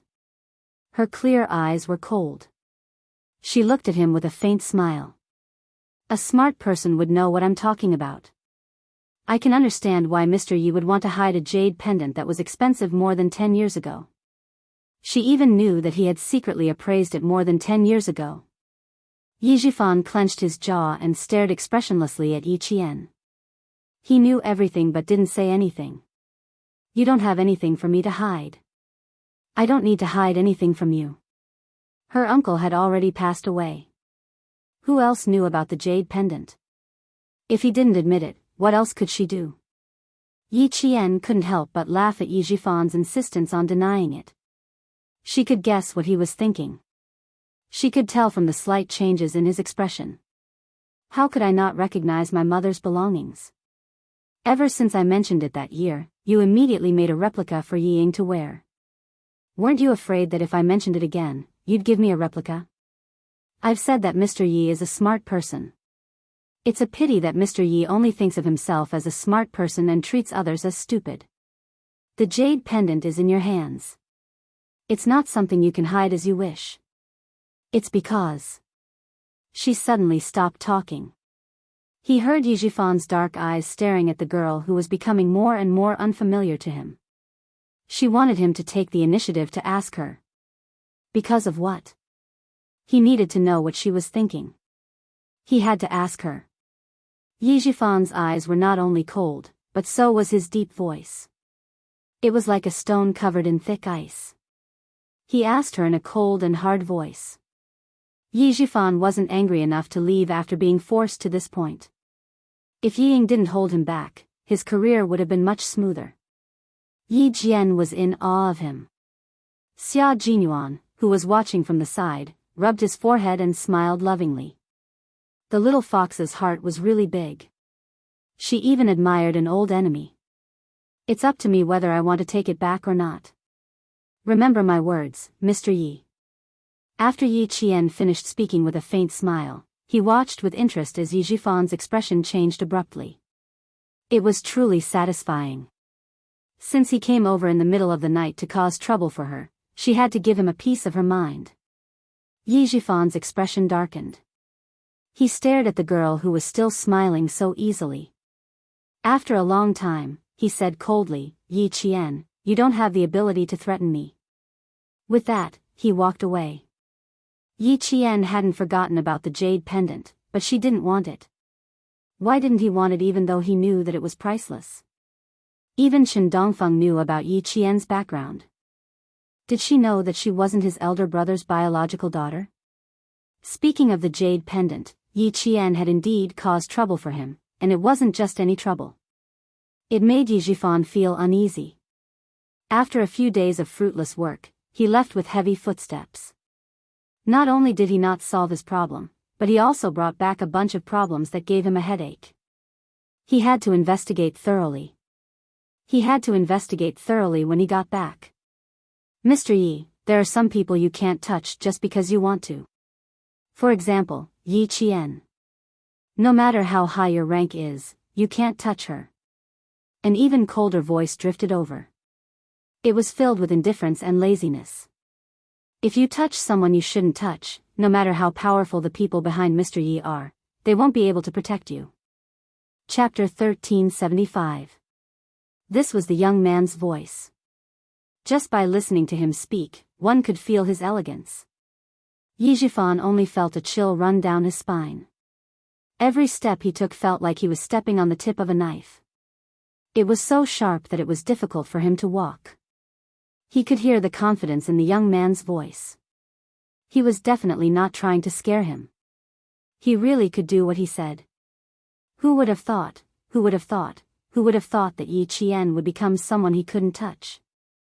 No matter how high he got promoted, he still couldn't touch him. Ironic, too ironic. Once upon a time, a little girl who was so weak that he could decide her life or death with just a lift of his finger had become someone he couldn't touch in just 5 years. Too ironic. Yi Jifan walked very slowly as he thought to himself. He smiled coldly. He wanted the jade pendant. He also wanted to get rid of this person. Let's see if he could touch her. Standing at the entrance of the guest house, Yi Jifan looked back at the guest house that only served soldiers and occasionally government officials. His elegant face revealed a trace of coldness that seeped into his blood. "Yi Qian, it would have been better if you didn't mention the jade pendant. Now that you did, it means that you've been thinking about it." Yi Jifan narrowed his eyes. He waited until the corner of his mouth revealed a trace of a sinister smile before he walked down the stairs and left. The jade pendant was his treasure for promotion.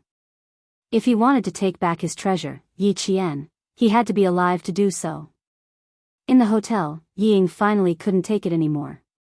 She picked up the landline phone that she had put down several times. Her fingers trembled unconsciously as she dialed a number. Hearing a familiar voice, Ying asked in a trembling voice, "Dad, when are you coming back? Why are you still awake? It's so late." Yi Jifan got out of the car and took the change from the taxi driver. He said, "Thank you," in a low voice before getting out of the car. "I'm at the entrance of the hotel. If you have anything to say, say it tomorrow morning." Yi Ying had no choice but to swallow her words. She reluctantly said, "Oh, I got it. Dad, rest early. Rest early." Yi Jifan had always been patient with his only daughter. He knew what she wanted to ask, but in order to train her character, he didn't say much. When she thought about competing with Yi Qian, who had already gone far, Yi Ying's temper had to be tempered. If you don't grind, you won't become a talent. With his phone in hand, Yi Jifan gracefully nodded and thanked the hotel staff who opened the door for him. His steps were straight and steady as he walked towards the hotel elevator. He was in his early 40s, which was the golden age of a man. He had a successful career and a graceful demeanor. In addition, he had been an official for more than 10 years, so he had a calm charm and the dignity of an official. Along the way, several staff members and female guests could not help but look at him a few more times. Why did Ying remind Sun Dongqing to take care of herself?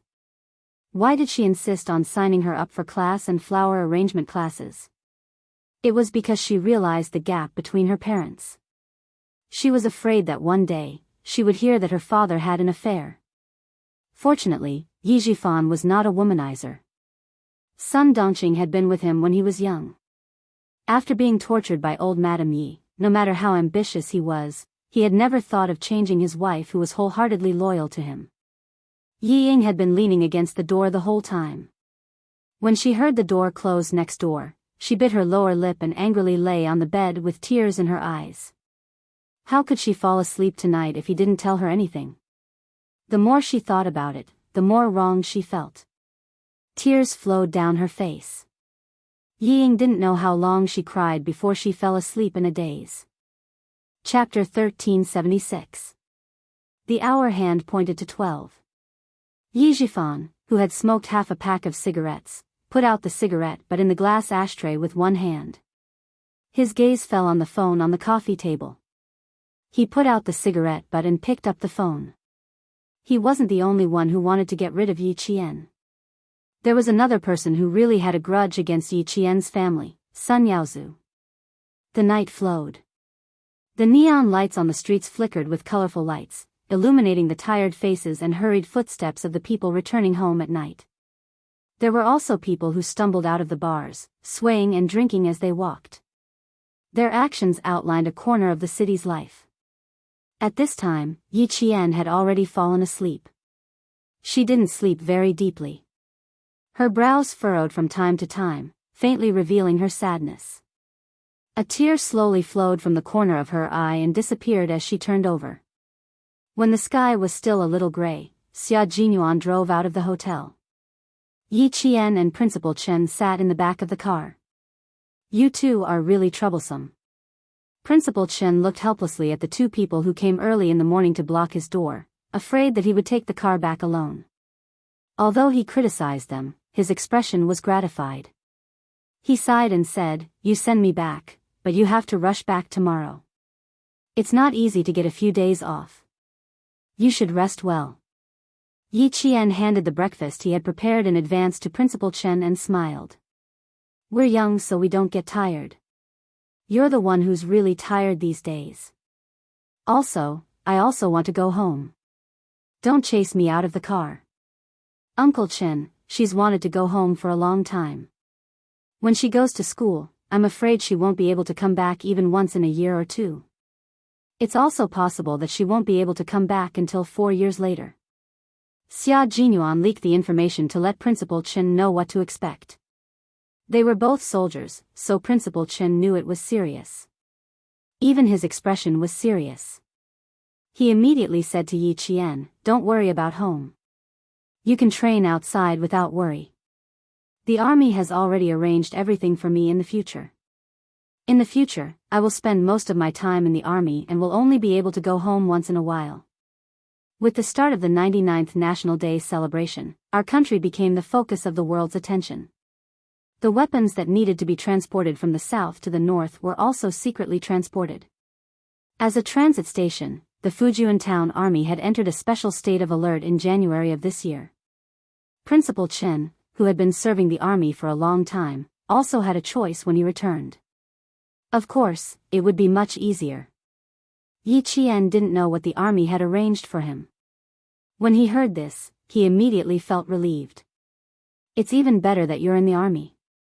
Regiment Commander Lu, Political Commissar Yan, and the rest are all there. There are also many new recruits. Uncle Chen, I'm afraid you won't have much free time in the future." She spoke with a smile the entire time, and the sadness from yesterday seemed to have disappeared from her face. Xia Jinyuan glanced at her from the rearview mirror and couldn't help but smile. Little Fox knew how to turn sadness into strength and longing into eternity. She would always remember her uncle's voice and face in her heart, and she would always show concern for her loved ones. This kind of little fox was very good. Special Forces soldiers were humans too. They had emotions and desires, but the difference was that they had to control their emotions. You could be sad, but you had to always remember that you were still holding a gun in your hand.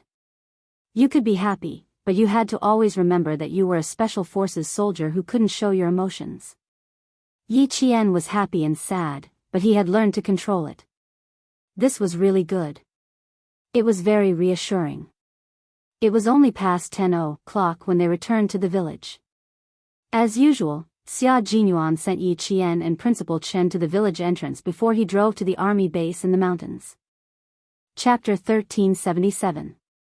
There was no other reason other than that Principal Chen didn't want the villagers to know that Yi Qian had a boyfriend.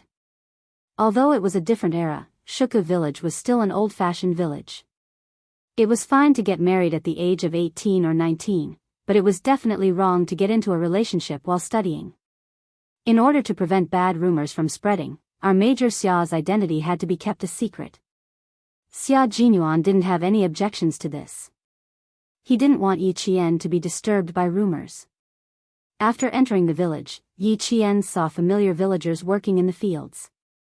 He greeted them with a smile. "Uncle, hi, it's getting hot." A villager who was bending over to pluck water plants in the fields heard his voice and immediately straightened up. He said in disbelief, "Little Yi, old Shin, hey, why are you guys back so soon? Old uncle just passed away yesterday. Why are you guys back so soon?" "Yes, we're back." "Uncle, hi, you go ahead." Yi Qian knew why they were surprised. Funerals in the village usually took a few days, but Grandpa Zhen only took a day from his death to his burial. It was normal for Uncle Hai to be surprised. Uncle Hai was the villager Yi Qian met on the first day after his rebirth. He even stood up for Yi Qian and scolded Sun Dongqing. With muddy hands, he carefully looked at Yi Qian's face and said, "I'll come to your house to enjoy the cool air. Your house is very cool." There was a mountain at the back, a peach forest in front, and a sea of bamboo on both sides. Summer was the coolest. After chatting with Uncle Hai for a while, Yi Qian met a few other villagers who had finished their work and were preparing to go home. They chatted as they walked, and when they found out that old Uncle Zhen had passed away peacefully, their conversation became much more relaxed. "Old uncle, you're so lucky. You suffered when you were young, but now you're living a good life. The military took care of you when you were alive, and you and the people in the military sent you off when you were dying. That's good, that's good. Yes, little Yi, you're doing well now." Old uncle was smiling when he left. It's clear that he has nothing to worry about and left peacefully. "You're the only military academy student in our town," another villager said with some pride. "You're the only military academy student in our town. All the villagers in the surrounding area have specially come to our village to see you. Our entire village feels proud of you." Principal Chen laughed. "Little Yi is thin-skinned and doesn't like to be publicized. If you guys continue talking, little Yi will be embarrassed." "What's there to be embarrassed about? That's how it is. Our village." Before the villager could finish his sentence, a sharp voice came from the front and interrupted him. "This is incredible. Fujian Town's famous person, the first military academy student, is finally willing to return to the village." Sun Dongqing, who was standing at the entrance of her house, made sure that her eyes weren't playing tricks on her. The moment she opened her mouth, she didn't say anything nice. Military school students are so amazing. They're even harder to find than my old Yi. TSK. Looks like you're already thinking of yourself as a big shot before you even begin. When the villagers heard this, their faces turned cold. They exchanged glances with each other and gestured for Yi Qian to ignore her. There was nothing much to say to this kind of person. Everyone knew that Sun Dongqing disliked little Yi the most. The villagers all knew this very well. However, now that she was the wife of a provincial official, she put on airs and looked like she wasn't someone to be trifled with. Just looking at her made people feel disgusted. She didn't return to the village all year round, but she just had to come back this year. Outside, people said that she came back to avoid the summer heat. Some even said that she didn't want to serve the paralyzed old lady Yi. In short, there were all kinds of rumors, but none of them were good. Don't pay attention to her. You can't afford to offend her, but you can avoid her. Little Yi, walk between us. Chapter 1378. The more stubborn villager snorted, "Why should we leave? She didn't do anything wrong. Why can't we have a chat? Don't be afraid, Yi girl. If she's so arrogant in the village, we won't be afraid of her. Normally, if there was a high-ranking official in the village, the villagers would respect him. However, Yi Jifan's family had become the target of the villagers' reverence. They didn't need his family to do anything, nor did they need Yi Jifan to show his face. All they had to do was nod their heads when they met. After all, who wouldn't go against the unreasonable Sun Dongqing for no reason? Principal Chen also said in a low voice, ever since she found out that you were admitted to the military academy, she hasn't stopped talking. The more you talk to her, the more energetic she gets. Old Chen is right. That's right.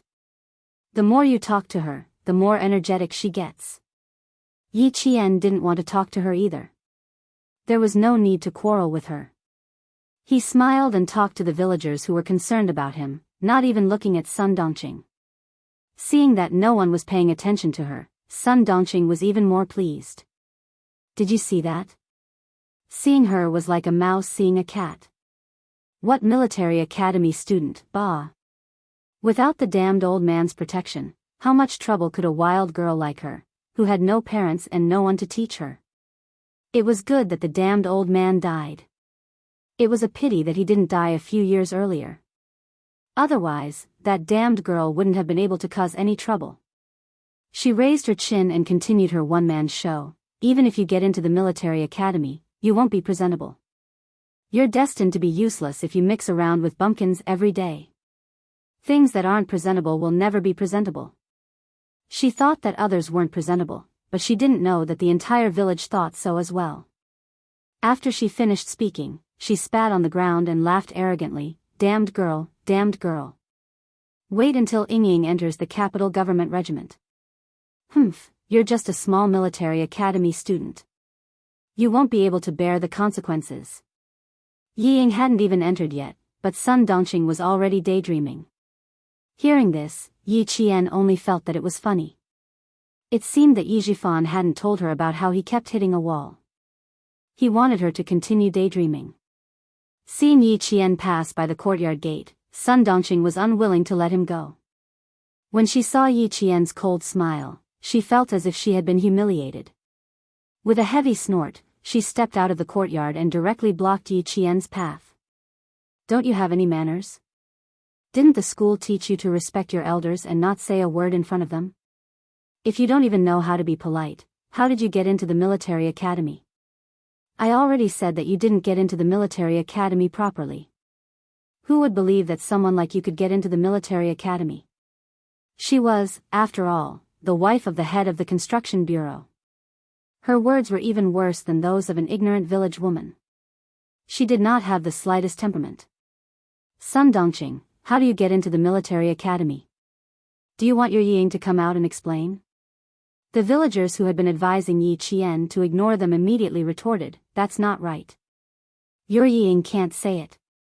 She didn't even take the college entrance exam. How would she know about the military academy? With just one sentence, Sun Dongqing was put on the spot. Her face alternated between green and white, which was very interesting. We're all from the same village. Do you think we don't know what happened to your family? Sun Dongqing, we know that you don't like Yi Qian. Yi Qian has already avoided you, but you still don't let it go.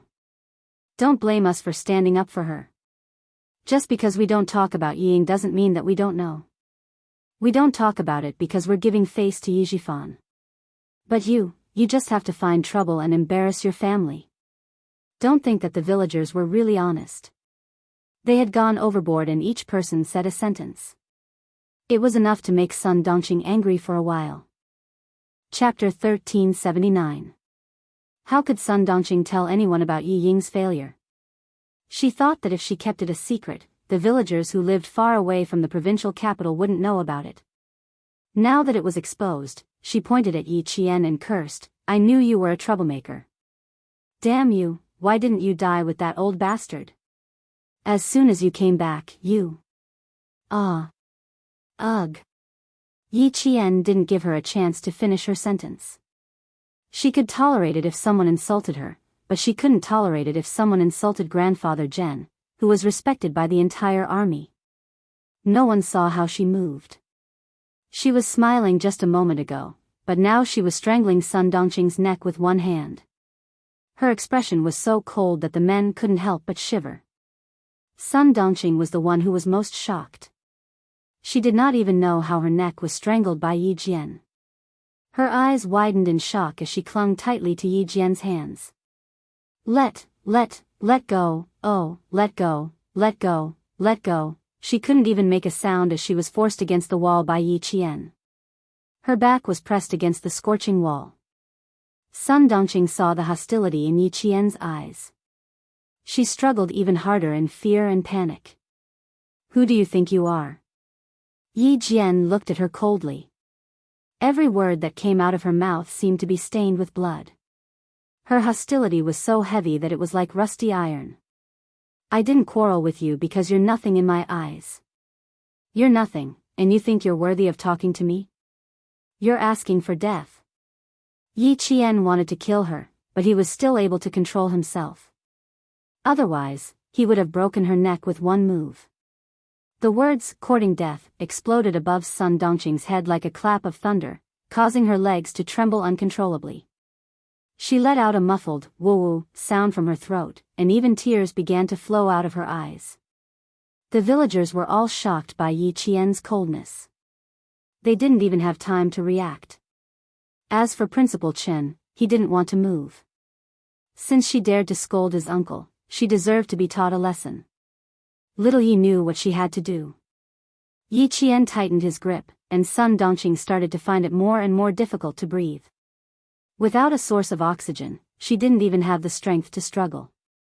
Her hands eventually became powerless as she hammered Yi Qian's right arm. Her eyes faintly rolled upward. Yi Qian wanted to kill her. She would really kill her. Sun Dongqing, who had never been so close to death and had never experienced what it felt like to die from suffocation, was scared. She was so scared that despair showed on her face. She wanted to ask the villagers for help, but she realized that none of them were looking at her. They were all looking at Yi Qian. No one helped her, no one stood up to stop her. It was as if they all wanted her to be strangled to death. Despair overwhelmed her, and a stream of warm water flowed down from between her legs. Little Yi, let go. The expressionless Principal Chen loosened his grip. She knows fear. The stunned villagers finally reacted. They all pulled Yi Qian's hand. Little Yi, that's enough, that's enough. She's just a cheap mouth. Just teach her a lesson. She's so scared that she's crying. Of course she knows fear. All right. As long as you've vented your anger, that's enough. No one went to help Sun Dongqing up. They were all men, so how could they help her? If they didn't help her properly, this woman might accuse them of molesting her. She deserved it, she really deserved it. The dead should be respected. She still dared to scold them like this. She should be taught a lesson. Chapter 1380. No one really thought that Yi Qian was wrong. Just like what Sun Dongqing said just now, if he had a son or a daughter at home, he would have already taken a weapon and smashed the door. At noon, the sun was scorching hot, so hot that the cicadas on the trees were like withered leaves. They would occasionally chirp for a while before they stopped. Sun Dongqing, who was sitting by the wall of her yard, panted heavily. She did not even know when Yi Jian had left after escaping death. She was panting heavily. After being exposed to the sun for at least 10 minutes, Sun Dongqing, whose face was still pale, finally stood up with trembling legs. Before she could stand up straight, she fell back down and sat on the spot where she had spilled the yellow soup. She didn't care about being angry anymore, she just wanted to hurry back to her house and lock the door. Scared, she was scared, really scared. Yi Qian wanted to kill her, he really would have killed her just now. If it wasn't for Chen Dongfeng stopping him, she wouldn't have been able to get up and lie on the ground now. Sun Dongqing, who was so scared that tears came out of her eyes, finally crawled back to her house. She really didn't have the strength to stand up. Even if it was just a few steps, her knees were so weak that she couldn't exert any strength. At that time, Yi Qian was already sitting at the village head's house, eating a sumptuous lunch while chatting. He didn't mention anything about Uncle Jen, only saying that she didn't return to the village because the school arranged for her to be in military training. After lunch, he chatted and laughed with the two elders in the village as he walked back to his house. After passing through the peach forest, he saw that the villagers were all sitting outside his house. Uncle Chen was still the most experienced. After lunch, he hurried back. Otherwise, he would have locked the villagers outside his house. Although the sun was in the afternoon, Yi Qian's house was indeed cool. The elders sat in the living room, while the younger ones leaned against the door or sat directly under the beams outside the house. They held thin fans in their hands and fanned themselves as they talked. The villagers of Shuku village all knew about Uncle Jen's death and that he was buried in the cemetery of martyrs. The elderly couldn't help but wipe away their tears and sigh as they talked. They didn't forget to comfort Yi Qian. The village chief, Zhang Difu, was the most authoritative person in the village. Looking at the only military academy student in town, as the village chief, he was also worried that the departure of his uncle would affect her studies. Furthermore, Uncle Jen had mentioned before that if he was not around, the village would still need to take care of Yi Qian. After waiting for the elders in the village to finish speaking, he turned to Yi Qian and said earnestly, "When people are born, they will grow old. No one can control it. Old uncle died of old age. Good people have good karma. Little Yi, you don't have to be too sad. Uncle doesn't want to see you crying all day. The village chief is right. Little Yi, you're a military academy student. You're going to be a soldier. They always say on TV that blood is shed but not shed tears. You can't cry so easily." They also brought up Yi Qian's admission into the military academy. Uncle Jen passed away peacefully, reminding Yi Qian to take good care of herself when she was alone outside. If she lacked anything, she should give the village a call and other similar concerns. Yi Qian answered them all politely and respectfully. The villagers who listened to her liked her even more. Look at little Yi. She was so much better than Yi Ying. That girl, she was impatient when asked a question. She liked to talk about how her father was and how he was. She even liked to say, "You don't understand." It was more than a little tiring to talk to her. There was also Sun Dongqing, who looked down on the villagers but liked to show off in front of them. Now, the villagers of Shuku village had a very bad impression of Yi Ying. Compared to Yi Qian, there was no comparison. Chapter 1381. Yi Jian, who only stayed in the village for one night, left Shuku village at 5:00 in the morning the next day. It was not until 7:00 in the morning that the villagers wanted to call Yi Jian to their house for dinner that they realized she had already left. This girl is still the same as before. She's afraid of disturbing others. Principal Chen smiled and said, she was in a rush to catch the train and was afraid that she would miss the news. She's also a reliable person. I didn't even wake up before she packed her luggage and left. The child had grown up and was finally flying away. Headmaster Chen chatted and laughed with the villagers as they walked towards the vegetable garden. Little Yi had gone to school, so he tidied up the vegetable garden. He had to report to the army the day after tomorrow. Yi Qian wasn't the only one who left early in the morning. Sun Dongqing also left. Before I left, I repeatedly reminded you that if Yi Qian comes back, don't go head-to-head with her. Yi Zhifan, who had driven home early in the morning, scolded Sun Dongqing in a low voice after receiving a call from his wife. Look at you. She didn't even enter the house before you blocked her way. You even dared to scold Uncle General Sun Dongqing. Are you out of your mind? Yi Zhifan didn't even enter the house. He immediately drove away after picking up Sun Dongqing. He couldn't afford to lose face like that. Sun Dongqing, who hadn't slept the entire night, was still battered and exhausted. Her hair was uncombed and her face was swollen. She covered her neck with dole marks and retorted, Yi Zhifan, do you still have a conscience? I was almost killed by a silly girl. Instead of standing up for me, you scolded me. Are you a fucking man? Yi Qian had been ruthless yesterday, so her voice was hoarse when she spoke. Silly girl, Sun Dongqing, she wanted to kill you. Do you still think she's a silly girl? Yi Zhifan really didn't want to bother with this stupid girl of his. She kept finding trouble for him all day long and never stopped. That's right. Yi Qian really wanted to kill her yesterday.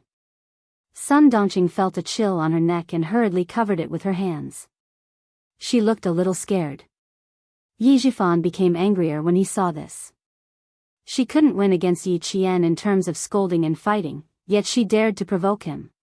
Zhang Difu had called last night and said that the villagers of Shuku village would not dare to have anything to do with Director Yi in the future. They were afraid that Sun Dongqing would bully them to their ancestral grave. These words were extremely heavy. He was, after all, an official from Shuku village. If even the local people didn't recognize him, what kind of good reputation would he have if word got out? Who knew what kind of trouble they would stir up if they let their political opponents seize the opportunity? His career was going to be affected. Yi Zhifan's eyes flashed with anger, and his voice became more ferocious. Do you think you can take advantage of her by scolding her? Sun Dongqing, do you want to send me out for investigation and have the provincial government dismiss me? Only then will you be satisfied. It would have been fine if you had the upper hand, but in the end, you were almost killed by her. I say, why didn't I really kill you? Yi Zhifan was also very angry. He was still thinking of ways to get closer to the military officers who attended old Uncle Jen's funeral yesterday, but she blocked all his paths with one sentence.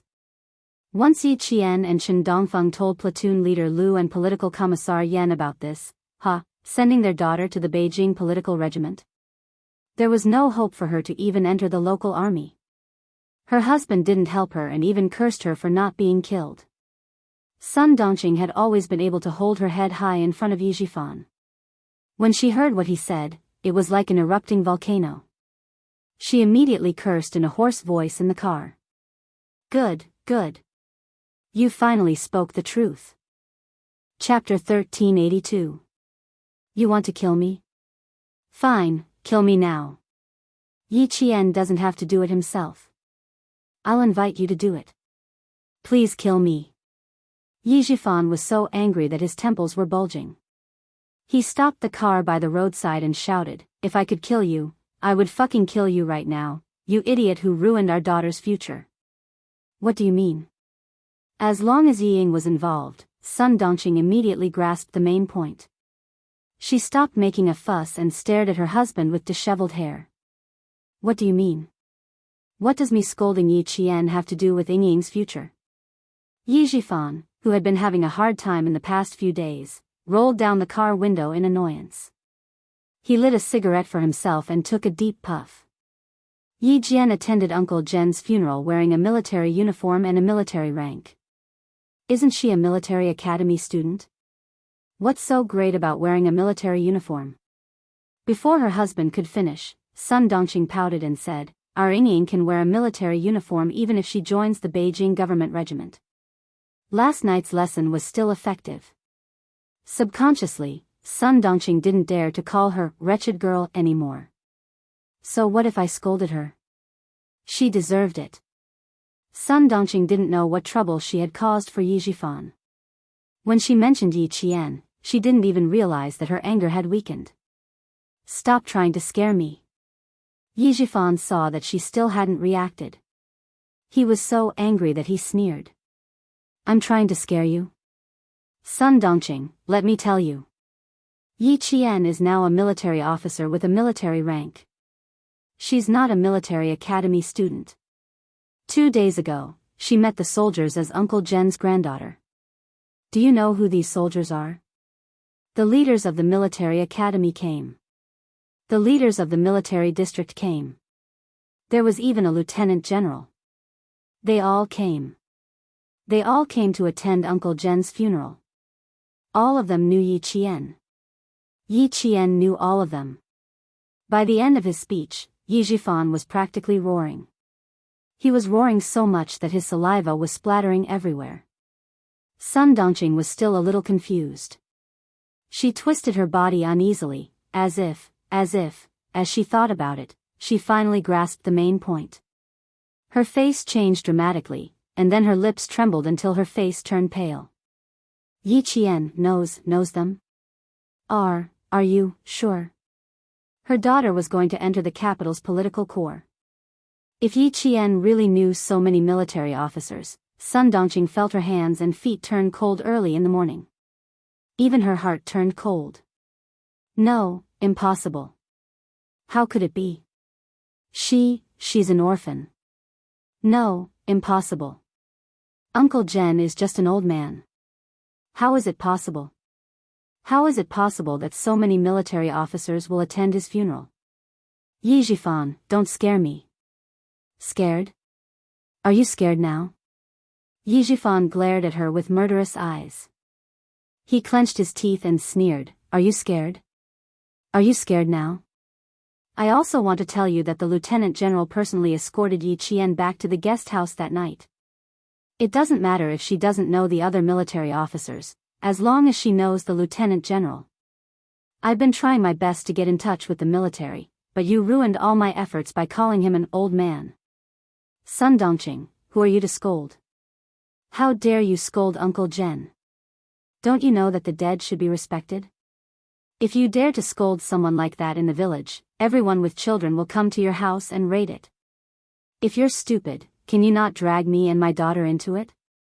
Yi Qian only needs to report what happened yesterday to the military officers he knows. My daughter wants to enter the capital's political corps? I'm telling you, don't even think about entering the local military. Chapter 1383. Sun Dongqing was dumbfounded. I don't know. I thought that Yi Qian would return to normal after old man Zhen died. I don't know. You didn't say anything. How would I know when I was in the village? She stuttered and couldn't finish her sentence. She was so flustered that she didn't know what to say. You didn't tell me a single thing. How would I know that she could be so powerful? I would know who she was and who she was and who she was. If I went and saw the scene, I wouldn't dare to say anything. The more Sun Dongqing spoke, the more anxious she became. She turned around and stamped her feet. She was like an ant on a hot pan.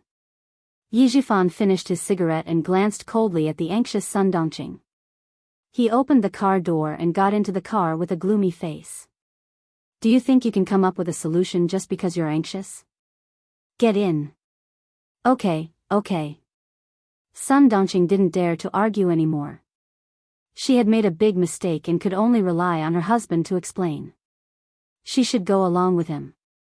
The most important thing now was to settle her daughter's matter. I've thought about it. You should go and apologize to Yi Qian first, then go to the cemetery and offer a wreath to old uncle. Yi Zhifan couldn't think of a better solution. He could only apologize to Yi Qian and ask her not to tell anyone. Other than that, he couldn't think of any other solution. You want me to apologize? Sun Dongqing's face fell. She felt a pain in her chest. I was almost killed by her. You want me to apologize to her? Do I have to be so cheap? She was so angry. So angry. If you want to apologize to her, you have to see if she accepts it or not. Yi Zhifan didn't want to say anything else. He prepared himself for the worst. If she really couldn't enter the army, then she would be sent abroad. Sun Dongqing's chest was not only hurting, but her liver was also hurting. After a while, she suppressed her anger and said through gritted teeth, apologize. For Yingying, I'll even kneel and apologize. Where is she? Go and find her now. For the sake of her daughter's future, she was willing to give up her dignity. As long as her daughter was successful, she would teach Yi Qian a lesson one day. If I knew where she was, I would have brought you there when I came back. Go straight to her school. Yi Zhifan was probably too angry. Every time he spoke, he clenched his jaw tightly. Even his hands gripped the steering wheel so tightly that his knuckles looked ferocious. Both husband and wife were in a bad mood. The gloominess on their faces was so thick that even the sun outside couldn't disperse it. Yi Qian, who was driving, did not expect that Yi Zhifan and his wife would go to the school to look for Yi Ying because of her. He glanced at Xia Jinyuan several times from the corner of his eyes, who was resting with his eyes closed. Before he could look away, he heard him say lazily, "Little fox, if you continue to peek at me like this, you're going to steal my sleepiness away." Caught red-handed, Yi Qian did not feel awkward. Instead, he smiled and said, "I still don't know who won the competition between you and them." As soon as he returned to the army, he was directly dragged to the shooting range and obstacle course by Lu Tuan and Commissar Yen to compete with the soldiers. Lu Tuan only told her that Captain Xia fought against dozens of soldiers alone, but did not tell her the final result. There can only be one result. Xia Jinyuan laughed. His elegant and handsome face was slightly mischievous. He sighed and said, "Poor 24 soldiers. They're probably still being punished right now." When competing with a Special Forces soldier in a comprehensive skill competition, the results were usually not optimistic. But she didn't expect him to be so merciless. "You know that they're pitiful? Why didn't you show them mercy?" Chapter 1384. I can't go easy on you. Commander Lu and Political Commissar Yen said that they want to test if I'm qualified to be your boyfriend. Little fox, in order to prove to them that I'm qualified to be your boyfriend, I did my best. Xia Jinyuan, who was no longer sleepy, turned sideways and gazed tenderly at the girl he loved. When he saw her smile at his words, he couldn't help but smile too. I can't go easy on you in yesterday's competition. If I lost, Commander Lu and Political Commissar Yen would definitely call you and advise you to reconsider carefully. Don't agree to be my wife. Captain Xia, where did Brother Z say he was waiting for us? Yi Qian didn't want to know the result. She only knew that if she continued talking, the thick-skinned Xia Jinyuan would say more things that would make her blush. She changed the topic abruptly, which made Xia Jinyuan raise his eyebrows and laugh.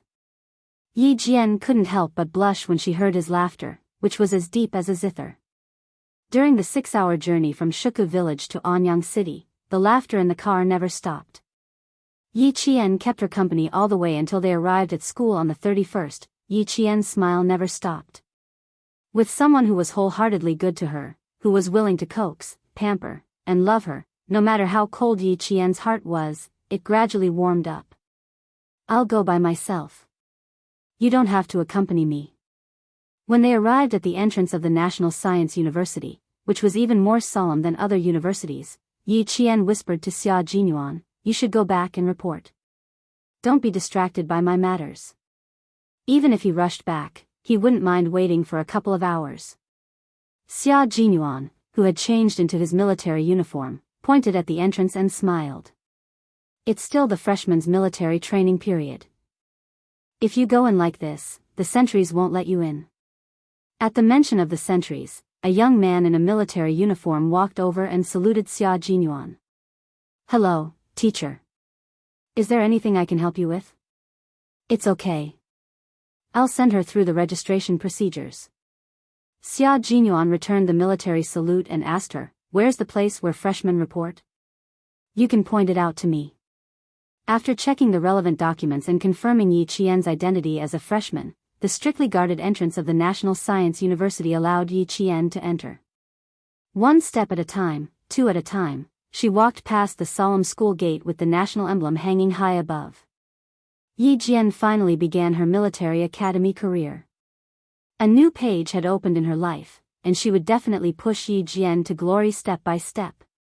Congratulations, little fox, you're one step closer to your goal. Xia Jinyuan personally handed the trainee's uniform to Yi Jian. He gazed deeply at the girl who was chasing after him as her goal. "I spent 4 years here. Now you're going to spend 4 years here too. Little fox, we'll meet in the army 4 years later." His little fox had finally grown into a pine tree that could stand proud in the wind and snow. As for him, he was waiting for her return in 4 years. Freshman, Yi Qian reporting for duty. Late freshman, late report. Freshman Yi Qian finally walked in front of the 45 freshmen. As a girl and one of the only 3 girls in the class, Yi Qian's appearance was like a cool breeze on a hot summer day, blowing away the heat of the 42 boys. The ones in charge of the military training were 4th-year students of the National Science University. Following the old rules of the National Science University, the freshmen's instructors were all outstanding fourth-year seniors. Although the person in charge of the military training was a fourth-year student, he could see the qualifications of an officer from them. His expression was cold and resolute, and his eyes were as sharp as swords. Yi Jian straightened his back and accepted the gaze. Chapter 1385. The military academy's military training was an order from the headquarters. The freshmen would complete their military training a month earlier than other freshmen. The freshmen had to follow the rules on the notice and end their summer vacation a month earlier to complete the military training, which was much more intense than other freshmen. Freshmen did not have any conditions to avoid the military training, because only by going through the cruel and strict military training could they wear the glorious military uniform and become a member of the military academy. The freshmen would have to go through everything from formation, housekeeping, discipline, general knowledge, basic tactics, light weapons usage, knowledge of the different branches of the military, and so on during their military training. All freshmen were required to complete their transformation from local youths to qualified soldiers as soon as possible, to adapt to military life in advance, to abide by all rules and regulations, and to obey orders unconditionally. All freshmen obeyed strictly, even if they were so tired that they could only crawl back to their dorms on the first day. They would grit their teeth and continue to persevere on the second day. Some people could not take it anymore and proposed to drop out in a fit of anger. That day, they were summoned by the political instructor for a talk, but the next day, they could be seen on the training field again. Since you chose to apply for the military academy, you should know that this is not a place where you can come and go as you please. No one wants to be special, and no one can escape the orders of the headquarters. No matter how good your college entrance exam results are, you will not be special here. Persevere is your only choice. No one wanted to be special, no one could escape from military training. Then, this freshman Yi Qian who had suddenly appeared before them, why didn't she come to participate in the military training earlier? Being stared at by the senior year seniors and all 45 students in the class, Yi Qian maintained the standard standing posture with her stomach tucked in and chest puffed out, accepting the baptism of their gazes. Only the higher-ups of the military academy knew that Yi Qian had gone to the island to complete the frogman training. The senior year monitor in charge of the military training did not have the right to know, so when Yi Qian suddenly appeared, he was stunned for 3 seconds. In a breath, he immediately reacted and said, "Fall in." He was not sure what the situation was, but the freshman Yi Qian could still complete the registration without participating in the military training, and even receive the training uniform to participate in the final day of the military training assessment. It could be seen that she had already submitted the relevant documents to the military division to be exempted from the military training, and with the approval of the military division and the school, she was exempted from the military training. Since she had rushed to the final physical fitness test, then she would have to complete the test like all the other freshmen. The student monitor only took 3 seconds to figure out the crux of the matter. Without any questions, he immediately allowed Yi Qian to return to the team. 8 pull-ups on the horizontal bar. You have completed 3 exercises on the horizontal bar. 7 pull-ups on the horizontal bar. You have completed 3 exercises on the horizontal bar. The afternoon was the comprehensive military training physical fitness test, which was also to check the freshmen's physical fitness results for the past month. The instructor announced the subjects that needed to be tested in the afternoon one by one: 1500 m lightweight, fully armed running test, 800 m running test, and sit-up test. All test subjects will be scored according to the physical fitness test scoring standards. Each test will be scored on a 100-point system. After the student monitor finished explaining the physical fitness test, a smile suddenly appeared on his serious face. "Junior brothers and sisters, I wish you all the best in advance for passing the test and getting your own set of military uniforms." His gaze gradually shifted to Yi Qian, who was standing in the first row. "Freshman Yi Qian, are you ready?" "Ready for the test at any time." Yi Qian replied calmly. This was her journey, so how could she not be prepared? Chapter 1386. Looking at the girl standing straight in front of them and listening to her confident and calm answer, the male students in the class who were physically superior were inexplicably nervous. A few words flashed across their minds: "A strong opponent has arrived." The class monitor, who had switched his identity to senior brother, nodded and smiled. Not bad, very confident. What we need is confidence. Also, I have something to tell you. Students with good physical fitness will enjoy a lot of benefits in the future. As long as your results are excellent this month, you can arrange your training time for the next month. Pointing at himself, the senior brother boasted immodestly, for example, I can arrange my own training time for 4 months a year. Every time I go back to the dorm and see them tired like a cow, I go to the lab refreshed. So proud. In other words, the senior brother class monitor in front of them was not only a top student, he was also a top student in physical fitness. In the military academy, physical fitness and studies are equally important. They are both called second lives by us military academy students. Sometimes, they are even more important than studies. Especially the physical fitness assessment that has a mini-exam every week and a major exam every month. You guys have to be mentally prepared. Many weak students who only study in high school for the sake of getting into a good school have no choice but to sacrifice their free time and weekend time for extra physical training once they can't pass the test. Junior brothers and sisters, do your best. This assessment will affect your physical fitness arrangements for the next month.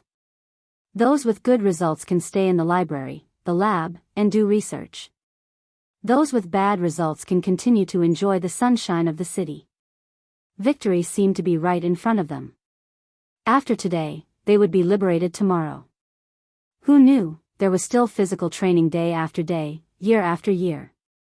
The faces of those with weaker physical fitness immediately turned a little pale. Rest here for 10 minutes. The 2 brothers next door are done. Let's go to class. A sharp whistle sounded. The senior brother reverted to his role as class monitor in a second and shouted, "Attention, at ease." Dismissed. All of a sudden, the students, who were under a lot of psychological pressure, were dismissed for a break, but none of them smiled. A few of the more arrogant boys tightened their grip on their training uniforms and said unhappily, "Are you kidding me? There's a small test every week, and a big test every month. Are we still going to study? Are we here to study or to train? Fuck. What kind of arrangement is this? Stop talking, you're not the only one like this. We're all like this. Second year, third year, and fourth year are all the same. How can we be an exception? TSK, don't talk about how can we be an exception. Isn't there an exception in our class? That freshman called Yi Qian, how can she be an exception? Fuck. We came here a month in advance, just in time to be exposed to the sun the most. She, on the other hand, came here so easily. Another boy picked up the uniformly issued military water bottle and drank a few mouthfuls of water. He continued to complain, she looks quite good. I'm afraid she's from a senior official's family. She's just starting to get special treatment. I don't know how much special treatment she will get in the future. Do you want to be scolded again? Haven't you learned your lesson from last time? The male student sitting next to him warned him in a low voice.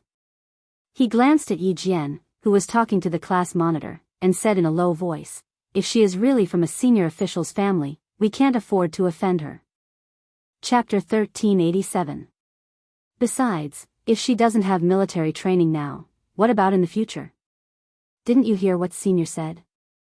If she doesn't pass the physical fitness test, she'll have to suffer. Right now, it's called suffering the hardest to rise above the rest. It probably had a psychological effect. A few of the male students who were unhappy about Yi Qian not participating in the military training finally felt a bit better. Actually, it wasn't a big deal. They just felt that it was unfair and said a few words. Under the scorching sun, the students who were resting on the spot were sweating profusely. More or less, they were talking about the students who were parachuted in. One of the students suddenly let out an "ah" and slapped his forehead hard. He said to the students beside him, "Yi Jian, Yi Jian. She's that Yi Qian. The national top scorer, Yi Qian." Those who were able to get into the National University of Science and Technology were all students with good overall grades. With this mention, a few people immediately reacted, yes, yes, yes, it's that Yi Qian. Her score is shockingly high. Oh my god, so she also got into our school. Once the conversation started, almost all of it revolved around Yi Qian. The student monitor was explaining the morning's test subjects to Yi Qian. Student, since you're here, you can make up for the morning's test subjects. You can report with me later. After the afternoon's test, you can make up for the morning's test. Push-ups, standing long jump, 10m x 4m run, sit-ups, squats. Yi Qian's focus was not on these subjects, but on the brackets behind each subject. In the brackets, there was the word unlimited. Excuse me, I want to know what unlimited means. She wasn't worried that she wouldn't be able to pass the simple tests and the tests with additional conditions. She just wanted to understand the rules in detail. The class monitor explained while crying, it means there's no time limit.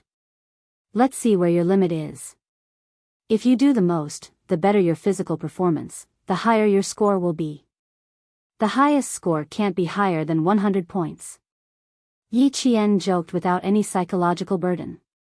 The senior year class monitor said seriously, we can add a 100 plus to it to represent excellence. Then there was no problem. Yi Qian smiled slightly and pointed at the earliest test, the 5 kilometers cross-country run. Then I'll leave this for tonight. Can we arrange it tonight? Her sudden appearance directly caused some students to be dissatisfied. In a military school that emphasized strength, Yi Qian didn't mind using her strength to tell the students that she didn't come because she didn't want to come, nor was it because she wanted to avoid military training. He glanced at the male students who were drinking water and said with a smile, let's finish the test in one day. Yi Qian, Yi Qian, Yi Qian, Yi, Yi Qian, Qian, Qian, Qian, Qian, and Qian, Qian, Qian. She still wanted to enjoy the 4 years of military academy life. Sure, we'll arrange it. Since the freshmen were on the stage, the senior class monitor was also relaxed. He maintained a serious expression and reminded Yi Jian, you'll be the last one to go up later. Let's see how they test. Aren't we taking the test together? Yi Qian narrowed her eyes slightly and had an idea, it's a bit late to be the last one. How about this, I'll go finish the afternoon test first, then rush back to finish the morning test. How about that? There were students who took the initiative to take the test, but most of them were students with excellent physical fitness during military training.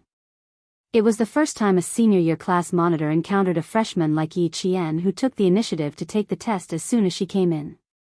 Chapter 1388. The class leader didn't immediately agree to Yi Qian's request. She pondered for a moment before saying, I need to report first. You can rest here first. I'll. Class 3's class leader, come here for a moment. A loud male voice sounded. The head instructor in charge of the freshmen strode over.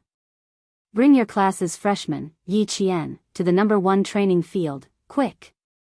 Yi Qian was standing beside the class leader. When he heard this, he saluted the head instructor and reported, Freshman Yi Qian, reporting. You. The head instructor glanced over when he received the order from the General Affairs Department. Yi Qian? His voice was quite imposing, but he was a bit skinny. Still. The head instructor seemed to want to say something, but after a slight pause, he said, okay, go to the number 1 training field and complete the test with class 6 students. Then rush back to complete the afternoon test. Yi Qian didn't even need to say anything. The school immediately arranged for her to finish the test as soon as possible. After speaking to Yi Qian, he said to the class leader, call a few students over to record their scores. Class 6 students are currently taking their own test. She needs a scorer. Yes. The class leader turned around and called out names. You guys, follow the head instructor. The boys who were called out stiffened. They were just saying that the freshmen didn't come to military training because the governor's family was giving them special treatment. In the end, they were taken away by the head instructor. When they stood up, their faces were a bit gloomy. When they left with the head instructor, the rest of the students were a bit surprised. The class leader explained, Yi Qian will finish our morning test and come back later for the afternoon test. No way. After finishing our morning test, she'll immediately start the afternoon test. I only knew her grades were good, but I didn't know she could do this. She still has to take the test regardless. The fourth-year class leader's expression changed instantly. His entire face turned cold. He shouted at the students who still had 5 minutes of rest time, "You guys are still discussing other people's grades. Looks like you guys are quite energetic. Everyone, stand up." None of the students dared to say a word. They all got up and stood up. "Since you guys are so energetic, stand at attention for half an hour." He didn't do anything else but make them stand in a military posture. Senior brother class monitor was really ruthless. "Don't move your hands. Keep your head straight. Keep your feet together. Open your eyes wide and look straight ahead." Standing in a military posture was also known as the military posture. It was the first lesson for every soldier when they stepped into the military camp. It was the same for the military academy students. It could be said that the military uniform was the mother of all military movements, and the meaning behind it was also quite deep. Yi Qian had been training for more than 5 years, so she had to stand at attention for at least 2 hours a day. Once she stood there, her military posture and appearance were miles ahead of the male students standing behind her. The male students couldn't tell the difference between her and them, but the chief instructor could tell at a glance. He nodded discreetly and signaled for Yi Qian to begin the test. In the General Affairs office, Xia Jinyuan was talking to the former head teacher. "It's good to let her finish the test with the rest of the class today. The students nowadays are not as honest as we used to be. They all have their own ideas. She didn't come to participate in the military training. Her sudden appearance will bring criticism. You once taught us that strength is always the most powerful form of resistance. Let her use her strength to resist the attacks of criticism." The head of General Affairs looked at the most outstanding student under him, who had graduated nearly 5 years ago. He laughed and said, "Oh, you're still the same as before. You haven't changed at all." "That's right. Back then, you used this method to repay the students who criticized you.